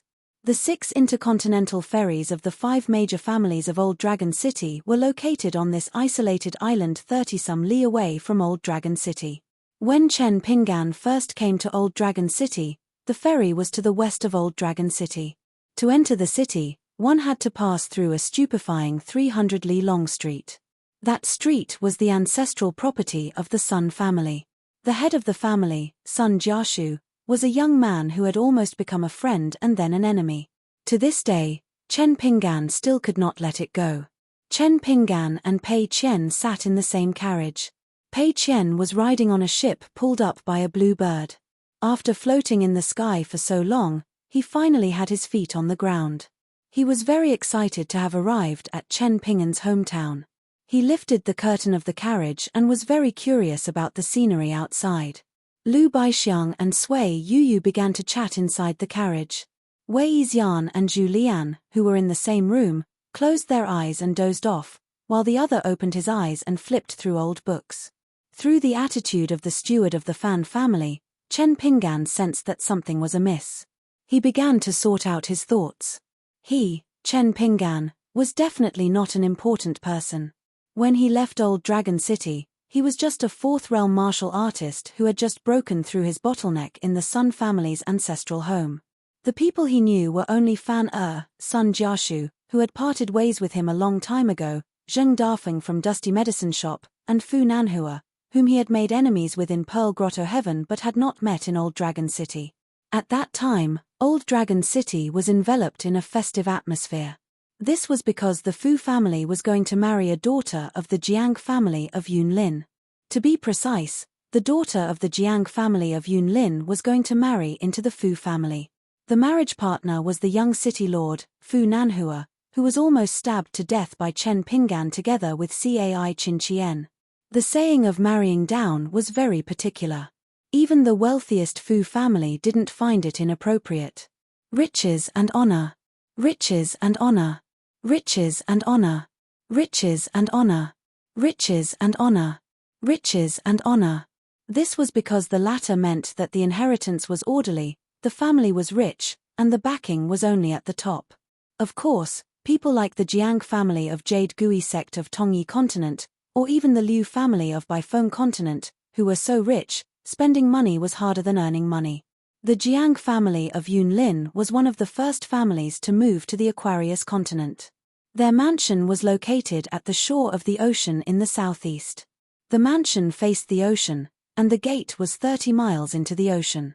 In the end, there was a huge natural reef as the gate, and it was known as the East Sea. When the Confucian school of Confucianism had just become the orthodox school, the Sage of Rites had set the complicated rules of the world. The ancestors of the Jiang family had many great priests who were one of the 6 heavenly officials along with the great historian and great chancellor. They were in charge of the blessings of all the kings and monarchs in the world. At that time, the entire Old Dragon City was guessing whether or not the dowry of the Jiang family's daughter was a half-immortal weapon. But to Chen Pinggan, this kind of excitement was just something to talk about when he was drinking with Zheng Dafeng and Fan.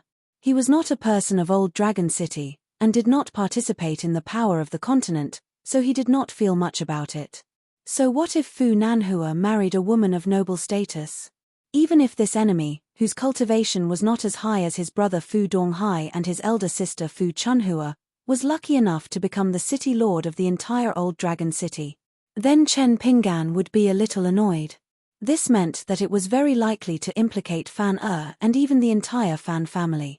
But even if it was a difficult matter, he could think about it more, but he could not be too worried or fearful. Otherwise, he would only panic. Chen Pinggan was clear on this point. About an hour later, the carriage slowly came to a stop before it entered the city. Chen Pinggan bent down to lift the curtain and immediately saw a familiar figure. He jumped off the carriage and ran over, waving his hand vigorously. He was still as radiant as ever. Chen Pinggan, who let out a slight sigh of relief, got off the carriage. He raised his hand high and gave the newcomer a heavy slap. It was Fan. He was no longer a young man with rosy lips and white teeth. He had become a handsome young master, but wherever he went, Fan still had that unique radiant aura about him. Fan waved his hand and chuckled. Chen Pinggan, did you feel the power of my slap? I may scare you if I say it. I am now a Realm 4 martial artist. But no matter. Of the 4 realms in the world, you are first and I am second. It is the best. Also a Realm 4 martial artist. Also, Pei Qian and the others who got off the carriage with Chen Pinggan were surprised. Chen Pinggan smiled. Powerful, powerful. Fan circled Chen Pinggan. Why aren't you wearing straw sandals? I almost didn't recognize you. Fan gestured with his hand and was a little disheartened. You are much taller than me. Fan sneakily took out a bulging money pouch from his sleeve. Then he opened his hand in front of Chen Pinggan and blinked hard. According to their previous agreement, Chen Pinggan needed to burn a piece of porcelain as a gift for him. It didn't matter if it was ugly. As long as Chen Pinggan made it himself, Fan could show it off to his friends. Chen Pinggan quickly had Fan hide the money pouch. Then he said softly, "You said I promised to give you the porcelain? I haven't made it yet. When we get to Old Dragon City, I have to buy a lot of tools to burn porcelain and find suitable soil. Do you think it is easy?" "All right, we'll talk about it when we get to Old Dragon City. Fine work takes time. I will help you find the soil when the time comes." Fan was not disappointed. He secretly hid the money in the pouch. It was all worldly gold ingots. The rules of the Fan family were strict. No matter how much everyone spoiled Fan, there would not be a single piece of divine money. So he made an appointment to invite Chen Pingan to drink with girls. In the past 2 years, Fan had flattered the elders of the family. Last spring, Fan had wanted to visit all the families with the surname Fan. That was how he had saved up this family fortune. Fan suddenly said, "Let's talk in the carriage. Let's go to my side." Chen Pingan nodded and had Pei Qian return to the original carriage. He followed Fan into the carriage. After the two of them sat in the carriage, Chen Pingan asked, "Is there trouble? Only this carriage could block some prying eyes." Fan nodded. "Not long after you left, Old Dragon City changed." Chen Pingan took off the wine gourd and handed it to Fan. "Speak slowly, there is no rush." Fan smiled widely. He took the ginger gourd and shook it. "I just took a sip. A gentleman should be careful. Aya, this wine is delicious. It is not the same taste as my family's Osmanthus wine. Each has its own merits. The sip just now was just a sip. Drink some more, drink some more." Chen Pingan sat cross-legged and smiled at this person of the same age. No matter what bad news he would hear next. Seeing Fan was still that Fan. This was the best news. Fan drank 3 small sips of the Tongya continent wine in the gourd before returning it to Chen Pingan. He slowly said, "You must have known the 5 families of Old Dragon City long ago. According to their true strength, it is actually Fu's son, Fang Haoding. However, our Fan family has always been dependent on the Fu family. The Fu family is also the city lord of Old Dragon City who can fight 4 alone. In addition, the Fu family has Osmanthus Island.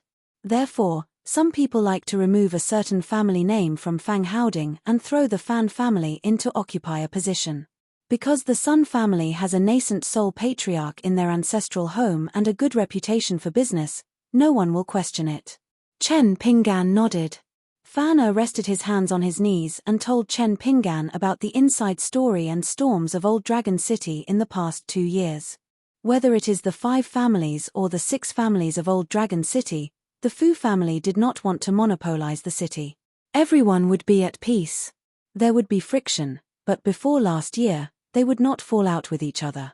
The city lord, Fu Li, is a nascent soul earth immortal and has 4 half-immortal weapons. Also, the Fu family is very strange. A golden core realm cultivator can control such immortal weapons and has a patriarch hiding behind the scenes. The Sun family's patriarch, Sun Jiashu, is not known for his cultivation.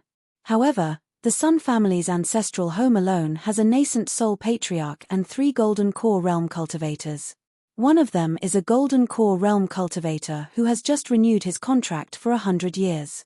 In Old Dragon City, the Fu family's chief realm cultivator, Chu Yang, is seen as the most promising golden core realm cultivator to reach the nascent soul realm.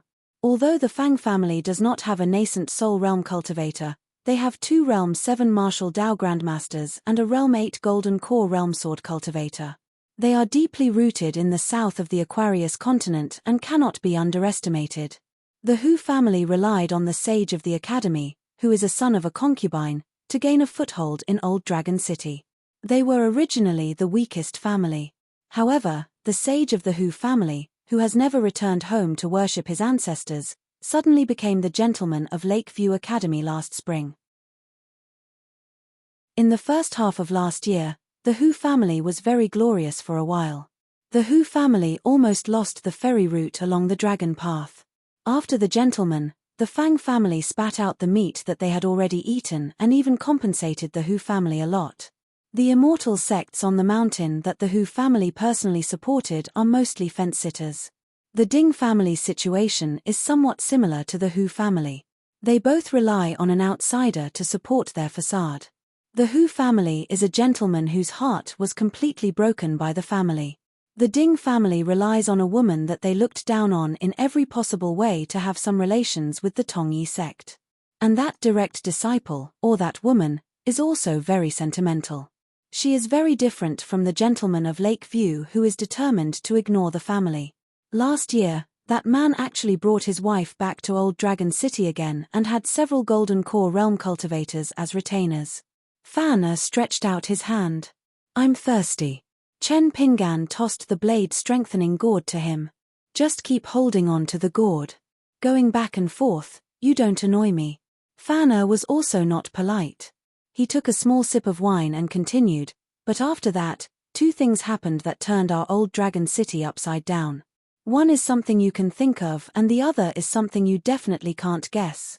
Chen Pinggan laughed and said, the Jiang family's daughter of the first wife married Fu Nanhua. This is something I can guess. Fan nodded and said, the size of the dowry that woman brought is beyond imagination. Her teaching nanny is a legendary nascent soul realm sword cultivator.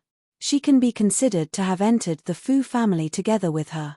Apart from that, there is also. Speaking of this, Fan sighed and took another sip of wine. It is actually a young dragon that sneaked from the Jiang family's mansion all the way from the bottom of the sea to Old Dragon City. Although it is only in the Golden Core realm, according to the rules, the Golden Core of such an ancient species can be used as a nascent soul. Chen Pinggan said, in this way, the Fu family has the foundation to completely unify Old Dragon City. At least they have the momentum. However, Chen Pinggan quickly frowned and said, but even with the help of the dowry of the Jiang family of Yunlin and the Fan family as an ally, if the Fu family wants to swallow the entire Old Dragon City, won't the price be too high? The four families of Sun, Hu, Fang, and Ding will definitely be forced to band together. Once the war starts, the battle between the Golden Core and nascent soul realm cultivators on the mountains will not only destroy a lot of territory in Old Dragon City, but also the Fu family will feel the pain. Fan smiled bitterly and said, so in this situation where swords are drawn and no one makes a move for the greater good, something unexpected happened. Chen Pinggan asked, what do you mean? Fan scratched his head. It has something to do with the Dusty Medicine Shop and Mr. Zheng, so it has something to do with the Fan family. Chen Pinggan waited quietly for him to continue. This time, Fan raised his head and took a big gulp of wine. He wiped his mouth and said softly, not long after you left, a girl in the shop was defiled by a direct descendant of the Fang family and died. Chen Pinggan was silent.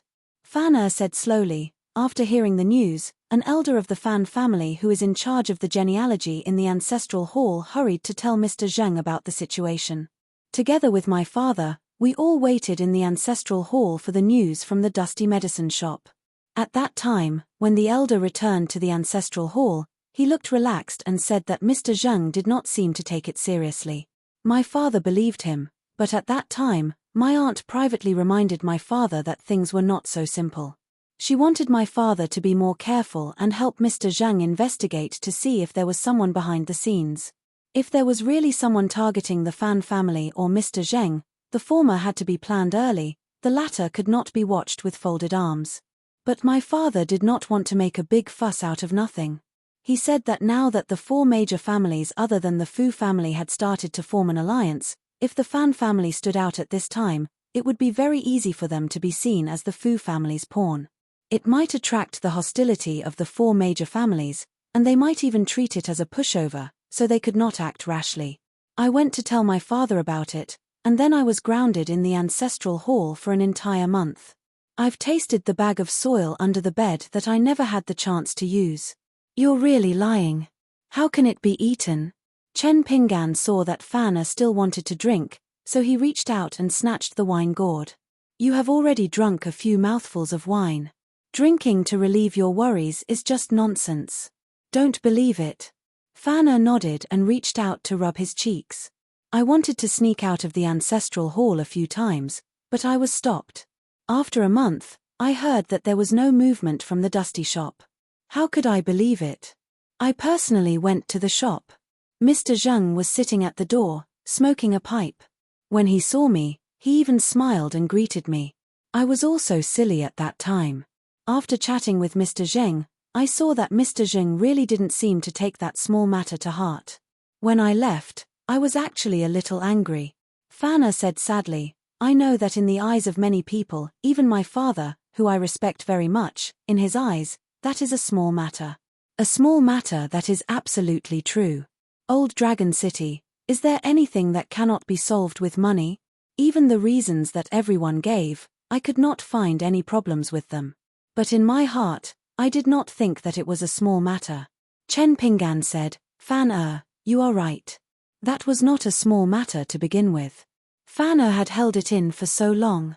Finally, someone personally told him that it was not a small matter. This young man, whose eyes were so clear that even Chen Pinggan envied him in the dusty medicine shop, exhaled heavily and squeezed out a smile at Chen Pinggan. Chen Pinggan took back the wine gourd, but did not drink. In fact, after boarding the Tianqiu Peak ferry, he drank very little. He only occasionally drank a few cups with Wei Xian and Lu Baixiang. He asked, what happened after that? Fan Er's smile widened. After that, Mr. Zheng did not disappoint me. Having such a preacher is the greatest honor of my life. Fan Er immediately became a little sad. But after Mr. Zheng made trouble for the Fang family, I was restrained in the family and could not take a step out of the door. We can only learn about Mr. Zheng's actions through intermittent news. Fan Er's eyes brightened again. I heard that after Mr. Zheng understood the whole story, on a day at the beginning of summer last year, in broad daylight, he went to the Fang family mansion, smashed the door with one punch, and walked straight in.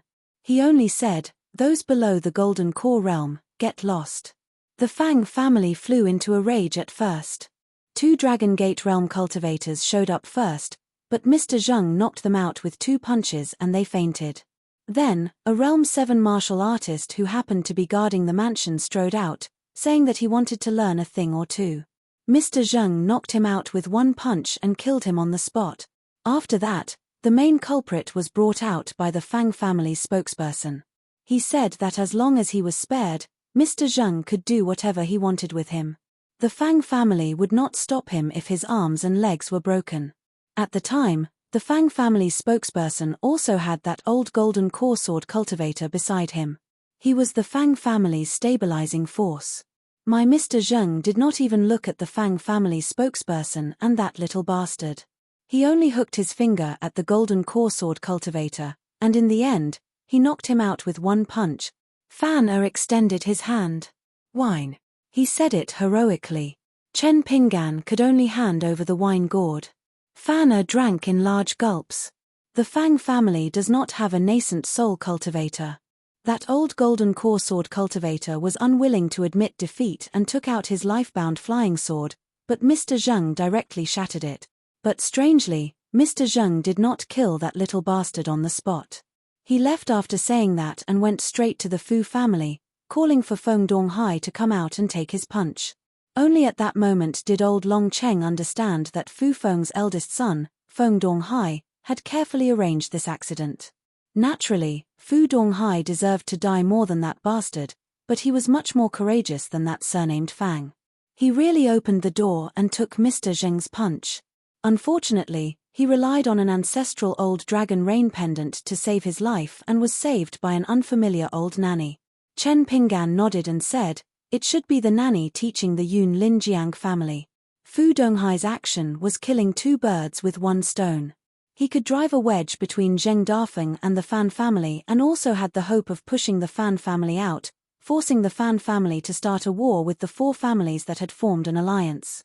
But Feng Donghai probably did not expect that Zheng Dafeng had a yin spirit with the surname Zhao who came from Old Yang's small temple in Black Pearl Grotto Heaven. She was proficient in soul manipulation, concealment, and many other secret techniques. She would follow the clues and find out the mastermind behind the scenes. Fan Er was a bit sad and stopped drinking.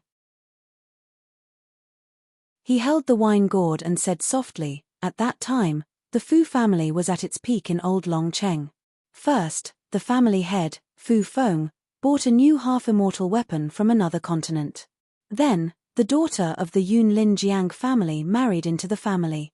Even if the Fu family did not want to lose face and was willing to settle things peacefully, how could the Jiang family let their daughter become the laughingstock of the continent just after she got married? So, that Yuanying old woman appeared and saved the half-dead Feng Donghai. But she did not fight personally. She only told Mr. Zheng that if he had the ability, he should finish off the men of the Fu family and then fight with her. Fan Er leaned against the wall of the carriage and held the back of his head with his hands. After that, I heard from my father that the Jiang family's old woman's Yuanying was very complete. She was probably only a little bit away from the upper 5 realms. It is very likely that City Lord Fu Feng, who had a half-immortal weapon, could only be on par with her. He looked at Chen Pinggan. In the beginning, I always thought that Mr. Zheng was a 7th realm martial artist, which was more likely. Later, I felt that he might be a 8th realm martial artist. It was only after that battle that I realized that he was a 9th realm martial artist. The Fu family quickly invited Chu Yang, who was known as the #1 golden core cultivator in Old Longcheng, to come out. He was even better at fighting than the Fang family's golden core sword cultivator. It was said that Mr. Zheng was finally no longer an opponent he could defeat with one punch outside the Feng family. Fan Er stretched out a hand and raised 3 fingers. He defeated Chu Yang with 1 punch and severely injured him with 2 punches. I never thought that Chu Yang would benefit from this disaster and successfully enter the Yuanying realm. But he was still defeated by Mr. Zheng's 3rd punch. Chen Pinggan drank a mouthful of wine. Fan Er's eyes suddenly became moist. Our Fan family quarreled with each other that night. Many of the elders in the family kept tossing and turning, saying things have already come to this. Even if my father regretted it, he still felt that it was useless to apologize to Mr. Zheng. At the ancestral hall, they all persuaded my father to simply rely on the Fu family. Since the Fu family was so powerful, then they should go with the flow. As long as the alliance of the other 4 families was broken, even if the Fan family's vitality was greatly damaged, they would not need to rest for 100 years. The second most powerful family in Old Longcheng would be theirs. Auntie, my mother, and my sister, Fan Junmao, are all not qualified to enter the ancestral hall. No matter what I say, it's useless. Seeing me prattle on and on, my father was probably so angry that he asked me who the head of the family was. What could I say? Chen Pinggan asked, what was the conclusion of the Fan family's ancestral hall in the end? You hardened your heart and abandoned Zheng Dafeng, who was seeking his own death, to rely on the Fu family, who had schemed against you, to attack the other 4 families. Fan Er's eyes were blank. It should have been like this, but then they suddenly changed their minds. My father said to pass a message to everyone, saying that they would discuss it again. No one knew the reason. I went to ask Aunt and my mother, but they could not tell what my father was thinking. Fan Er continued, after defeating Chu Yang with 3 punches, the latter returned to the Dragon Ascension stage to recuperate. He did not continue to pester Mr. Zheng. However, the Fu family had lost so much face in front of everyone. How could they let it go? Hence, after Fu Donghai and the chief consecrator, Chu Yang, a 3rd person walked out. He was the nascent soul patriarch, Ming Yang, who was holding a half-immortal weapon that had been passed down in the Fu family. Because it happened at the doorstep of the Fu family and a half-immortal weapon appeared, the Qi refinement warriors of the Fu family worked together to cover the battlefield. We only know that when Mr. Zheng walked out, he was covered in blood. He walked alone on the street, raised his arm, and gave a thumbs up to the Fu family behind him. Fan Er said softly, on that day, the Sun family betrayed their trust and actually turned to the Fu family at the last minute. The Fang family, which was not very powerful, contacted the Hu family and chose to nominate the Ding family as their leader. The backbone of the Ding family was obviously the direct descendant of the Tongyi sect with an extraordinary background. In fact, very soon, a ferry from the Tongyi sect came to the shore. There were not many people, and only 2 people alighted. However, after that, the alliance of the 3 families led by the Ding family was even more confident than when the Sun family was still around. Tongyi sect. The first sect on the mountain of the Tongyi continent. Compared to the Jade Gui sect that Jiang Shangzhen was in, It was located at the north and south ends of the Tongyi continent. The Tongyi sect was obviously superior. According to Jiang Shangzhen, when the three of them chased after the great demon of the Fushang sect, if not for that sword, it would definitely be one of the ancestors of the Tongyi sect who took the great demon's life with the sect's treasure. Tfboy's love is eternal. Chen Pinggan had a rough idea of the situation in Old Dragon City. Zheng Dafeng's unreasonable hand, which no one had expected, had greatly accelerated the change in Old Dragon City's situation. To put it nicely, the various surnames had surfaced. To put it bluntly, they had revealed their true colors. Zheng Dafeng was the enemy of the entire city. Just for a young girl who worked in the medicine shop. Chen Pinggan took one last sip of wine. Fan Er smiled bitterly. Of course the Fu family would not give up. The head of the family, Fu Jiang, personally went out and had a half-year agreement with Mr. Zheng. The two sides would fight at the Dragon platform in the early winter of this year. However, just before the battle, the Tongyi sect disciple who lived in seclusion in the Ding family personally went to the dusty medicine shop. Outsiders do not know what happened. Regardless of whether the original intention was to rope him in or threaten him, Mr. Zheng fought with someone on the street outside the dusty medicine shop. Some people said that Mr. Zheng fought 1 against 3. Some said that he fought in pairs. In any case, he was heavily injured. Thus, Fu Jiang sent word to the dusty medicine shop that the battle would be postponed until the end of the year. There are only a few days left. Fan Er sat hugging his knees, unable to say another word. He lifted the curtain and looked outside. They were about to enter the outer city gates of Old Dragon City. Chen Pinggan put away the blade-strengthening gourd and said to Fan Er, "I know the general situation. Let us down. Right now, it is not appropriate for me to go to your Fan family." Fan Er flew into a rage out of humiliation and was about to refuse when Chen Pinggan laughed. "Don't be stupid. Eating dirt to fill your stomach is stupid. Once is enough. Friends are not like you. You are unfilial and I am unrighteous. Boring." Chen Pinggan reached out and patted his chest lightly.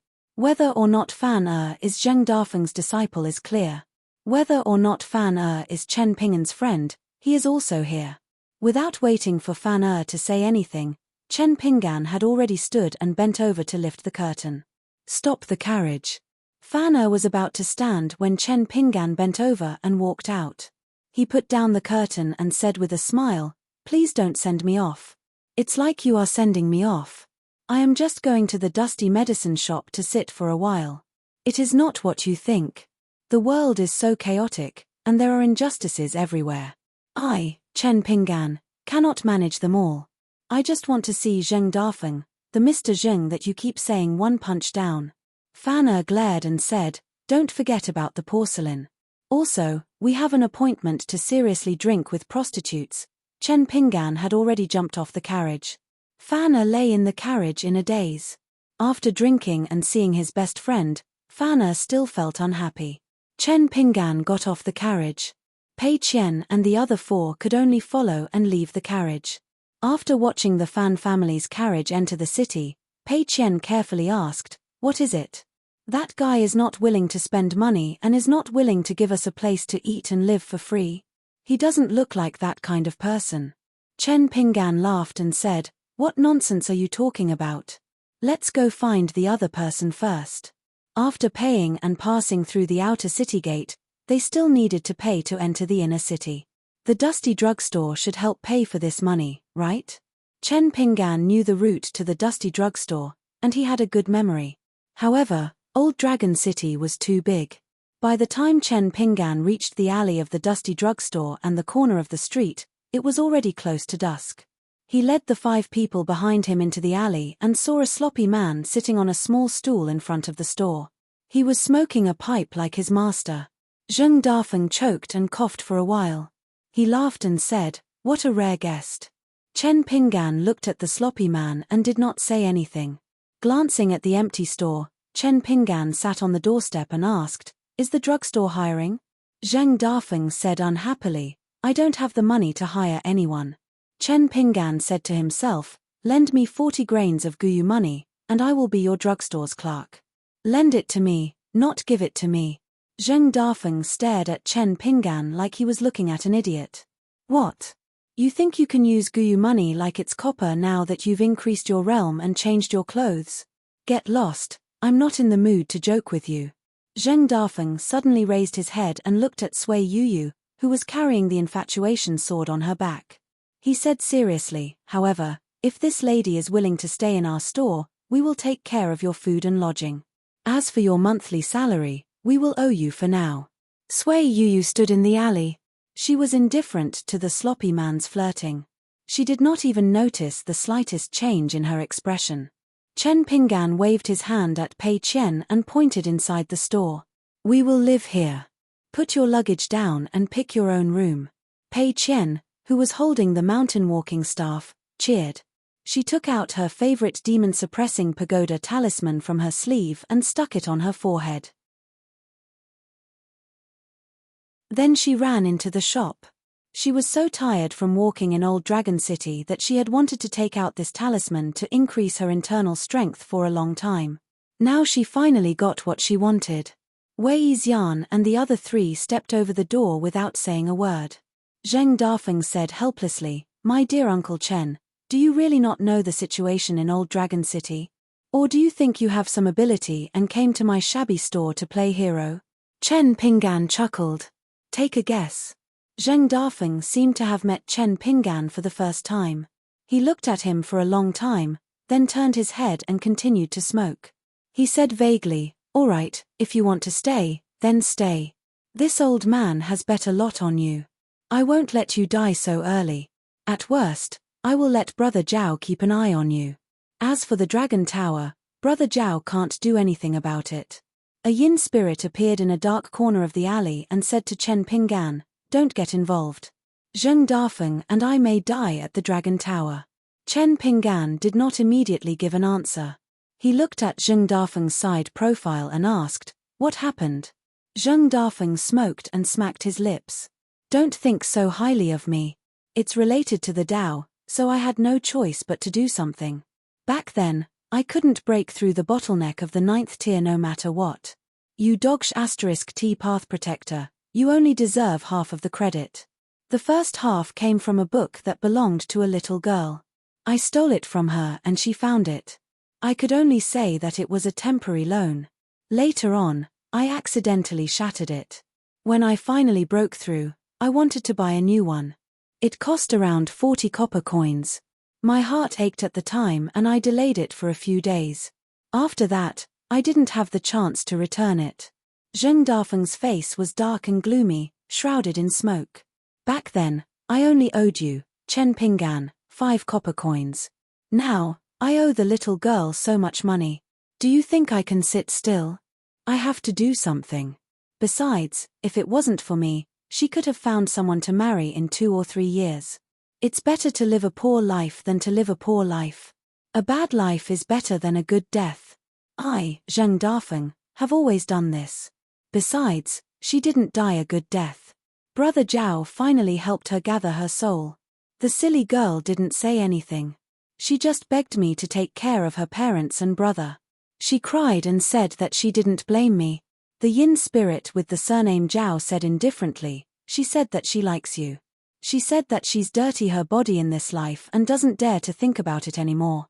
She said that she won't have the chance to meet you in her next life. Zheng Dafeng, she still likes you. She just needs to be braver." Zheng Dafeng suddenly looked up. An incomparably vigorous stellar energy filled the entire alley. Zheng Dafeng said in a low voice, "Scram." The yin spirit did not care and slowly disappeared. "Catch." Chen Pinggan tossed a porcelain bottle to Zheng Dafeng. However, Zheng Dafeng allowed the porcelain bottle to fly past him and roll to the ground. Chen Pinggan stood up and picked up the bottle of forgetfulness pills. He stood in front of Zheng Dafeng and handed it to him. "These are pills that the nascent soul earth immortals of the Tongyi continent use to nourish the soul. There are 6 of them. Zheng Dafeng, take as many as you can. If you die on the Dragon Ascension platform, I'll ask Old Yang for money. If you don't die, you owe me." Zheng Dafeng looked up and frowned. "Chen Pinggan, what are you trying to do?" What does this have to do with you? Chen Pinggan still bent over and handed him the porcelain bottle. Do you think that I'm a bumpkin from Clay Bottle Alley? I've been practicing martial arts and swordsmanship so hard. I've suffered a lot. I used to do it to keep my life. Now that you've said it, I've become a decent person. What do you think I'm trying to do? Zheng Dafeng said indifferently, King know what you're trying to do. I, Zheng Dafeng, have already told you that I've never been on the same path as you, Chen Pinggan. This matter has nothing to do with me. However, I have a reason to stay here. Chen Pinggan was still in the same position. He asked, do you want to hear something more cultured or something more bumpkin? Zheng Dafeng ignored him. Chen Pinggan said to himself, in this world, how can we solve our problems? Only wine and money. Small injustices in the world can be solved with money and wine. When there are injustices in the world, I have a sword and a fist. Chen Pinggan grinned. I learned this from books. According to me, this bumpkin, Chen Pinggan, since I'm already so pissed, I'll kill them. Otherwise, how can I practice my sword and fist for fun? 2.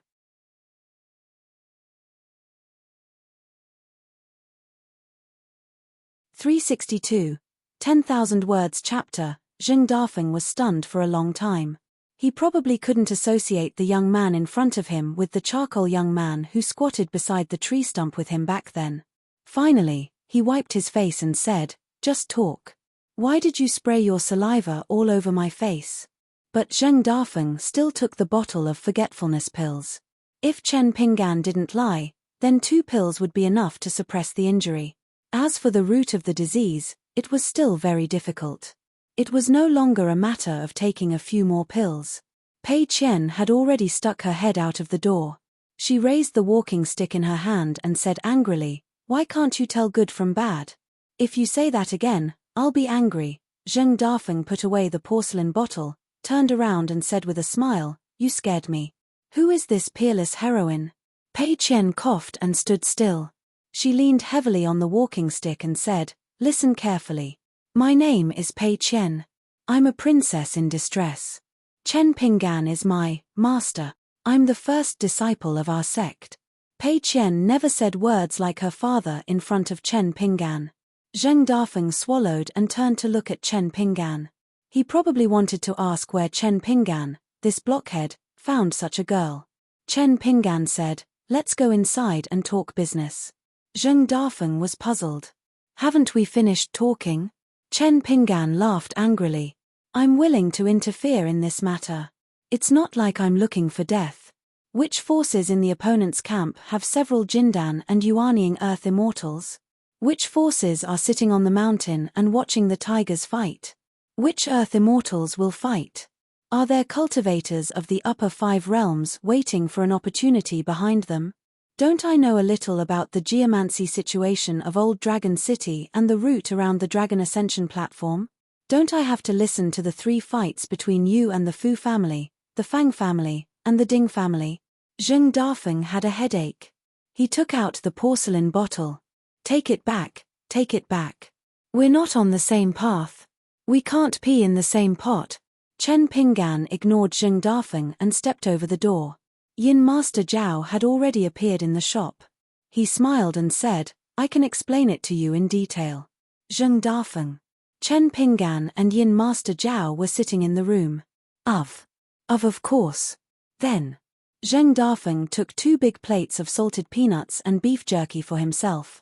Pei Qian looked at the seeds on his plate and then at Zheng Dafeng's plate. Even his plate was bigger than hers. Isn't this a bit too much? Pei Qian gave a thumbs up. I'm impressed by your hospitality. Zheng Dafeng waved his hand. Remember it in your heart. Don't mention it. Pei Qian sat cross-legged on the stool and munched on the seeds. Chen Pinggan put the blade-strengthening gourd on the table and asked, Can you drink a little? Zheng Dafeng peeled a salted peanut and shook his head. I don't drink alcohol. I can't drink for a while. Yin Master Zhao said slowly, 6 days later, at the Fu family's dragon platform, Zheng Dafeng will have a fight to the death with Fu family. That means there will only be one person who can walk down alive. If Zheng Dafeng is dead, it will be simple. We will go up and help to collect the body. There is no danger.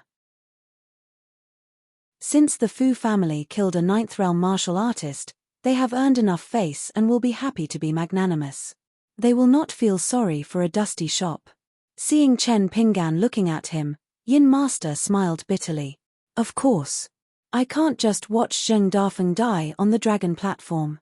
If he dies, I can't even be a Yin Master. How can I protect my descendants? So even if the dragon platform is covered with spells and restrictions, I can still find a way to break in. But if I do that, it will only delay Zheng Dafeng's death. If Chen Pinggan chooses to help, it will be a big fight. Not to mention Golden Core or nascent soul cultivators, as long as it's a cultivator of the middle 5 realms, other than the Fan family, all 5 families in Old Dragon City will come to trample on him. Chen Pinggan nodded. That's the worst case scenario. I already know that. Let's talk about the best case scenario. Yin Master was a little surprised. Chen Pinggan seemed to have changed a lot in this trip to the inverted hanging mountain. It was just that the Yin spirit's image was ethereal and his face was blurry. He continued, after Zheng Dafeng defeated Chu Yang, the number 1 Golden Core cultivator in Old Dragon City, he fought with the nascent soul-old ancestor of the Fu clan who was holding a half-immortal weapon. The Fu clan had been in Old Dragon City for so long that their mansion had long been built into a small paradise similar to an academy or a Daoist temple. Therefore, that fight was not easy. Zheng Dafeng sneered. I pretended to be weak. The one I wanted to defeat from the start was Old Dragon City's city lord, Fu Ji. If I didn't suppress my cultivation level, I would have defeated that old man with a broken spear and spat on his face. Chen Pinggan did not believe Zheng Dafeng's words. Yin Master smiled and nodded. Zheng Dafeng is not exaggerating. At that time, he really didn't want to reveal his true cultivation level. Chen Pinggan understood. This was in line with Zheng Dafeng's temperament. If it was Li Huai's father, Li he would not hide his cultivation level like this. In fact, in Dragon Pearl Grotto Heaven, other than Mr. Qi, Old Yang, and Li Baoping's brother, Li Shishing, this old single gatekeeper was probably the most knowledgeable person. The more he knew, the more he wanted. His fist intent was not as pure as Li Er's. After all, he was narrow-minded. So it was so difficult for Zheng Dafeng to break through to the next level. So much so that he needed Chen Pinggan and the Pure Sincerity chapter to be his preacher. Chen Pinggan asked, that's the son-in-law of the Ding family, the direct disciple of the Tongyi sect who brought his wife back to his parents' home. Who caused Zheng Dafeng to be injured so badly? Why did the talks break down and they fought? Zheng Dafeng's face was gloomy. He just tore a piece of marinated beef and threw it into his mouth. Yin Master Zhao smiled. Good fellow, his background is not small. As soon as he arrived at Dusty Drugstore, he went straight to the point. There were 2 main points. First, he is Du Yang, the grandson of the ancestor who revived the Tongyi sect. Second, Du Yang used to hide his identity and wander around in Old Dragon City. The ancestor of the young man surnamed Fang was his follower back then. In the younger generation, he is the only one. So he hoped that Zheng Dafeng would give him face and not let him die. As long as Zheng Dafeng agrees, he promised that the Tongyi sect would stand on the side of Dusty Drugstore. Yin Master glanced at Zheng Dafeng who had been peeking at the blade-strengthening gourd. He sneered, a martial artist of the 9th realm thinks he is invincible in the world. He knew that there was a cultivator of the Jade primitive realm standing beside Du Yang, but he didn't take it seriously. He even dared to laugh at a cultivator of the upper 5 realms who was willing to bark like a dog. Zheng Dafeng, how about now? Do you want to drink? Drink if you want. Anyway, you are invincible in the world. A cultivator of the 10th realm at the peak of the Yuanying realm with at least an immortal weapon and the geographical advantage of the Dragon Ascension platform. Isn't it just a matter of being knocked down by our master Zheng with one punch? Zheng Dafeng rolled his eyes. He stepped on the bench with one foot and bent his shoulder. He didn't take it seriously at all. It was just that he couldn't drink. It was a bit unbearable. The point was that Chen Pinggan was not kind. He clearly said that he wouldn't touch a drop of wine. Chen Pinggan also didn't drink. Then he should have taken it back and pinned it to his waist. Why did he open the cork of the gourd? Chen Pinggan nodded. He asked curiously, Fan Er only told me that Zheng Dafeng went to the Fang family and said something to that young man. What was it? Zheng Dafeng threw the peanut shell in his hand to the ground. His eyes were indifferent. He wanted that guy to suffer a fate worse than death. Old Zhao knows some evil and forbidden methods. When the time comes, that kid will be in for a good time. Only at this moment did Chen Pinggan turn his head. He smiled at Wei Xian and the others. I forgot to introduce him. This guy is called Zheng Dafeng. He's from my hometown, a ninth realm martial artist. He's the gatekeeper. However, at that time, I did business with him for a few copper coins. I still remember his kindness. Zheng Dafeng smiled and cupped his fists at the four people. He's only a ninth realm cultivator. Chen Pinggan continued, the original owner of my flying sword 15 was his master. In these few decades, his master seems to have taken in 2 disciples. Zheng Dafeng reached the 9th realm. His senior apprentice brother smoothly reached the 10th realm. It's no different from us eating and drinking. Pei Qian's eyes lit up. This path was suitable for him. Eating and drinking allowed him to reach the 10th realm of the martial path. He also had to read and copy books every day. If he secretly drank wine, what would happen? Zheng Dafeng wiped his face and said sullenly, Damn you. The 4 people in the room all had different states of mind. After Zhao Yinshen mocked Zheng Dafeng, he continued, the best result is that Zheng Dafeng wins against Fu Jiao, who has the advantage. Next, we'll see how we bring Zheng Dafeng here alive. From the dragon platform outside the city to this dusty medicine shop in the inner city, it's up to the heavens. But looking back, the existence of the Jiang clan of Cloud Forest was the greatest danger, and the face of the Jiang clan of Cloud Forest, which was accumulated by the ancestors of the Jiang clan of Cloud Forest, was also our only chance of survival. After all, if Zheng Dafeng is lucky enough to walk down the dragon platform alive, no one would dare to stand up for the Jiang family of Yunlin or the Fu family. Even the Fu family would not dare to break the contract. As for the private path, that is, the path between the dragon platform and the shop, Yin Master Zhao paused for a moment before asking curiously, is that person really unwilling to help? After all, that person was the biggest reason why he and Zheng Dafeng had left Pearl Grotto Heaven and moved to Old Dragon City. Zheng Dafeng's mouth twitched. That guy from the Fan family made it clear before I attacked. At most, the Fan family won't trick me and the Fu family won't be able to control the clouds above Old Dragon City. As for the rest, if I want to die, then she can watch me die. Zheng Dafeng slightly changed the words of the green-robed young woman. Fan Junmao, who had ascended to the nascent soul realm by drinking wine at the shop, the woman from the Fan clan, who had thrown a sword out of the sea of clouds and destroyed a high-grade daoist robe consecrated by the Jiang clan of the Jade Pendant sect, had said to Zheng Dafeng, no matter how many years pass, if you're still a piece of mud who can't accomplish anything, then I'll just watch you get nailed to death again. Of course, Zheng Dafeng wouldn't tell Chen Pinggan the whole story. It was too unlucky and too embarrassing. In fact, Yinshen Zhao couldn't even hear those words back then. Fan Juanmao's ascension to the nascent soul realm was extremely strange. In the entire Old Dragon City, except for City Lord Fu Jiang, no one could figure out why the Fu family would go against the trend and why they didn't just submit to the Fu family in the end. In the Fan family, someone's words were more effective than Fan Juanmao's father. Her voice was even louder than everyone in the Fan family ancestral hall. It wasn't some nascent soul ancestral patriarch who lived in seclusion. Nascent soul ancestral patriarch was a nascent soul realm cultivator, but she couldn't be considered an ancestor.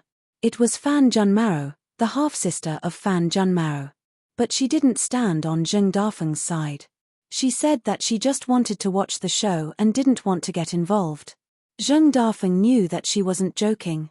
Yinshen Zhao then introduced in detail the Golden Core and Nascent Soul Earth Immortals of the 5 major families in Old Dragon City and their Dharma treasures. Compared to what Fan Junmao said in the carriage, there were only 3 more people. And there wasn't any nascent soul ancestral patriarch who jumped out from the cracks of the rocks. It was good news. Yin Shan smiled. I can find the map of Old Dragon City and the Dragon Ascension stage tonight. Chen Pinggan naturally wouldn't refuse. Yin Shan glanced at Zheng Dafeng and actually swore for the first time. Damn it, how good would it be to protect Chen Pinggan? Even if there's a big battle, I don't have to clean up after everything. A battle to the death would make people feel comfortable. Why would I have to think of ways to patch things up and be on tenterhooks? Zheng Dafeng squinted and said, Ayo, have you forgotten the comfortable feeling of sunbathing with me every day? Yin Shan snorted coldly. Chen Pinggan asked again, are there any pure jade stage cultivators hiding behind the scenes? If so, how many? Zheng Dafeng smiled. Are there many pure jade stage cultivators in our Aquarius continent? Let me count with my fingers for you. Zheng Dafeng started to raise his fingers one by one. In our Pearl Grotto heaven, Wan Jiao counts as one. The Song clan is arrogant, right? Now that they've swallowed almost half of the Aquarius continent, they can't wait to worship that blacksmith like a bodhisattva, right? The ancestor of the Great Sui Kingdom's Gao family likes to be a storyteller. Even when he faced my senior brother Li he didn't dare to fight him. Wind Snow Temple has Wei Jin, a sword cultivator genius that appears once in 1,000 years. Marshall Mountain definitely has one, but is never willing to show himself. The sect master of the Divine Bulletin sect has just reached the immortal realm and only got the title of Heavenly Lord. The mountain master of the Lakeview Academy might not be in the upper 5 realms. Count, how many pure jade stage cultivators are there in one continent? Of course, Heavenly Lord Xieshe of the North Continent, Sword Immortal Kaoshi of the South Whirlpool Continent, and Wanderer Shu Ruo of the Mohist sect are not counted. In the end, they're not cultivators of our Aquarius continent. Chen Pinggan smiled and said, why don't you count Heavenly Lord Xieshe and Sword Immortal Kaoshi? Both of them came from our Dragon Pearl Grotto heaven, okay? It's just that the flowers blossom in the wall is fragrant outside the wall. The cultivation and fame that they gained in other continents are rooted in our hometown. Especially that Kaoshi, whose ancestral house is in the same alley as mine. Last time, I even met this old sword immortal in Mud Bottle Alley. Kaoshi is not a very honest person and did something to my door. However, Li Baoping's elder brother saw through it and broke it. Zheng Dafeng couldn't refute, so he tore the beef jerky with his hands and chewed hard. The 4 people in the painting. From the beginning to the end, they tried their best to look calm, but they couldn't keep their faces straight anymore. Wasn't Chen Pinggan's hometown a bit too strange? The gatekeeper was a level 9 martial artist. And he had a level 10 martial artist as a senior brother. That Mud Bottle Alley had a sword immortal called Kaoshi, and slightly further away was the place of prosperity of a Daoist heavenly lord. Zheng Dafeng wanted to get back at him, and said, but how many level 10 martial artists are there in the Aquarius continent? Just 2, Li Song Jiangqiang. Next, it's my turn, right? The one who taught you the fist technique, it can't be level 10, right? Chen Pinggan hesitated, and said honestly, the one staying in my house should also be level 10. Zheng Dafeng rubbed his face. Back then, I almost went straight from the peak of level 8 to level 10, okay. Chen Pinggan smiled and asked, then if you run a few more steps and show me level 10, wouldn't everything be fine? I don't even need to go to the dragon platform, I can stay in the dusty medicine shop and cook a table full of food for you. Zheng Dafeng, how about that? Zheng Dafeng was deflated. If it was easy to reach level 10, why would Li leave Pearl Grotto heaven? The difference of 90 for a martial artist was similar to the difference of 10 to 23 for a swordsman. As for the legendary level 11 and level 14 of a swordsman, just think about it. These 2 thresholds, compared to the level 6, level 10 and level 11 of ordinary Qi refinement warriors, were even more unimaginable. Zheng Dafeng, who thought that his heart was higher than the sky, did not even dare to dream of the illusory martial god realm. Broken Head Path. What was Broken Head? After following Old Yang, the divine lord that all the sages of Pearl Grotto heaven had to worship for so many years, Zheng Dafeng knew some inside information. The Yin master surnamed Zhao was in a good mood. Indeed, he still needed Chen Pinggan, this preacher, to make Zheng Dafeng feel uncomfortable. Chen Pinggan looked at the yin master opposite him, and asked, according to what you said, this dusty medicine shop has a secret. The yin master smiled and said, of course, the Divine Lord asked me to choose this place to stay. It is not an ordinary place that Zheng Dafeng casually asked for from the Fan family. Once the formation is activated, I can use my pure jade level cultivation here. Zheng Dafeng sighed and said, that is also a low-level method to raise one's level at the expense of yin merits. It will not last for long. The yin master's expression was normal. Do you really think that I followed you to Old Dragon City to accompany you to bask in the sun and watch the moon every day, waiting for a fairy to fly over your head? As long as we can hold on for a month, the situation may change. Understood. Chen Pinggan smiled and said, then let's calculate our strength now. Zheng Dafeng ate the salted peanuts and said, what do you think? Aren't they all in this room? Pei Qian pointed at herself and smiled happily. Me too. But I am still one tomorrow away from mastering the ultimate swordsmanship. It was rare for the charcoal-like little girl to be a little embarrassed. Zheng Dafeng said in all seriousness, Heroine Pei, you're actually our backbone, our backbone. Don't belittle yourself. Pei Qian smiled and pushed the empty plate. Give me some more melon seeds. Zheng Dafeng really got up and grabbed a bunch of melon seeds from the side room. He threw them on the small plate in front of Pei Qian. Because the plate was not big, the melon seeds seemed to be very heavy and sincere. Pei Qian found this guy a little more pleasing to the eye. Chen Pinggan finally drank his first mouthful of wine. He put down the blade-strengthening gourd and flew out the 15 flying swords. Then, Chen Pinggan took out the jade pendant that Zheng Dafeng gave him and said with a smile, don't many people in Old Dragon City think that they are great just because they are rich? I don't have much money now, but I still have some savings. The robe I am wearing is called the Golden Wine. It is a relic of the ancient deities. Zheng Dafeng, can you wear it? There is also this demon binding rope made from the whiskers of the old nascent soul flood dragon. Can you use it? Zheng Dafeng shook his head and said, when you enter the third level of martial path and spirit refinement, you will know that these so-called deities will only restrict you. If you wear it, you can save your life. If I wear it, I will only be courting death. Chen Pinggan nodded and took out a stack of talismans that he had drawn. I don't think I need the Yang Lantern lighting talisman. Since the dragon platform is like a paradise created by the Fu family, the barrier-breaking talisman might have a chance. There is also this demon pagoda suppression talisman. As for this sword suppression talisman written by a friend of mine, it is of high quality.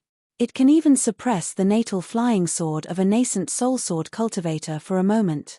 Chen Pinggan only took out the stack of talismans. Yin Spirit Jiao felt a slight pressure, especially the green sword suppression talisman. Although it was specially made to fight against Earth deity sword cultivators, it still made him feel uneasy. Zheng Dafeng was shocked and said, Chen Pinggan, during this trip to the inverted hanging mountain, you have been busy robbing people every day? Chen Pinggan ignored Zheng Dafeng and continued to take out items. He took out 3 porcelain bottles and said, an immature golden core of a river demon buried in the Tongyi continent, the nascent soul golden core of the old flood dragon in the Flood Dragon Valley, and the golden core of a 12th level demon. Zheng Dafeng turned to look at Yin Spirit Jiao and pointed to the last porcelain bottle, which was half an arm high, and asked, do you believe him? Yin Spirit Jiao shook his head and nodded, I don't believe most people. But since Chen Pinggan said it, I believe half of it. Chen Pinggan asked, what are the items? Can I use them to save myself? Zheng Dafeng said, let me rest. Then, he fell into deep thought. Yin Spirit Jiao asked, if I knew you had so many items, I wouldn't have let Chen Pinggan into this house. Why? Yin Spirit Jiao asked again, why? Chen Pinggan said calmly, you can think of it as me making a big deal with Immortal Yang from the pharmacy. Either you lose everything, or you make a killing. Yin Spirit Jiao shook his head and didn't say anything.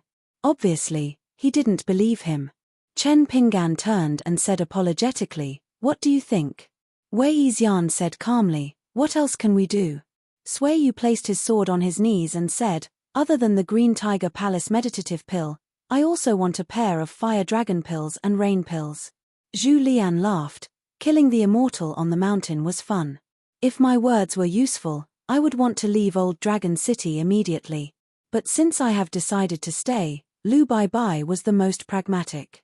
Lu Baixiang was the most pragmatic.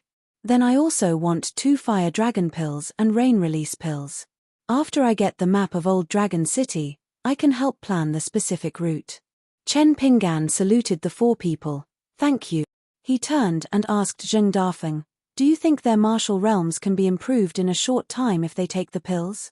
Zheng Dafeng nodded and said, 1 Golden Body Realm 7 and 3 Peak Golden Body Realm 6. All of them are pure martial artists in the truest sense of the word. I don't even know where you recruited these fellows from. It is not difficult for the Golden Body Realm to stabilize their cultivation. As for the other 3, it will still be difficult for them to break through in the next few days. However, with some grinding, they will definitely be able to raise the height of Peak Golden Body Realm 6 by a notch. As long as they can survive this time, it will be beneficial for their martial arts cultivation in the future. After all, the peak level is only flawless. It is far from being able to fight for the title of strongest. I can feed them with my fists for the next 2 days. How much of my level 9 martial artist's fists they can eat will depend on their own abilities. The 4 people in the picture were expressionless. Zheng Dafeng raised his eyebrows. Chen Pinggan's 4 retainers were really arrogant. But the 4 of them each had a spirit that was not vulgar. Pure martial artists each had their own way of doing things. Wei Xian fought against 10,000 people on the battlefield. He was deep in the enemy's ranks. He was surrounded by iron armor. Lu Baixiang was talented.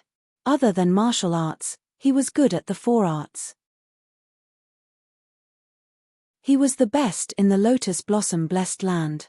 Sui Yu pursued the pinnacle of swordsmanship. He wanted to achieve the unprecedented feat of ascension. Under Zhu Lian's amiable face was a complete madman. Even if all the martial artists in the world worked together, they would not be a match for Zhu Lian's fists. Zheng Dafeng was looking forward to his next fist-feeding session.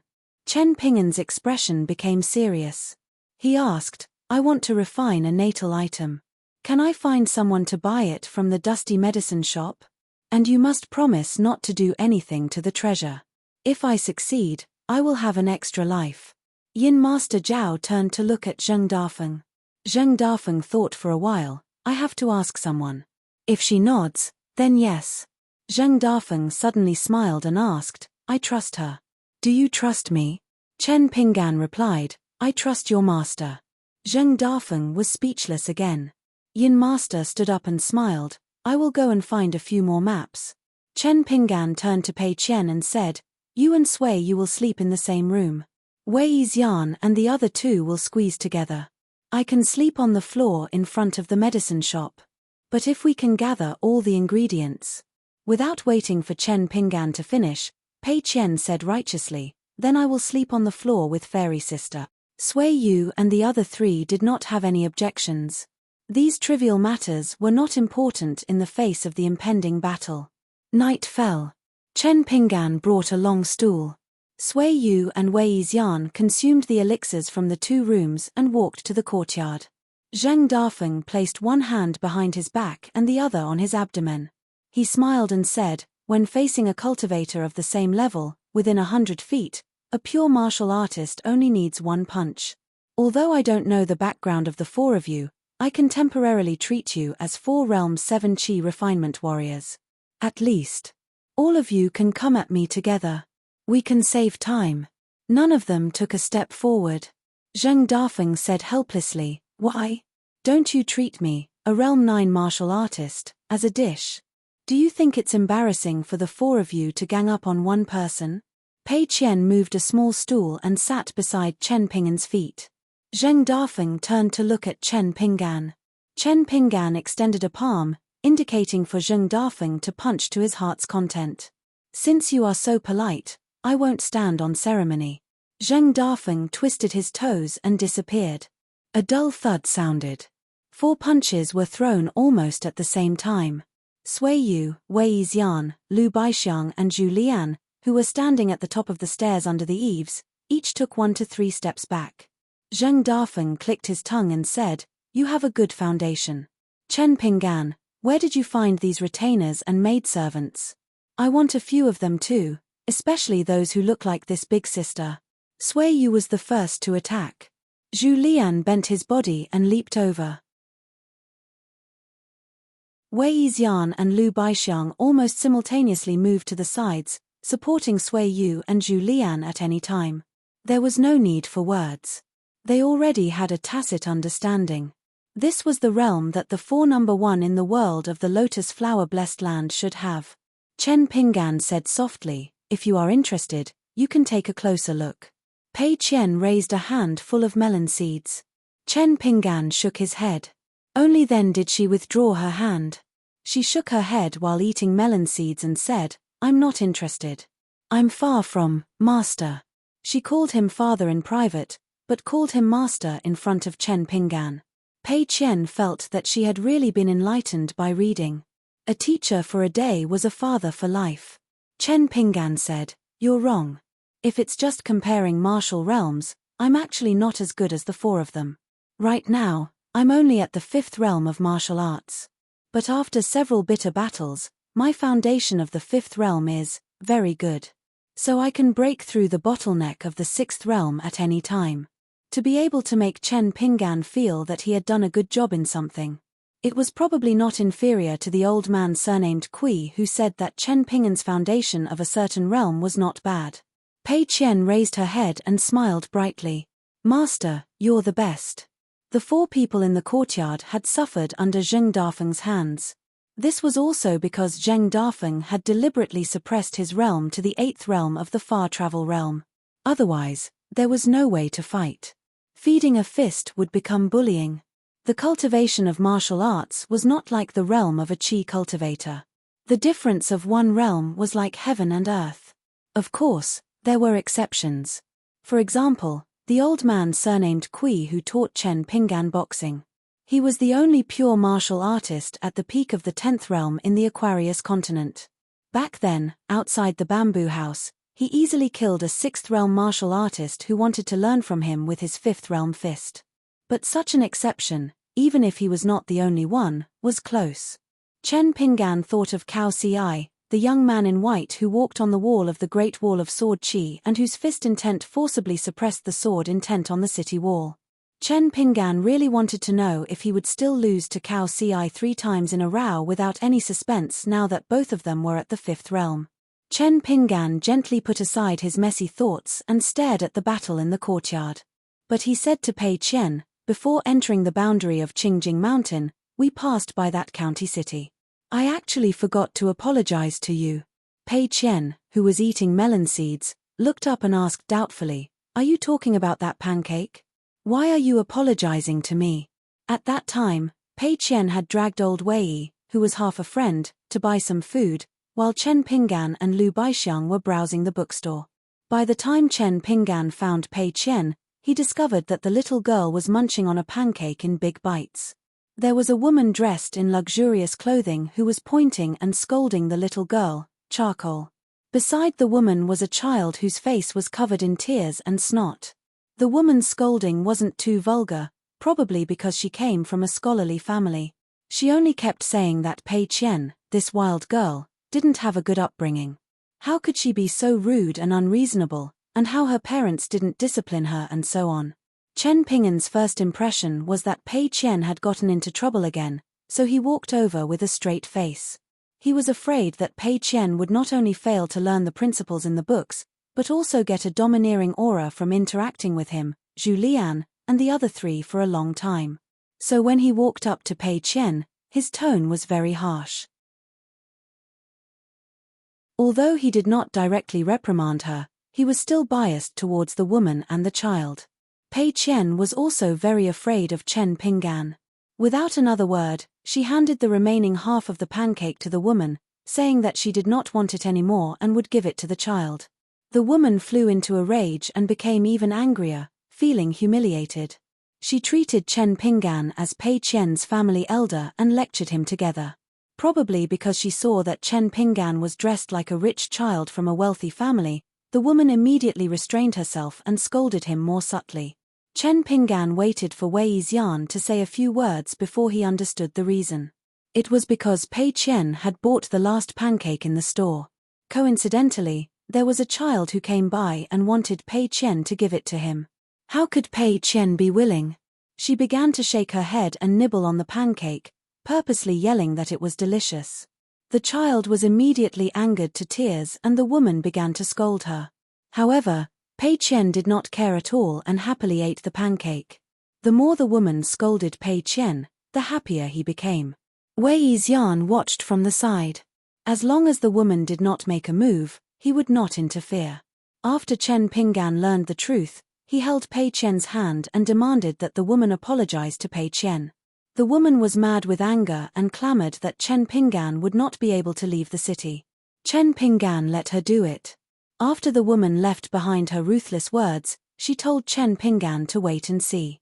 Then, she angrily left with the child. In the end, there was nothing. After waiting for a while, Chen Pinggan saw that there was nothing else, so he led the group out of the city. Chen Pinggan rubbed Pei Qian's head. I should apologize to you. Pei Qian was puzzled. He stopped eating the sunflower seeds and sat down on the bench beside Chen Pinggan.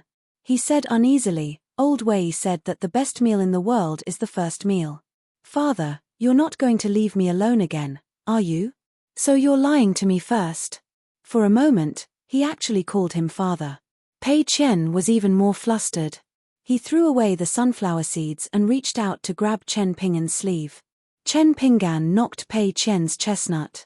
Pei Qian's tears immediately turned into laughter. All right, it's fine now. Pei Qian let go and supported himself with both hands on the bench. His feet swayed as he said, It's just a small matter. Master, you're apologizing to me. You really scared me to death. In the words of Old Wei's hometown, a small matter is just a drizzle. It's not even enough to wash my hair. Sigh. Chen Pinggan also supported himself with both hands on the bench and said with a smile, Do you remember the last time we climbed to the top of Qianqiu Peak? Do you think I'm strange? Pei Qian nodded vigorously and said, I remember very clearly. You did a strange thing at that time. You stood as straight as a pencil and even adjusted the jade hairpin on your head. Isn't that what the books say? You don't know those guys from the Green Tiger Palace. They're not important people either. Why did you do that? I thought about it for a long time but couldn't figure it out. In the end, I stopped thinking about it. Chen Pinggan's eyes were in a trance. He raised his head and looked into the distance. He said softly, A few years ago, at the gate of my hometown town, I met foreign immortals for the first time. They were big and small, old and young. I was standing beside Zheng Dafeng at that time, separated by a wooden fence. I've always had good eyesight and memory. So until now, I still remember very clearly the way those people looked at me, their expressions. Chen Pinggan paused for a long time. He laughed softly and said, So after I started practicing boxing, I always thought that if I become a mountain person in the future, I can't become those people. I can't look at others with that kind of gaze. I can't look at our world as if we're ants. This was probably the first time Chen Pinggan was so serious. He was talking to this charcoal girl about principles that were not in the books. They were principles that belonged to Chen Pinggan himself. Chen Pinggan squatted down and picked up the melon seeds. He placed them in his palm and sat back down. He grabbed one for himself and extended it to Pei Qian. He said casually, The way we sit, the way we speak, the principles we believe in. How do I put it? It's like telling the world how many books you've read, how many principles you know, how much suffering you've suffered, and how many silent teachings you've remembered from your parents. So I don't want others to look at me and think that Chen Pinggan's parents, and those people that Chen Pinggan admired from the bottom of his heart, only taught such a person in the end. Chen Pinggan smiled at Pei Qian and said, It's okay if you don't understand now. You're still young. I think at your age, Chen Pinggan was speechless. He couldn't continue. Chen Pinggan smiled and handed all the melon seeds to Pei Qian. He said to himself, Mr. Qi's husband is right. I can't do it. I'm already past my age. So I hope you can do it. Little Bao Ping from Cliff Academy and Cao Qinglang from Lotus Blossom Blessed Land can do it. On one shoulder is the willow tree, on the other shoulder is the tall grass, and on the other shoulder is the flying orioles. Isn't that great? Whenever I think of this breeze and moon, I feel very happy. Pei Qian exclaimed and chuckled.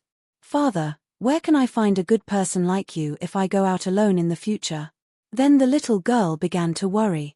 Not long ago, I was on the ferry and couldn't go to the ferry to play. I secretly had an idea. I thought that when I grow up and master the peerless swordsmanship, I would ask you, Dad, give me a horse. I'll go out and wander the martial world. But then I thought that a horse might be a little expensive. Dad, you might not be willing to give it to me. Alas, a donkey would be fine too. A mule would be fine too. The martial world outside is waiting for me. It's waiting for me. The little girl sighed. I don't want to go out and play now. It's boring. They're all bad people. If not, they're not good people. Chen Pinggan also shook his legs and said with a smile, but didn't you meet me in the martial world? Right. Pei Qian thought for a long time and said softly, but I don't want to meet anyone else. 1.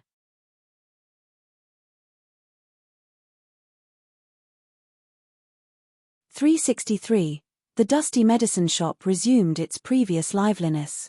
After an hour of Zheng Dafeng's practice, he let the four of them take a breather. After that, they continued to do so intermittently. Zheng Dafeng kept his realm at the 8th realm, but it was rising bit by bit. From the early stage of the far-wandering realm to the peak of the 8th realm of the flawless realm, Zheng Dafeng found it increasingly difficult to face their increasingly skillful joint attacks. The four of them still didn't talk to each other. Even when they were taking a break, they still stood separately and pondered on their own things. Everything was understood without words. Pei Qian had a big heart. After dinner, she finished copying books and practiced the crazy demon swordsmanship under the eaves of the courtyard. Then, she went to the side room to sleep contentedly. Before sleeping, she greeted Chen Pinggan at the door and opened the green bamboo box that Chen Pinggan put in her room. She took out the treasure box that Yaro Jinji gave her. She looked at this one and that one. On her forehead was the demon-suppressing pagoda talisman that truly belonged to her. She shook her head proudly and thought, I'm rich today. She touched the talisman on her head and felt a little worried. She knew that if she sold it, she could buy a big house, but she couldn't bear to part with it. Forget it, she would think about it when she got the second one. Anyway, she didn't have to worry about food or clothes, and having a house was useless.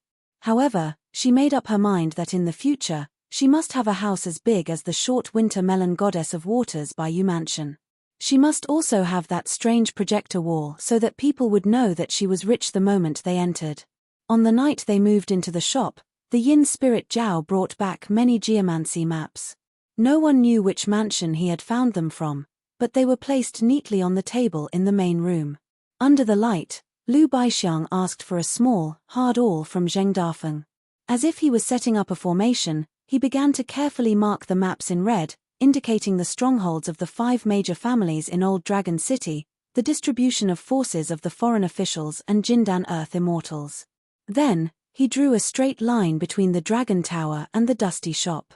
Wei Yixian was also there, but Zhu Lian and Sui Yuyu didn't participate. One was reading under the eaves under the moonlight, while the other was standing in the courtyard refining the pure zhenqi in his qi mansion. As for Zheng Dafeng, he had already gone to the side room to sleep. His snoring was thunderous. They agreed to continue feeding 4 hours later. Feeding the fists was not only to train their martial cultivation and raise their realms to a higher level, but also to help them absorb the spirituality of the Green Tiger Palace's pills as quickly as possible. Chen Pinggan profited from this deal. Chen Pinggan stood beside the table and watched as Lu Baixiang, Wei Yixian, and the Yin Master with the surname Zhao scribbled on the geomancy maps. Chen Pinggan rarely gave any suggestions. At most, when the 2 Yin Masters and the Yin Master could not agree on a certain detail, Chen Pinggan would make the final decision between the better and the better choice. In fact, he was very relaxed. The last trip in the Lotus Flower Blessed Land, walking on the banks of the River of Time, was not only a long journey, but also an even longer one. Even so, Chen Pinggan only dared to say that he knew a little about the ways of the world, the height of the imperial court, and the vastness of Jianghu. As for the specific plans related to the art of war, Chen Pinggan would not interfere. He would leave it to the real experts. Needless to say, Wei Yixian was born in the battlefield. Liu Baixiang was a rare all-rounder in the world. He was proficient in the art of war and was familiar with the essence of the three sects in the lotus flower-blessed land. Not to mention the four arts of zither, chess, calligraphy, and painting. The only thing that this founder of the demonic sect lacked now was that he had just arrived in the vast world and had not yet reached the peak. However, from the foot of the mountain to the middle of the mountain, and then to the peak, there would be fewer and fewer people on the path of cultivation. If he took a wrong path and reached the end of a dead end, what would he do if he could only watch as others continued to climb higher? Therefore, Chen Pinggan could understand Sui Yoyo's anger, but he did not agree with her. Sui Yoyo's obsession with reaching the highest level of martial arts in this lifetime had fallen from the martial god realm to the 9th realm. Zheng Dafeng said to Sui Yuyu and the other three with a cheeky smile, "It's only the 9th level, please don't laugh at me." Did they really think that the 9th level was a cabbage on the roadside? Zheng Dafeng was old Yang's direct disciple. The gatekeeper of Lizhu Grotto Heaven also almost went mad at the threshold of the 9th level. After the battle at Sui Yoyo's ruined temple, he entered the Golden Body realm. It was already a great opportunity, but he still only had eyes for the scenery of the highest level. Compared to the pure martial artists in the vast world who were down to earth and ascended step by step, this was actually the opposite. However, Chen Pinggan did not think that his reasoning could convince the female sword fairy of the lotus flower-blessed land. But it did not matter. The sword of infatuation was his, Chen Pinggan's, and the pills of the Green Tiger Palace were also his. Whether to give it to Sui Yuyu, when to give it to her, and how to give it to her, it was all up to Chen Pinggan. No one owed Sui Yuyu anything. Under the light of a lamp, a main line had been sorted out from the many maps. The arguments in the house became fewer and fewer. Chen Pinggan walked out of the house to take a breather. He walked across the courtyard and sat on the long bench under the eaves opposite the main house. The layout of the dusty medicine shop was very similar to the Yang family's medicine shop in his hometown. When Chen Pinggan walked towards the long bench, he would remember a teacher who had visited old Yang for the first time. He put away his umbrella and sat on the same seat. When encountering injustice in the world, those who believed it to be injustice were the most difficult to appease. If it were Jiao Shizhen or Liu Tsong, they would feel that it was not an injustice. They would just watch from the sidelines. They might even take the opportunity to join in and see if they could get a share of the profits. If it were Jiang Shangzhen, he might feel that it was not an issue at all. Taking an extra look would only delay his cultivation. Chen Pinggan did not hold a deep grudge against the siege of the ruined temple. Even if he lost a lot of his family's wealth after the battle, he did not hold a deep grudge. Of course, not holding a grudge did not mean that he would be lenient when it was time to strike. However, Jiang Shangzhen might still not understand why Chen Pinggan wanted to kill Zhu Shi and Ya in the Lotus Blossom-blessed land. Even Zheng Dafeng, who was sleeping soundly, might not understand why Chen Pinggan wanted to interfere in the chaos in Old Dragon City. In fact, the logic was very simple. If both sides were roughly equal in strength, then their paths would be different. Each side would have their own reasons for doing things. Back and forth, each side would rely on their own abilities to kill each other. Whether it was conspiracies or overt schemes, whoever lived or died, Chen Pinggan could accept it all. However, Cao Qinglong's parents, the two heads that Zhu Shi and Ya casually threw on the ground, were dripping with blood. There was also the little girl from the medicine shop who died in the hands of the Fang family's disciples. No matter how many reasons and excuses Ding Ying and the Fang family had to convince themselves and the two worlds, these three people should not have suffered such a disaster. At that moment, Chen Pinggan did not know that Qi Jingchun had once drunk the inferior wine in Li Huai's house and told Li that only a true hero could punch someone stronger. He only knew that before Alliance ascended, he had once told all of them that any true powerhouse should take the freedom of the weak as the boundary. There were thousands of joys and sorrows in the world, each with their own difficulties and blessings. There were no two identical leaves in the world, nor would there be the same river. However, some principles were interconnected. Lu Tai told the poor woman in the Eagle Fortress that the world was boring, so it was better not to come. Chen Pinggan pondered over it. It was not that the world was boring, but that there were too many unreasonable people. When good people suffered losses, they could only comfort themselves that it was a blessing to suffer losses. They could only tell themselves that it was better to offend a gentleman than a villain. On the other hand, evil people did evil but did not know evil. Chen Pinggan sat on the bench and was still thinking about every detail in the main room. The Yin god of the Zhao family was familiar with the forces in Old Dragon City, so Wei Xian and Lu Baixiang were on one side. The Yin god put himself in the shoes of the Fu family and used different angles and different forces to attack the dusty medicine shop. Wei Xian and Lu Baixiang dealt with each move accordingly. Zhu Lian was flipping through one of his rarest erotic novels under the eaves. It was a new book that he bought not long ago, but he read it over and over again until it became an old book. Now, he was muttering that it was a work of conscience, a work of conscience. It turned out that the rough engraving and the name of the book was fake. On the last page of the book, there were a lot of titles of good works by people of the same field. There were also a few comments that added the finishing touch. Therefore, the old man closed the book again tonight and said sincerely, "Good people have a peaceful life."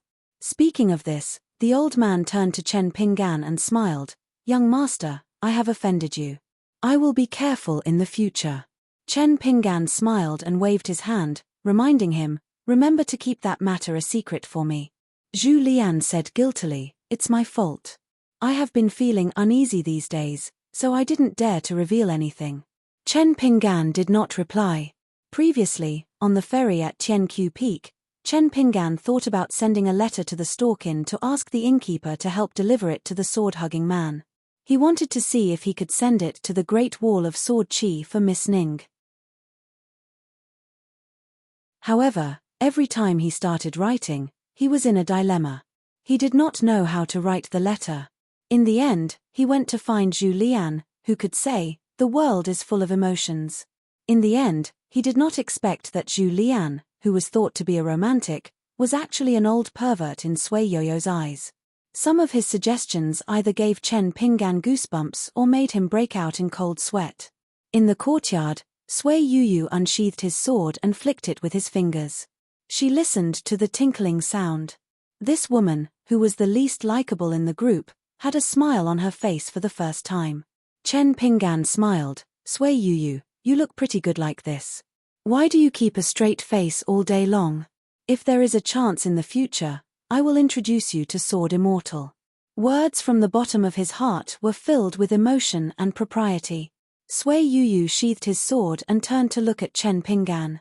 He sneered, "You're showing your foxtail? Why, do you want me to warm your bed?" Chen Pinggan laughed, "Don't, I'm a coward." Zhu Lian smiled, "I'm willing to follow the teacher to Tiantai and sweep the fallen flowers with the immortals." Good poem, good poem. Young master, are you a teacher or an immortal? Chen Pinggan heard the old bastard Zhu Lian's obscene flattery and knew that things were going to be bad. As expected, Sui Yoyo's face was cold and murderous. He was probably thinking about who to kill first. Chen Pinggan and Zhu Lian. Zhu Lian almost ran away at the same time. One ran into the house and the other ran into the pharmacy in front. Sui Yuyu snorted and returned to his house. Pei Qian was already asleep. She was probably used to being alone since she was young. No matter how much she tossed around, no one cared. She slept on the ground all year round or on the stone lion in front of the rich house. Her sleeping posture was a mess. With her hands and feet spread out, how could there be any warmth in her bed? Sui Yuyu frowned and walked over gently. He helped move the little girl's hands and feet and cushioned the corner of the blanket. Sui Yuyu lit the lamp and sat alone at the table. He was silent and only accompanied by his sword. Burying gods and killing immortals. Chen Pinggan slept in the pharmacy tonight. He slept lightly on the floor. In the courtyard, Zheng Dafeng often fed the four people with his fists. Chen Pinggan closed his eyes and listened to the sound of the flowing fists. Light or heavy, they rippled in his heart, like knocking on the door. The night passed peacefully in the alley. The Fu family still had some face. Furthermore, the battle was imminent. Even if someone had the strength to barge into the alley and challenge Zheng Dafeng, it was the same as slapping the Fu family's face. And now, the face of the Fu family in Old Dragon City was the same as the face of the Yun Linjiang family. If not for this, Fu Li would not have personally challenged Zheng Dafeng to the Ascending Dragon platform. As for how many immortal weapons Fu Li could use, it was the most important thing in the discussion in the main room.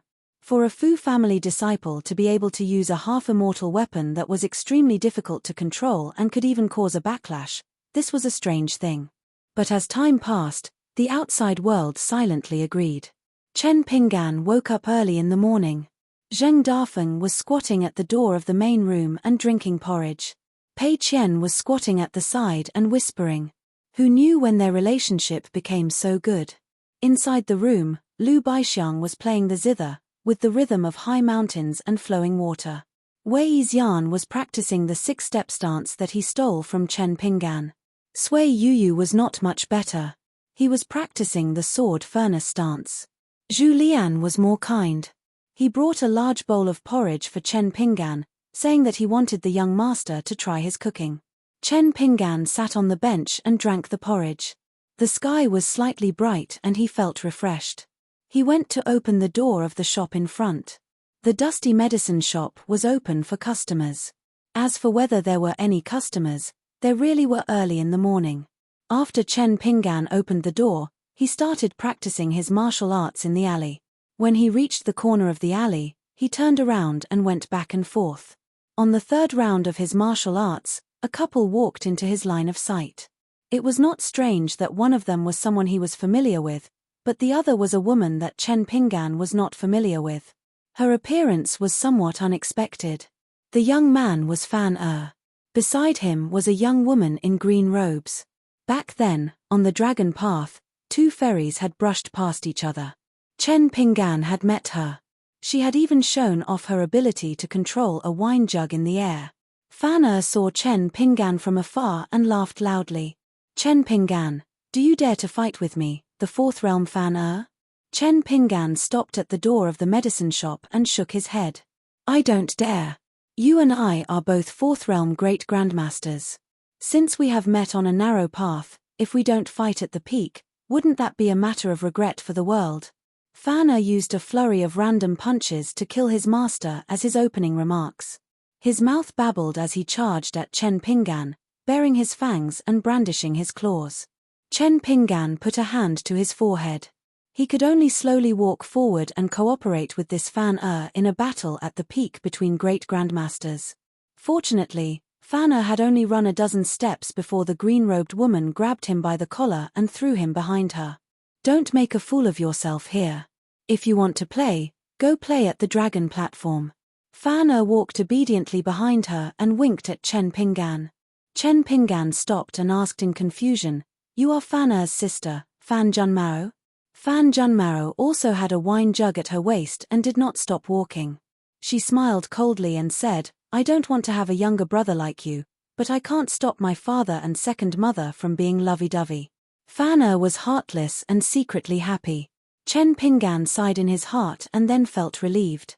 Only Fan Junmao with this kind of personality could make Fan Er truly like and respect her. If she was a virtuous and quiet daughter of a large family, he would still like her, but Fan Er would not admire his sister so wholeheartedly. Fan Junmao had no intention of walking into the drugstore. She pointed with a finger. Fan Er, go inside and wait. Fan Er yelped and ran into the drugstore. When he brushed past Chen Pinggan, he risked death to remind him, My condolences. Chen Pinggan said in surprise, Miss Fan, you can't be. Without waiting for Chen Pinggan to finish speaking, Fan Junmao nodded and said, You guessed right, it's me. The last time we met, you went south and I went north. The place we went was your hometown, Lizhu Grotto Heaven. The person we met was that old Yang. He didn't care too much about Zheng Dafeng and had him fend for himself in Old Dragon City. However, he specifically mentioned you. If I'm interested, I can take a look. As for Old Yang's attitude towards Zheng Dafeng did not want to fool Chen Pinggan about this. Last night, he had already made it clear. The old man had already left harsh words that this useless disciple of his could not reveal anything, even if he died. Therefore, Fu Nanhua's impression of Zheng Dafeng was that sloppy gatekeeper of Lizhu Grotto Heaven. Fan Junmaro yelled, "Fan throw out a chair. Remember, it's a chair, not a stool." Fan responded and really did carry a chair to the front of the shop and threw it out of the door. Fan Junmaro caught it and put it on the wall opposite the medicine shop. She sat down and leaned back, the chair swaying. "Languid," she said, "Zheng Dafeng might not understand that Fu Donghai planned this." Fu Qi did not know. It was Fu Donghai, an idiot with no ability, who acted on his own. Fu Qi knew some of the secret history of Lizhu Grotto Heaven and wanted to rope Zheng Dafeng in. Previously, he even brought a long-legged woman, I think she was called Fu Chunhua, to find Zheng Dafeng. Unfortunately, Zheng Dafeng rejected his good intentions. Even so, Fu Qi only treated Zheng Dafeng as a dragon crossing the river, raised in the pond of the Fan family, and did not provoke him. However, Fu Donghai made a big mess and that old woman of the Yunlin Jiang family interfered. All of a sudden, the misunderstanding that Fu Qi could have explained and dealt with behind closed doors became a problem of the Jiang family's face. What should we do now? There is a gambling battle where one person must die on the dragon platform. Otherwise, the Fu family's first marriage alliance with the Jiang family would be a big slap to the Jiang family's face. If you were the old ancestor of the Yunlin Jiang family, what would you do? Chen Pinggan answered, "Children and grandchildren have their own fortune. Face is not as important as reason." Fan Junmao was probably shocked by this answer. He took down the wine jug. "Luckily, I did not drink just now. Otherwise, I would have choked to death." Chen Pinggan sat on the doorstep. "Although I have some conflicts with Sun Jiashu, I feel that among the big families in Old Dragon City, the Sun family's business is the most upright." Fan Junmao drank a mouthful of wine. His eyes were playful. He smiled and asked, "Our Fan family is not worthy of your attention?" Chen Pinggan smiled and said, "To be able to raise a future successor like Fan the Fan family's style is definitely not bad. But there are many people who can speak in the ancestral hall. After there are more people, they will all have their own plans. As the head of the family, I have to take care of all aspects. It is very difficult to keep one's hands clean. It is hard to avoid compromising. I understand this principle. But on the matter of Zheng Dafeng, the Fan family is not kind enough. If I want to do business with the Fan family in the future, unless Fan personally handles it, I will not be at ease. But if I do business with the Sun family, if Sun Jiashu does not interfere, I will be more at ease." Fan Junmao tilted his head and clicked his tongue. "You are not stupid. Why does old Yang like to say that you are not smart?" Chen Pinggan laughed involuntarily. "I have left my hometown for many years. Other than growing taller, my brain has also grown, right?" Fan Junmao nodded. "It is true that you have grown some brains, but when it comes to big matters, you are still not smart enough." Chen Pinggan did not mind and went straight to the point. "Can we start talking about business?" Fan Junmao sneered. "Just by looking at the list that Zheng Dafeng gave me, I know that your refinement will definitely fail. Not only are you a layman, you are also arrogant. If I am not wrong, the natal item that you use to refine the 5 elements water must be of high quality. The refinement chants and cauldron are also not bad, right? Then do you know that other than the certainty of failure, once you fail, you will have accumulated many disadvantages and are destined to cause endless trouble?" Chen Pinggan's expression was serious. Fan Junmao smiled. "I know that people like you do not believe in heresy. It is business. I do not care if you make a loss or profit after buying my family's goods. Rest assured, I have brought you a lot of heavenly treasures. I want the gold core of the old Yuanying of Jiaolong Gully. Such a rare item that has a price but no market really makes me a bit tempted." Otherwise, I would not have come personally. It is enough that Fan is here. Fan Junmaro happily raised his head and drank a mouthful of wine. You are right. I want to take advantage of you and rob you when you are down.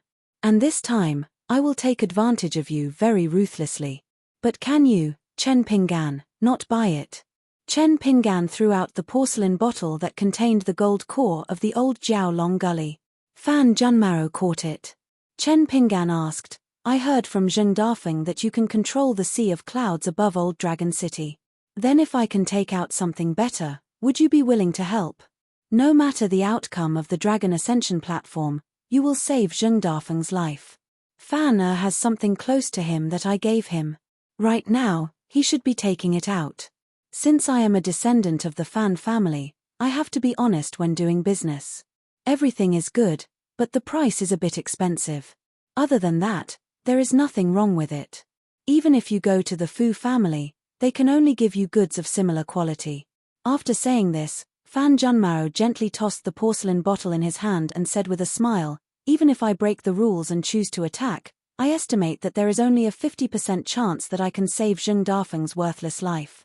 Moreover, I don't want to do that at all. Chen Pinggan was just about to speak. Zheng Dafeng was already sitting on the doorstep. With Chen Pinggan on the left and right, they became the two-door gods of the dusty medicine shop. Zheng Dafeng smiled. Okay, there is no use begging her. Fan Junmaro nodded. With a flip of his wrist, the porcelain bottle disappeared. Indeed. Chen Pinggan was once again forcefully interrupted by Zheng Dafeng. This time, Zheng Dafeng even shook his head at him, indicating that he should not take out that item. Fan Juanmao's eyes lit up. There really is something good. Take it out and let me take a look. If I feel that it is worth it, it is not impossible for me to help. After all, it is not a bad thing to fight fiercely. Zheng Dafeng suddenly stood up and said, Enough. Fan Junmao, is there really a slim chance of Chen Pinggan refining an intrinsic item? Transdimensional paradox clearly, he wanted to change the topic so that Fan Juanmao's curiosity would not continue to spread. Fan Junmao was a little bored. He slumped against the chair and shook the wine flask in his hand. Do you really think that refining an intrinsic item is as simple as casually refining a few qi-nourishing pills by a daoist of the lower 5 realms? Do you know what it means to be in the right place at the right time? Or did Chen Pinggan think that he was the lucky one who was blessed by the heavens, and that a layman could find a random place and refine a natal item in one go? If you, Chen Pinggan, succeed, I, Fan Junmao, will dig out my eyeballs and give them to you. Zheng Dafeng turned to Chen Pinggan and said, then don't refine it. Zheng Dafeng rarely had such a serious expression, not even in his entire life. Chen Pinggan could only nod. Then forget it. I know my luck. Fan Junmao stood up. Okay, then that's that. Zheng Dafeng, when the time comes, fight well. I will be watching from above. Remember to die heroically. Zheng Dafeng returned to his original form. He smiled and rubbed his hands. Miss Fan, that day in the Sea of Clouds, what color dress did you wear? This green robe is beautiful, but you should change your outfit occasionally. Fan Junmao was not an ordinary woman. She laughed and said, when the time comes, even if I stand naked on the dragon platform, you will not be able to open your eyes. Maybe Fu Li will first stab you to death and then stomp on your head. When the time comes, your eyeballs will explode. With a bang, you will fly from the dragon platform into the Sea of Clouds. I will then catch it with 2 fingers. With a bang, it will explode again. Zheng Dafeng hurriedly begged for mercy. Miss Fan, can you please remember me? Fan Junmao laughed and strode away in the alley. When he was sure Fan Junmao was far away, Zheng Dafeng said in a low voice, do you know that at the last moment, as long as you take it out, whether it is Fu Li, the Yunlin Jiang clan, or even any immortal realm cultivator, they will all be tempted. You will have a chance to exchange it for your life. Today, you gave it to Fan Junmao, but what can you exchange it for? So what if she helps? It is only a 50% chance. But that is for me alone. Even if I am saved, how will you all leave Old Dragon City? Chen Pinggan suddenly laughed and said, I'm not willing to be your disciple, Zheng Dafeng. Zheng Dafeng rolled his eyes and sat back on the threshold. You think I am willing? Something that will make me unable to raise my head in front of Li for the rest of my life. Chen Pinggan folded his hands and looked at the wall. But I am willing to be Zheng Dafeng's Dao protector. Fan Junmaro suddenly sat back on the chair and laughed. Seems like there is an even more ridiculous Yarrow core. 11th realm? No, the Yarrow core of a 12th realm great demon. It must be the golden core of that great demon from Tongya continent's Fuyang sect. Interesting. Zheng Dafeng's expression changed drastically. He stared at the green-robed woman. I am not joking with you. Don't even think about that Yarrow core. Fan Junmaro stretched out a finger and gently twisted it. Wisps of mist spread out from the wall behind her and finally gathered into a small cloud at her fingertip. If it was not premeditated, she would not have been able to hear Zheng Dafeng's heartfelt words. TSK, even a guy like Zheng Dafeng was willing to reveal his heart to someone? Fan Junmaro squinted her eyes and sized up the young man. Fan Junmaro took a sip of wine and said proudly, the golden core of a 12th realm great demon can be divided into big, small, medium, and small refinements. The big refinement is as difficult as refining a natal item. Chen Pinggan can forget about it. Give it to me. I am in charge of the sea of clouds above your heads. In fact, the Fu family is just like a housekeeper. When I am not here, the Fu family can use some of it. But when I am here, he can't even use the little cloud on my finger. She wiped her mouth, unable to conceal the heat in her eyes. If you give me that monster core, I can swallow the entire old Dragon City's seawater from 3 sides. If I pick a good time, I'll have the right time, the right place, and the right people. How about it? If you give it to me, I will have a 50% chance of saving Zheng Dafeng's life. Anyway, he will lose his cheap life sooner or later. It doesn't matter if I save him once.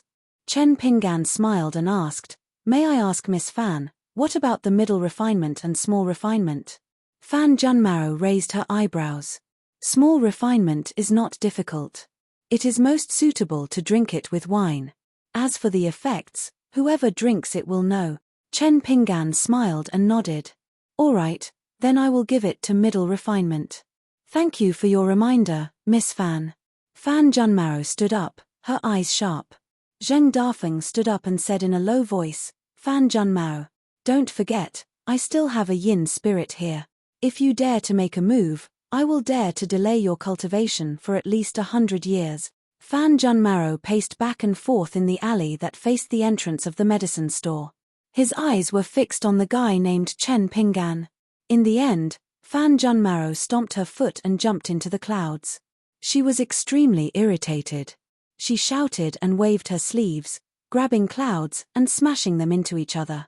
She tossed and turned for a long time, then fell backward and lay on the clouds. If I drink the small refinement with wine, I won't have to worry for the rest of my life. She wiped the saliva from her mouth and began to roll around on the clouds. On the other side of the alley, Zheng Dafeng wiped the sweat from his forehead and glanced at Chen Pinggan, who was as still as a mountain. You really have guts. Chen Pinggan's expression did not change. Look at my back. Zheng Dafeng really did step over the threshold to take a look. Chen Pinggan was indeed sweating profusely. Zheng Dafeng sat on the threshold with a smile and sighed. I really did not expect that the charcoal youth who looked at the scenery outside the door would become like today. Chen Pinggan took off the blade-strengthening gourd and took small sips of wine. Even I did not expect it. There was a moment of silence. Chen Pinggan turned his head and asked with a smile, did it change for the better or the worse? Zheng Dafeng thought for a moment. It should be both. Then Zheng Dafeng gave himself a slap. You, Zheng Dafeng, have only spent a day with Pei Qian and Zhu Lian, and you have already learned how to flatter people. Standing up, Zheng Dafeng muttered to himself as he walked back to the courtyard behind the medicine shop. He called for the 4 people to start sparring. This time, the 4 people in the painting felt the heavy pressure from Zheng Dafeng. It did not seem like he was feeding them, but more like he was using them to practice. Fan ran out of the shop with a smile and sat beside Chen Pinggan. The things are all in the house. Chen Pinggan grunted. I don't think I will refine my natal item, but I want to refine another small thing. You should go back early. This is not a place to stay for long. Don't cause trouble for the family. Fan did not dawdle. I will find another chance to come back to the medicine shop. Chen Pinggan stood up and walked Fan to the corner of the street. There was already a carriage waiting there. The coachman was the old golden core swordsman from the Osmanthus Island ferry, Ma Ji. His natal flying sword was Cool Shade. In the cultivation of swordsmen, Chi refinement warriors were old immortals abode for 60 years, while immortals abode for 100 years was still young. At the time, the old swordsman Ma Ji had complained to Chen Pinggan. If the Fan family was willing to take out half of their family fortune and do their best to worship him, a golden core swordsman, he could become a nascent soul swordsman. Chen Pinggan did not walk out of the alley. He smiled and waved at the old swordsman. Ma Ji also smiled and nodded. That night, Chen Pinggan lay on the roof. He held a jade pendant in his hand that he did not often take out. He stared at it in a daze. Under the moonlight, it was sparkling and translucent. Chen Pinggan did not have much money now, but his family was not small. This jade pendant was one of the earliest family assets that Chen Pinggan had.